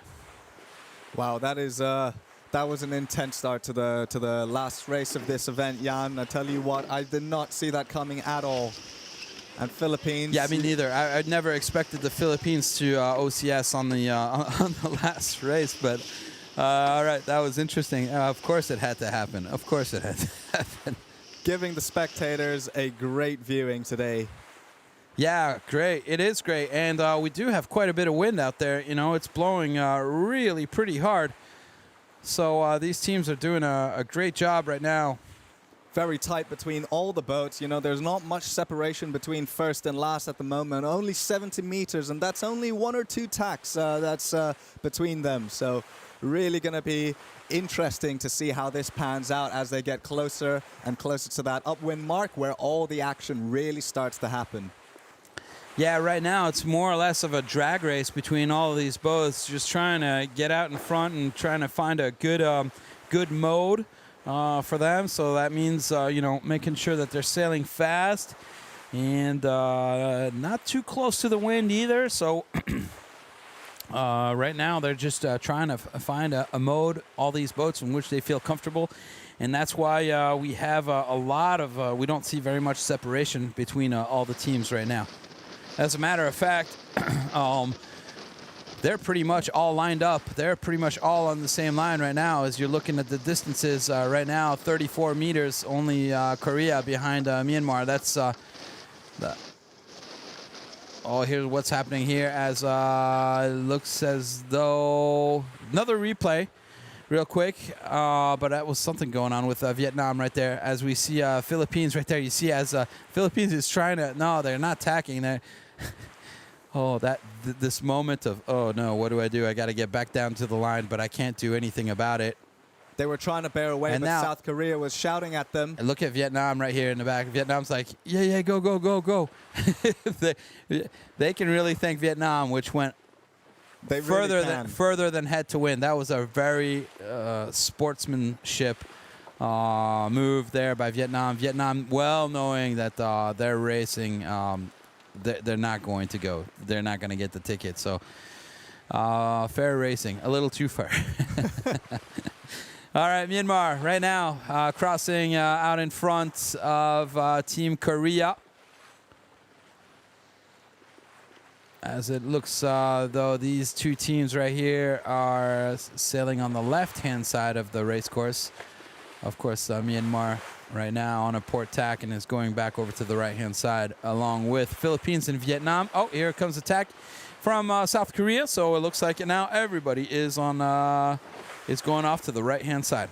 Look how hard Myanmar is hiking right now. They want this win so badly. You know, looking on board just now, you could see they're hiking out. They're not even holding on to anything, Jan. They were hiking out with just their feet alone. And really, they are trying to make the most out of this moment right now. This is it, you know. They've been here for a while. They've come back down to train. They've been in the SEA Games last week, and now they're here in the qualifiers. They've been sailing a lot this last 6 weeks, these boats, and right now they're at the peak. They're at the top of their game right now. Philippines is doing an excellent job right now. They've managed to come from last, now back into second position. They are really not going to go easy, Jan. They are pushing this, and their boat speed is really on point right now. Yeah, amazing how much boat speed the Philippines have. To be able to get an OCS, have to go back around and sort of finagle your way back down to the starting line to then now. You know, that was 6 minutes ago. 6 minutes later, they're back up to second position. So definitely, they found their groove. We're talking about finding each other's modes. And, well, Philippine is definitely in the groove, in the mode. Look at everybody right there, just hanging out. Nobody's daring to come back inside. Everybody's just hanging out there and putting as much weight out as possible. Look at the Philippine boat right there, trying to really get some good speed. And it's working out for them. As right now, they're only 7 meters behind Myanmar. So what a good move right there from Philippines. Banging it off to the right-hand side and coming back only 6 minutes after a disastrous start. So good job. Good job right there as we see these two boats coming in together. Myanmar is our leader. It's just barely ahead of the Philippine boat right now. So perhaps they can just pass in front. As it looks like Myanmar is, not afraid, passing right in front. As a matter of fact, Lee-bowing and tacking on top of the Philippine team, pushing the Philippine back off to the right-hand side. So perhaps pushing the Philippine off to the side that they liked. We'll see what happens now as we are getting closer and closer to the windward mark. And how is this going to change things? As they'll be coming back together in about 800 meters as we are just a little bit further than 800 meters. Oh, look, that's another tack right there that they've just put in Myanmar. They know that the battle is with Philippines, but they've still got to look out for South Korea, who is just on their leeward side. They're trying to put some cover on them and make sure that they don't have any other oppositions ruining their plan to get that victory for this race. Yeah, Myanmar right now in a difficult position trying to fight off two boats. What a great shot, though, right there as we're looking at South Korean boat just flying over the waves over on the right-hand side there. So tough position right here for Myanmar as they're trying to keep their second place. It looks like Philippines now has gone and taken the lead. Look at that, unbelievable. They're coming back to take the lead. And if they come back to take the lead after such a disastrous start, they've obviously got something the others don't. And definitely. Without a doubt, Jan, without a doubt. To have that performance and that kind of comeback in such a short amount of time really just showcases their skill and their ability to sail this boat at such a high level. I mean, that really is incredible performance from Philippines. Absolutely. They've already won 3 races out of the 5 that they've done. This is their 6th race. And with this sort of speed and with what they've done, I would expect them to be out in front. And for sure, they deserve that ticket to Rio. Right now, 30 points. So they're going to Rio for sure, as long as they finish and they go across the finishing line. That's the only thing that they need to do. But they're doing such a good job, and right now they're back in the leadership position right now, and look at that, and it's just it's climbing. They've got more speed. They're going higher and faster. Look at Myanmar, just falling meter by meter. They're falling behind. So great job right now on the Philippine boat, as they still have one more tack to do, and so all the boats will be coming back into contention as we see 3 boats right here on a port tack. And on the left, we've got Vietnam, which is a little bit over ley line for sure, and are on starboard tack, so they have the right of way. They could perhaps start bearing away Team Vietnam right now, because it looks as though they've really overshot the ley line. But we'll see. We'll see what happens. It's not over till it's over.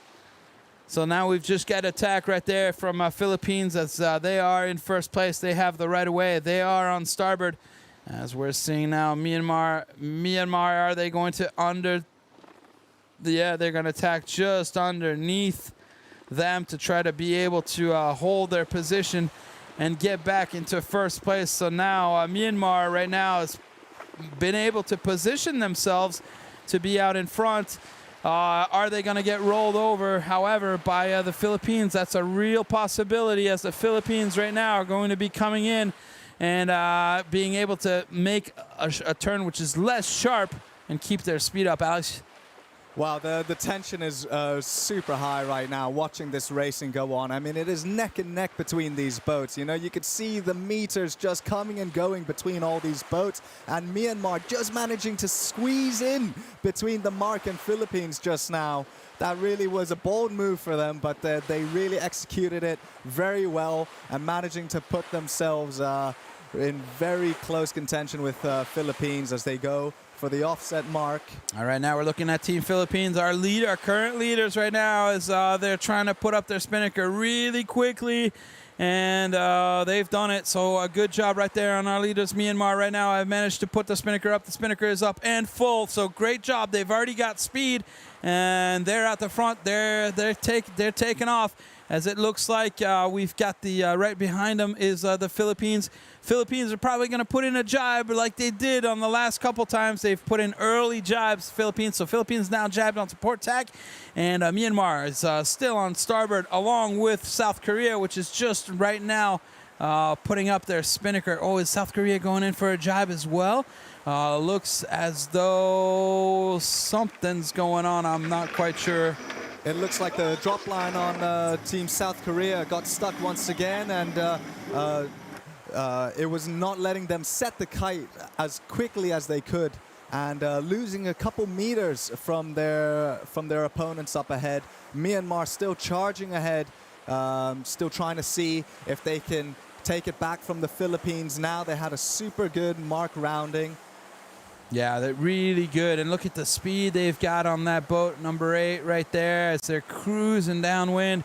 C2, the captain of the team, and the helmsman was telling me the other day, I love these boats. They go so fast. I love it. And I totally agree with him, because you get them set up right, and they're just cruising, and it just feels so good sliding, gliding down those waves. So here we are on board with Team Myanmar, our current leaders right now, as they're going off to the left-hand side of the race course. And we have a split in the race course, as the Philippines are going off to the right-hand side right now. Philippines still in the lead with 28 points. So right now, even though Myanmar is out in front, the most amount of points out of the 6 races that have been sailed are from the Philippines. And right now, they're the ones with the ticket to Rio de Janeiro in 2026 for the SSL Gold Cup. The SSL Gold Cup, the Football World Cup in sailing. And that's exactly what all these teams are trying to do. They're trying to become the team's world champion. That is the title that will be awarded at the SSL Gold Cup. And the SSL Gold Cup happens every 4 years. We were in Gran Canaria just a couple years ago for the very first one. And now we're going to go to Brazil for this second one. Once all these qualifiers have been finishing up, and we are, as you're watching us, we're in Thailand Bay, having a great race, as this is the last race of our Asian qualifiers. And what a week it's been with, and what a month it's been of sailing. Unbelievable. You guys have the greatest conditions over here. And it's so nice to have all these teams from different countries coming down to race around in this venue, you know, showcasing the excitement around racing. The SSL 47 keelboats, you can see just the action-filled events that are happening as we speak, and the intensity on board with these great shots of the crew members on board as they're sailing down, ripping down these waves. And having that sound as well, just so you can really immerse yourself in the feeling of these sailors as they're going down. I tell you what, I'm totally immersed. I'm forgetting to talk. It's so great when you just see them cruising by right here. Just a really good teamwork. I was looking at C2. You could definitely tell how his body movement, the way he's steering the boat. You can tell he's really trying to feel the flow of the boat, and it's really great to see. So Myanmar right now coming back as the boats are coming back together, and it's really nice to see this beautiful racing that we're having right now. Look at this, wonderful. So Korea, we have a new leader right now. Look at this. Korea put in a jibe. They were the third one. They were the third ones to go around the weather mark, and they're currently in the leadership position. It doesn't change much to the overall in terms of qualification, as overall after 6 races, Korea has got 22 points, Philippines 28, Myanmar 20, Vietnam 9. But right now, they can be proud of themselves as they're coming down race number 6 as our leaders, and as we're getting closer and closer to the leeward gate, the infamous leeward gate, Alex. Yeah, it's all going to come down to this now. You know, the positions that are set as we speak, there's a room for them to shuffle around again, and, you know, it's all a matter of how well they can execute this drop. They're getting super close now, only 670 meters down to the leeward gate, where more action, all the boats are going to come together, and you see how close together they are at the moment. They're not going to go easy. They're going to be putting pressure on one another and try to make life difficult as much as they can for their oppositions. Looks as if you look at the trajectory right now that they have, I have the impression that these two boats right here that we're seeing are going to have to put in another jibe before they get to the to be able to get to the gate. And I have the impression that Myanmar, or that is putting in a jibe right now on the right-hand side of your screen, I have the impression they perhaps can get it in one go. You see, you're right. Yeah, so these guys have got to put on a jibe. Oh, this is a port starboard situation right here. So on starboard right there was Team Philippines. So South Korea was on port. They had to attack over. And South Korea just now in a crucial moment as they were getting starboarded by Team Philippines. They had to put in a jibe very quickly, not being able to cut their spinnaker across to the other side as fast as they would have wanted to. That definitely lost them some meters and some boat speed as Philippines is charging ahead. They're now getting close to that ley line. Philippines going in for another jibe so they can go onto their final leg towards the mark. And early with the drops, you know, it's getting very intense here. A lot of action happening. All the boats trying to get a clean drop. We could see some of them falling trying in the to water. get a clean drop, but it's not really working for these two boats as we see them struggling. And here comes Myanmar right now, coming in hot with their spinnaker and dropping at the latest moment in order to be able to come back. It looks like perhaps it's enough for Myanmar. Oh, there's room here. Is there mark room? Perhaps. Oh no, there isn't. There isn't. I can hear some penalties going on and some whistles going on. So perhaps right now we're going to have a penalty given to one of the boats, and I think it perhaps could be the Philippines getting another penalty. Let's see. I only heard the whistle. I'm not quite sure who did what, but look at the right-hand side of your screen. Right there. There goes Myanmar. So Myanmar coming in hot with their spinnaker, dropping at the last moment and managing to do a good job. They're going off to the right. Philippine Korea going off to the left as Vietnam is coming down to the gates right now.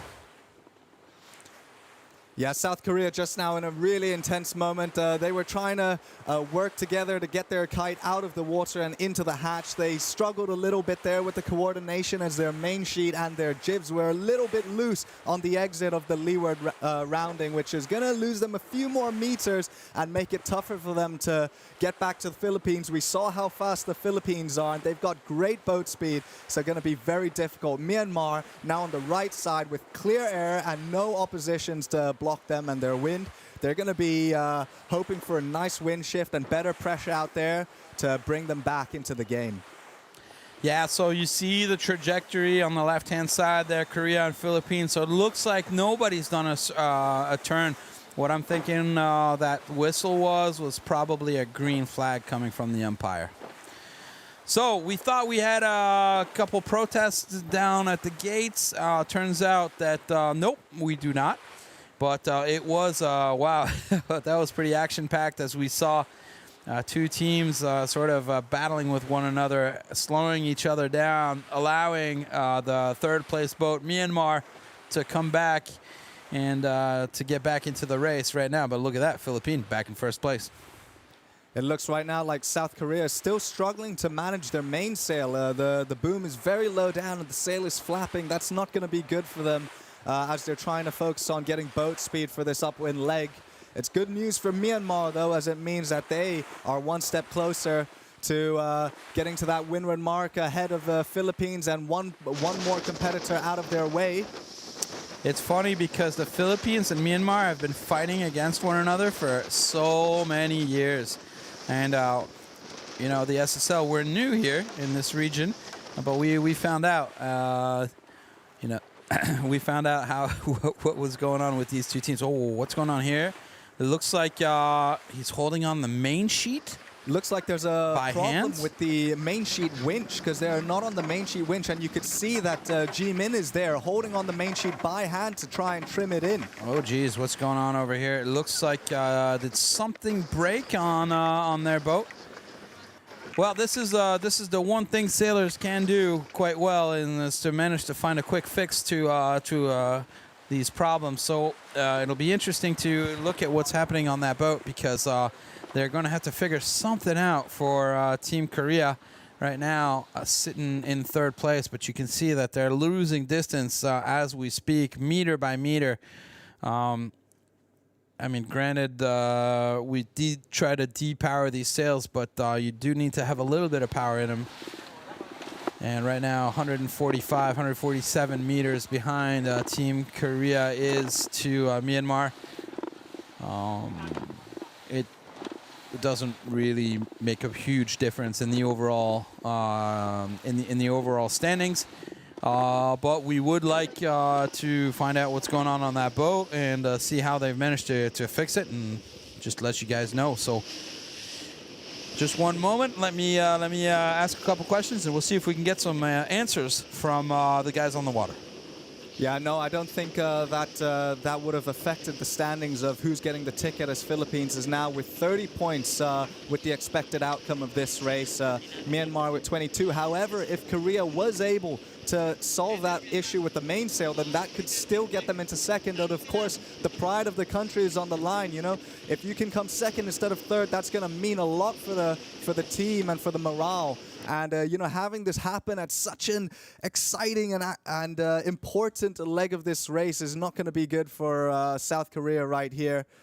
Philippines is now in the image here. We could see them hiking out fully. This is almost like their victory run as they're making the way to the top mark with a 60-meter lead in front of Myanmar, who is on the right side of the course. You can see right here, Myanmar is now coming on the starboard tack. They're going to meet again, perhaps. Vietnam is not too far behind them. South Korea is going to be struggling. It's a difficult situation for them as, yes, it's a matter of if they can fix it on the moment. But, you know, with these keel boats, it's not like a small boat. A lot more difficult and complex to fix a winch issue on the fly. Yeah, if you've got a winch issue, it's generally you can't fix it on the fly. Yeah, it's a little bit tough. Wow, that was a lot of action happening just now from the top mark down to the bottom gate. You know, position swapping in the blink of an eye. Definitely a lot of emotions going out there for the sailors and athletes right now. You know, they know what's on the line, and they're working so hard just to have these positions switching from a simple mistake is just, you know, that definitely ruins the morale in a sense. Yeah, it's it's not hard. You gotta really stay on there. What's happening with the Korean boat right now? I don't know really what is going on and if they've managed to fix something. It looks like they're sailing, but I don't have any more information. And it looks like the mainsail is not flapping, so perhaps they have managed to solve the issue. No, that's the Philippines. Sorry about that. Philippines tacking over right now. They've got a nice lead. It was a clear cross just now with Myanmar. They're attacking right on top of Myanmar, so that's a really good position for the Philippine boat to be in and to protect themselves and just to tack on top of Myanmar. Myanmar wants to play the game. Well, Philippines is punching back right now. There you go. So Myanmar forced to tack and go off to the right-hand side, Alex. Philippines, they're looking to have a really clean end to this event. You know, they're making sure that their boat is fully prepped. They were going down, cleaning up a little bit to ensure that they're 100% ready for the next leg and the final leg for all these boats right now. Very good performance from the Philippines just now. You know, coming back from the back of the fleet to the front. And now with South Korea, looks like, yeah, we can see now they've solved their issue. Really good job from them to be able to fix their mainsail issue. That's a vital part of the boat. You know, the mainsail is the biggest sail they have upwind. Wow, fixed it. There's a rope hanging off the back end right over there, so perhaps it's not entirely fixed. Perhaps a man overboard right here as we're looking. As we're getting these images right now, not quite sure, but something's happening, so they're all looking forward. So perhaps we don't have any problems right there. Oh, no. Is it a man overboard, or is that a problem with... it looks like it's a problem with the sheet right there. Yeah, we can see they've got no jib sheet on the winch right now, going for a tack, maybe to see if they can fix it on the new tack. All right, so on one boat, we've got a jib sheet problem, and then on the other one, we've got a main sheet problem. All right, so they definitely just tacked over right now, so that's they're probably tacked over in order to be able to solve the problem. So right now, they're on their port tack, but I'm not sure that's exactly where they want to be. Let's look here. Let's take a look at the front sail. Something's going to release, I'm sure. What's going on here? Let's take a look. There it is. Bam! Something broke. Whoa! Yeah. So nearly in the water there. Well, that's exactly what we were telling you at home, right? All these guys are not. The only way they can hike is they're holding on to the sheet. So if the sheet broke or if something broke, then he's going off into the water. So that was a real close call right there on Team Philippines. Wow, Team Philippines! What a tough sixth race. What an up and down. Oh, emotional roller coaster here. Team Philippines as getting a terrible start, coming back to first place. Then something breaking. We don't really know what broke, but something released. Perhaps nothing broke. Perhaps it just came out of the cleat or something. But Jan, you know, looking at that, I think that was the jib trimmer who was nearly fell off there. And what that could have been is that if the sheet did break off the jib. That could have been why he suddenly slipped off the side, but we couldn't really see. They seem to be doing a good job of recovering it, and especially, you know, tacking over so they have more time to check the repairs and really make sure that it's okay. Let's have a look here. Yeah, let's look on the right-hand side and look at number 5. There. That's the jib sheet. Yep. Yeah, something broke off the jib sheet broke. there. Oh, I can't believe how he managed to stay on board the boat. How did he do that? What was he holding on to? Because the whole sheet is broken. Look at it sheet on the got left-hand stuck side there. right there. The sheet got stuck in the winch. It's completely around the winch right there. So perhaps the soft shackle, the soft shackle on the sail itself decided to broke at that moment. The thing is, they still managed to have one sheet on, so hard to tell exactly. True. Did they have 2 soft shackles? I don't know. But good teamwork from them, though. They managed to get their crew member back on board really quickly, and important for them, because if they did go overboard, that would have been even more disastrous for them. Yeah, they would have had to go back and get the guy, do a man overboard. You have to go back and finish with the same amount of people you started with. I mean, I understand it's a basic principle of sailing. Don't leave anybody out in the middle of the water, but when you're in the middle of a race, it can cause a whole bunch of problems. And obviously, you can imagine the other boats arriving full speed. But it's not the case. Everybody is still on board the Philippine boat, and the Philippine boat is still our leader, and they still have 30 points. And it's looking like they're still going to have the ticket to go off to Brazil next year. There's only 200 meters left as they're approaching the windward mark. Looks like Philippines has done a really good recovery just now to hold their position. You know, that's a great show of teamwork just now. And going strong, they're back focused on the game. They're looking ahead, ready for the next maneuvers. Myanmar not too far behind, 80 meters behind them there, but you know they're going to have an advantage once they go around the leeward gate. Then we've got Vietnam. They're off the screen, to the right of the screen there, and then South Korea coming from the left of the screen here. So Vietnam going to have to put in 2 more tacks as everybody else is managing to be on or over the ley line, as we are taking a look here at Team Philippines. And Philippine right now, so just bearing away, going down to the offset mark, as this will be the mark where they can have the correct angle in order to put up the spinnaker. It's not because it's not a rule that you have to put it up afterwards. It's just we're looking for the right angle. And right now they're sailing a little too close to the wind in order to be able to put up that kite. Jenniker, as they call it, asymmetrical spinnaker. There's a lot of names for the same sail. Here we go. Quick hoist. Oh, nice drop right there of the jib. And as soon as the jib goes down, bam, there goes the air inside that Jenniker. And they're off. So right there, Philippine is off as we look just behind a little bit of a twist right there. Myanmar sail, but nothing to worry about as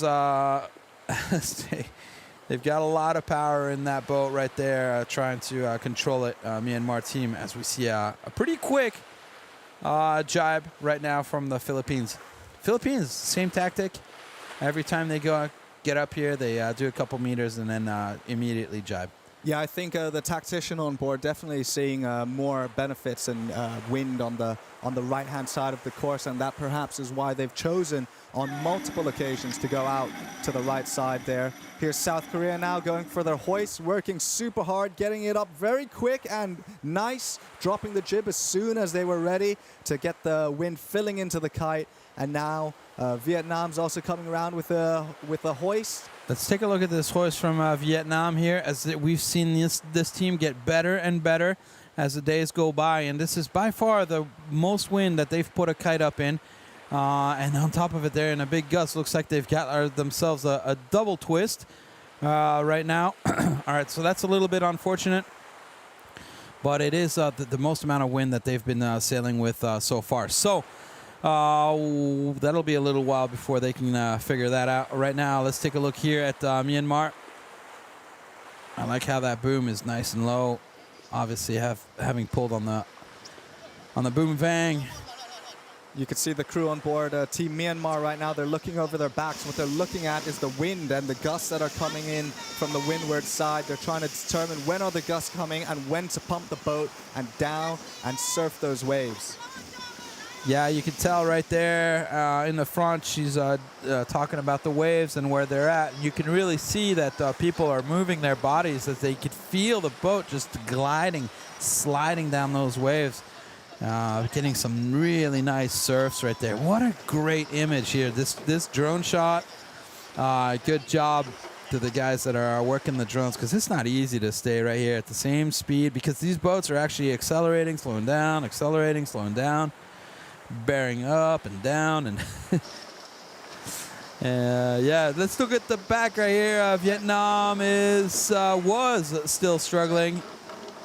Right now, it looks like they've gotten things under control. So it's taken a little bit of time for Vietnam to get that kite up, but they've done it, and they've done it in the most wind that we've seen them sail all week. So big improvements from that Vietnamese team. Here comes the jibe right now. Myanmar mirroring the Korean boat, which is just behind them. And as now we're going to be seeing the Philippines and the Myanmar coming back together, but a healthy lead right there for the Philippines boat, which is has nothing to worry about. And Philippines looking like they're going to be cruising down towards the finishing line and putting another W on the card. Another bullet in the bag, as they say. Another bullet in the bag. I like it. And for sure, and not only a bullet, but a big old ticket to Rio is going to be in that bag. The ticket to the SSL Gold Cup next year, 2026. This is what everybody's fighting for right here. This is why we have the Asian qualifiers. Of all the teams that are going to the SSL Gold Cup, 30 of the 40 teams have come up through the ranking system, and the last 10 teams are qualifying to get themselves a ticket to go off to Rio. So here we're seeing the very first of our qualifying season, which will be all of next year. These are the Asian qualifiers. 2 boats from the Asian qualifiers only will be going and moving on to next year's final, and we already have in the other group, in Group B, we already know who has got the ticket, and that will be Team Oman. So Team Oman is the 7th team that is going to, the 7th Asian team that it will be going over to the SSL Games. And right now, this is the ticket for ticket number 8 of all Asian teams. And it looks like Philippines in the lead right now of this race, and also in the lead of the points with 30 points. So just a little bit more, only 1 kilometer left, a little bit less for these guys to concentrate before they can start to celebrate.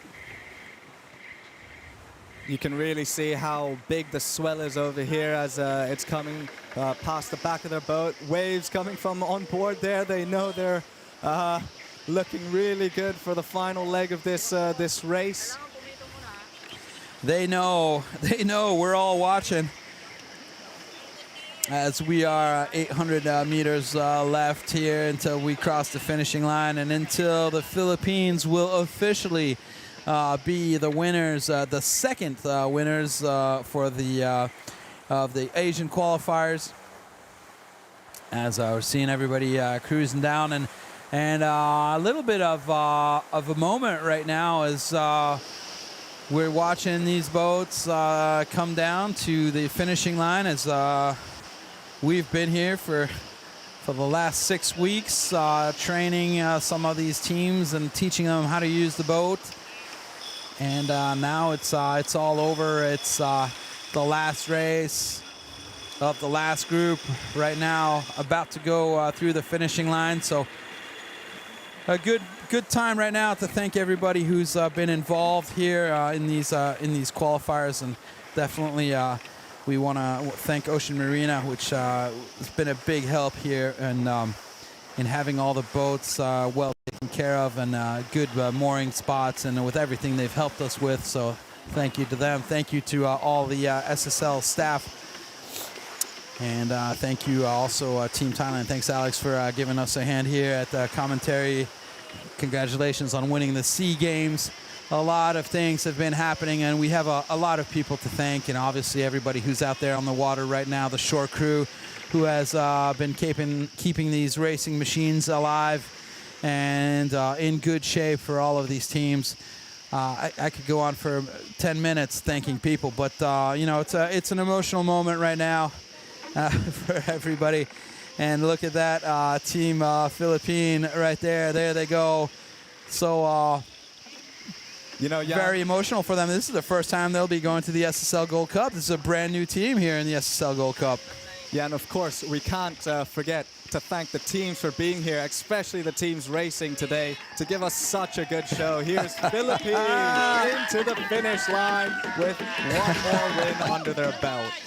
Yes, congratulations. Brand new team to the SSL here, qualifying themselves for the SSL Gold Cup 2026 in Rio de Janeiro. And as we see them right there pulling down their spinnaker for the last time. And as we see a shore crew team coming in to help them put the boat away. High fives all around. Our winners right here. Congratulations. Of 6 races here in Group A, the Philippines have won 4 of the 6 races. So they can definitely celebrate a well-earned. Too much emotion right there in the back of the boat. As we take a look here at Team Myanmar crossing the finishing line, and wow, did they give us a battle and keep the suspense up. So thank you, Team Myanmar, as they did some great sailing as well here in this team. And third team to go across is Team South Korea. And these guys have been here for a while as well, as they came in for the training sessions not too long ago. So look at that. So boats have stopped right now, and we'll definitely be getting an interview with Carolina, as we see here, as she's going to be climbing onto the boat. So these guys are feeling really happy. It's great to see that. Good job. Look at that. Everybody coming by and congratulating each one another. So good ambiance here on the boat, as there we go. Carolina just made it onto the boat.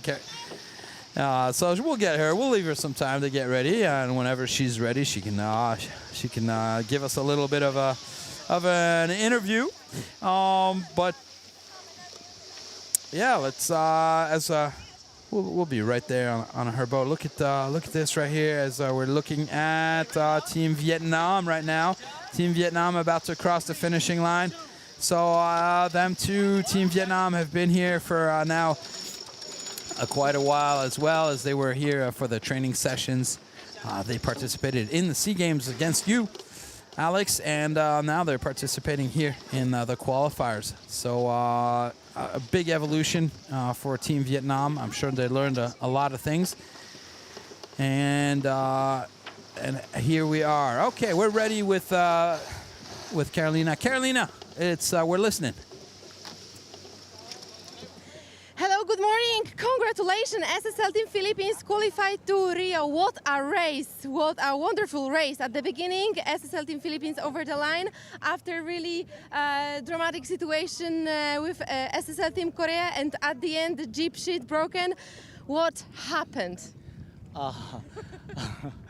I think first of all I must say thank you to my crew. I owe this regatta to them.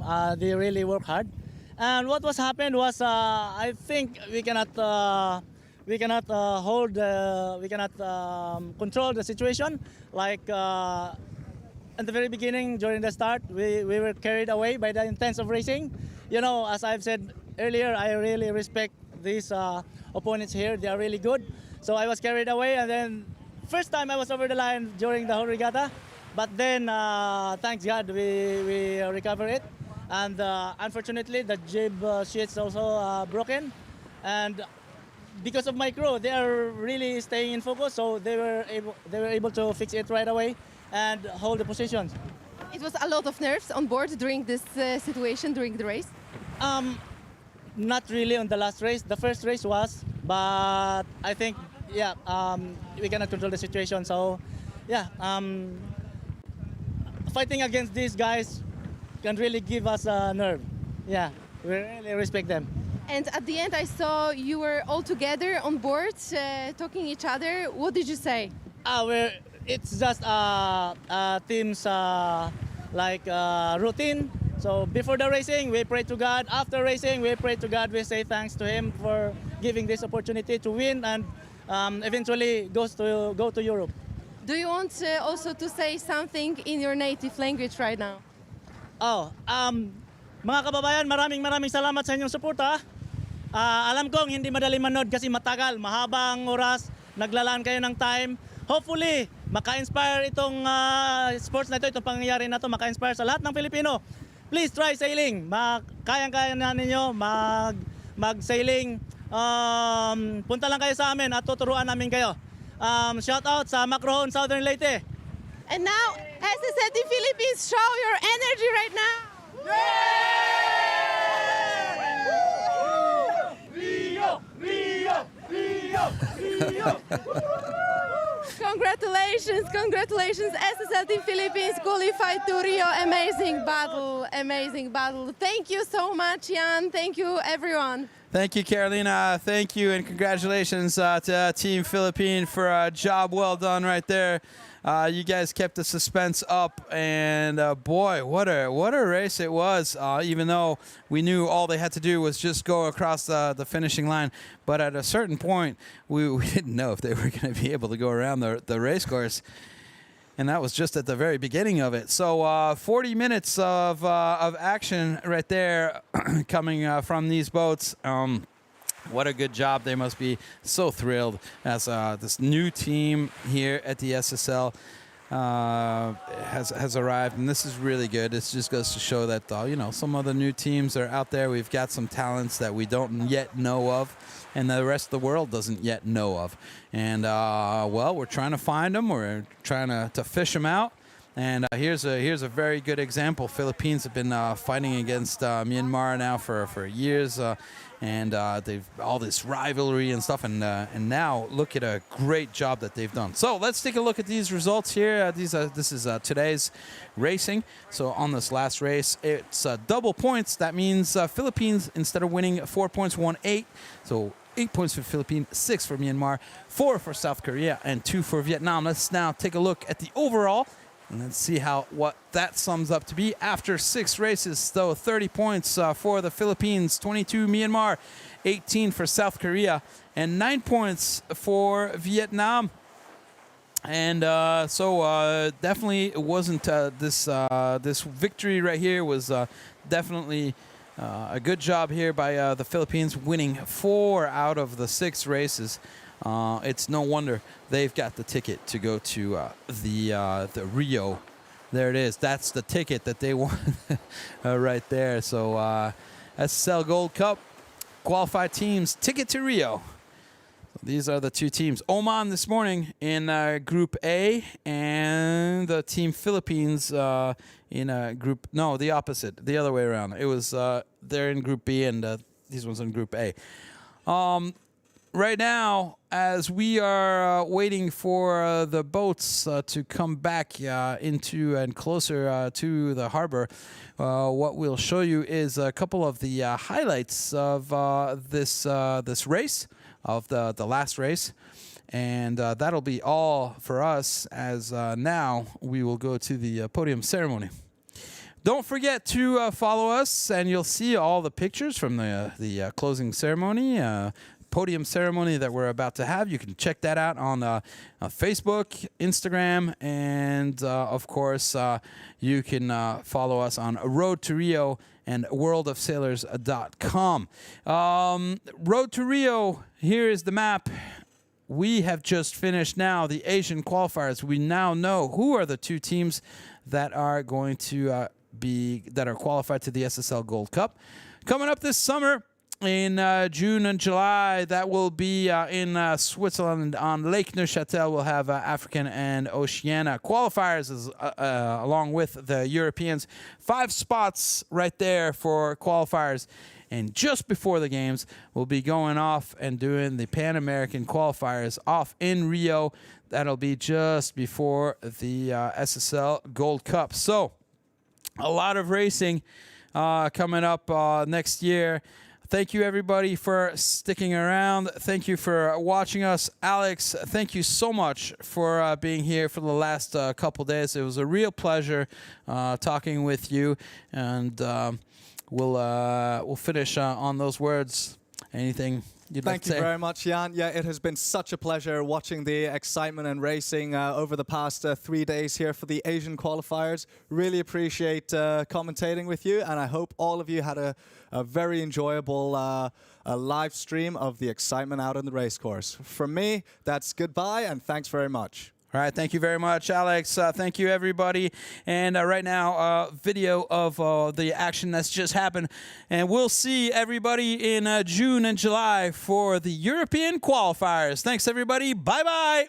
1,000 words ain't enough to define the body of, yeah. Caught her look and she wants it back. She's firing up that body of, yeah, babe. You think that I want you, but nah, babe. You're one in a million, but it's not for me. I'm not into girls with a plastic trace. Don't take it too personally, yeah. My fault, my bad. The word's out, but you aren't ready for it. Show off, appearance of I got it, but I got.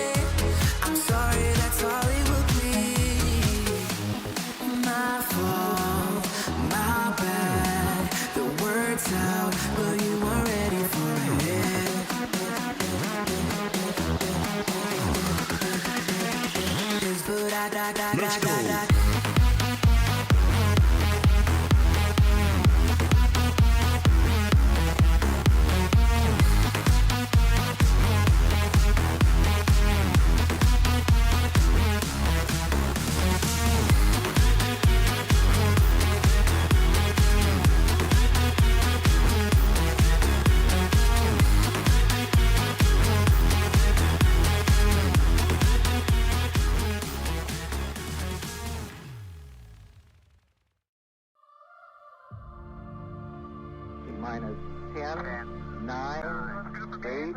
We have a go for main engine start. We have main engine start. 4, 3, 2, 1.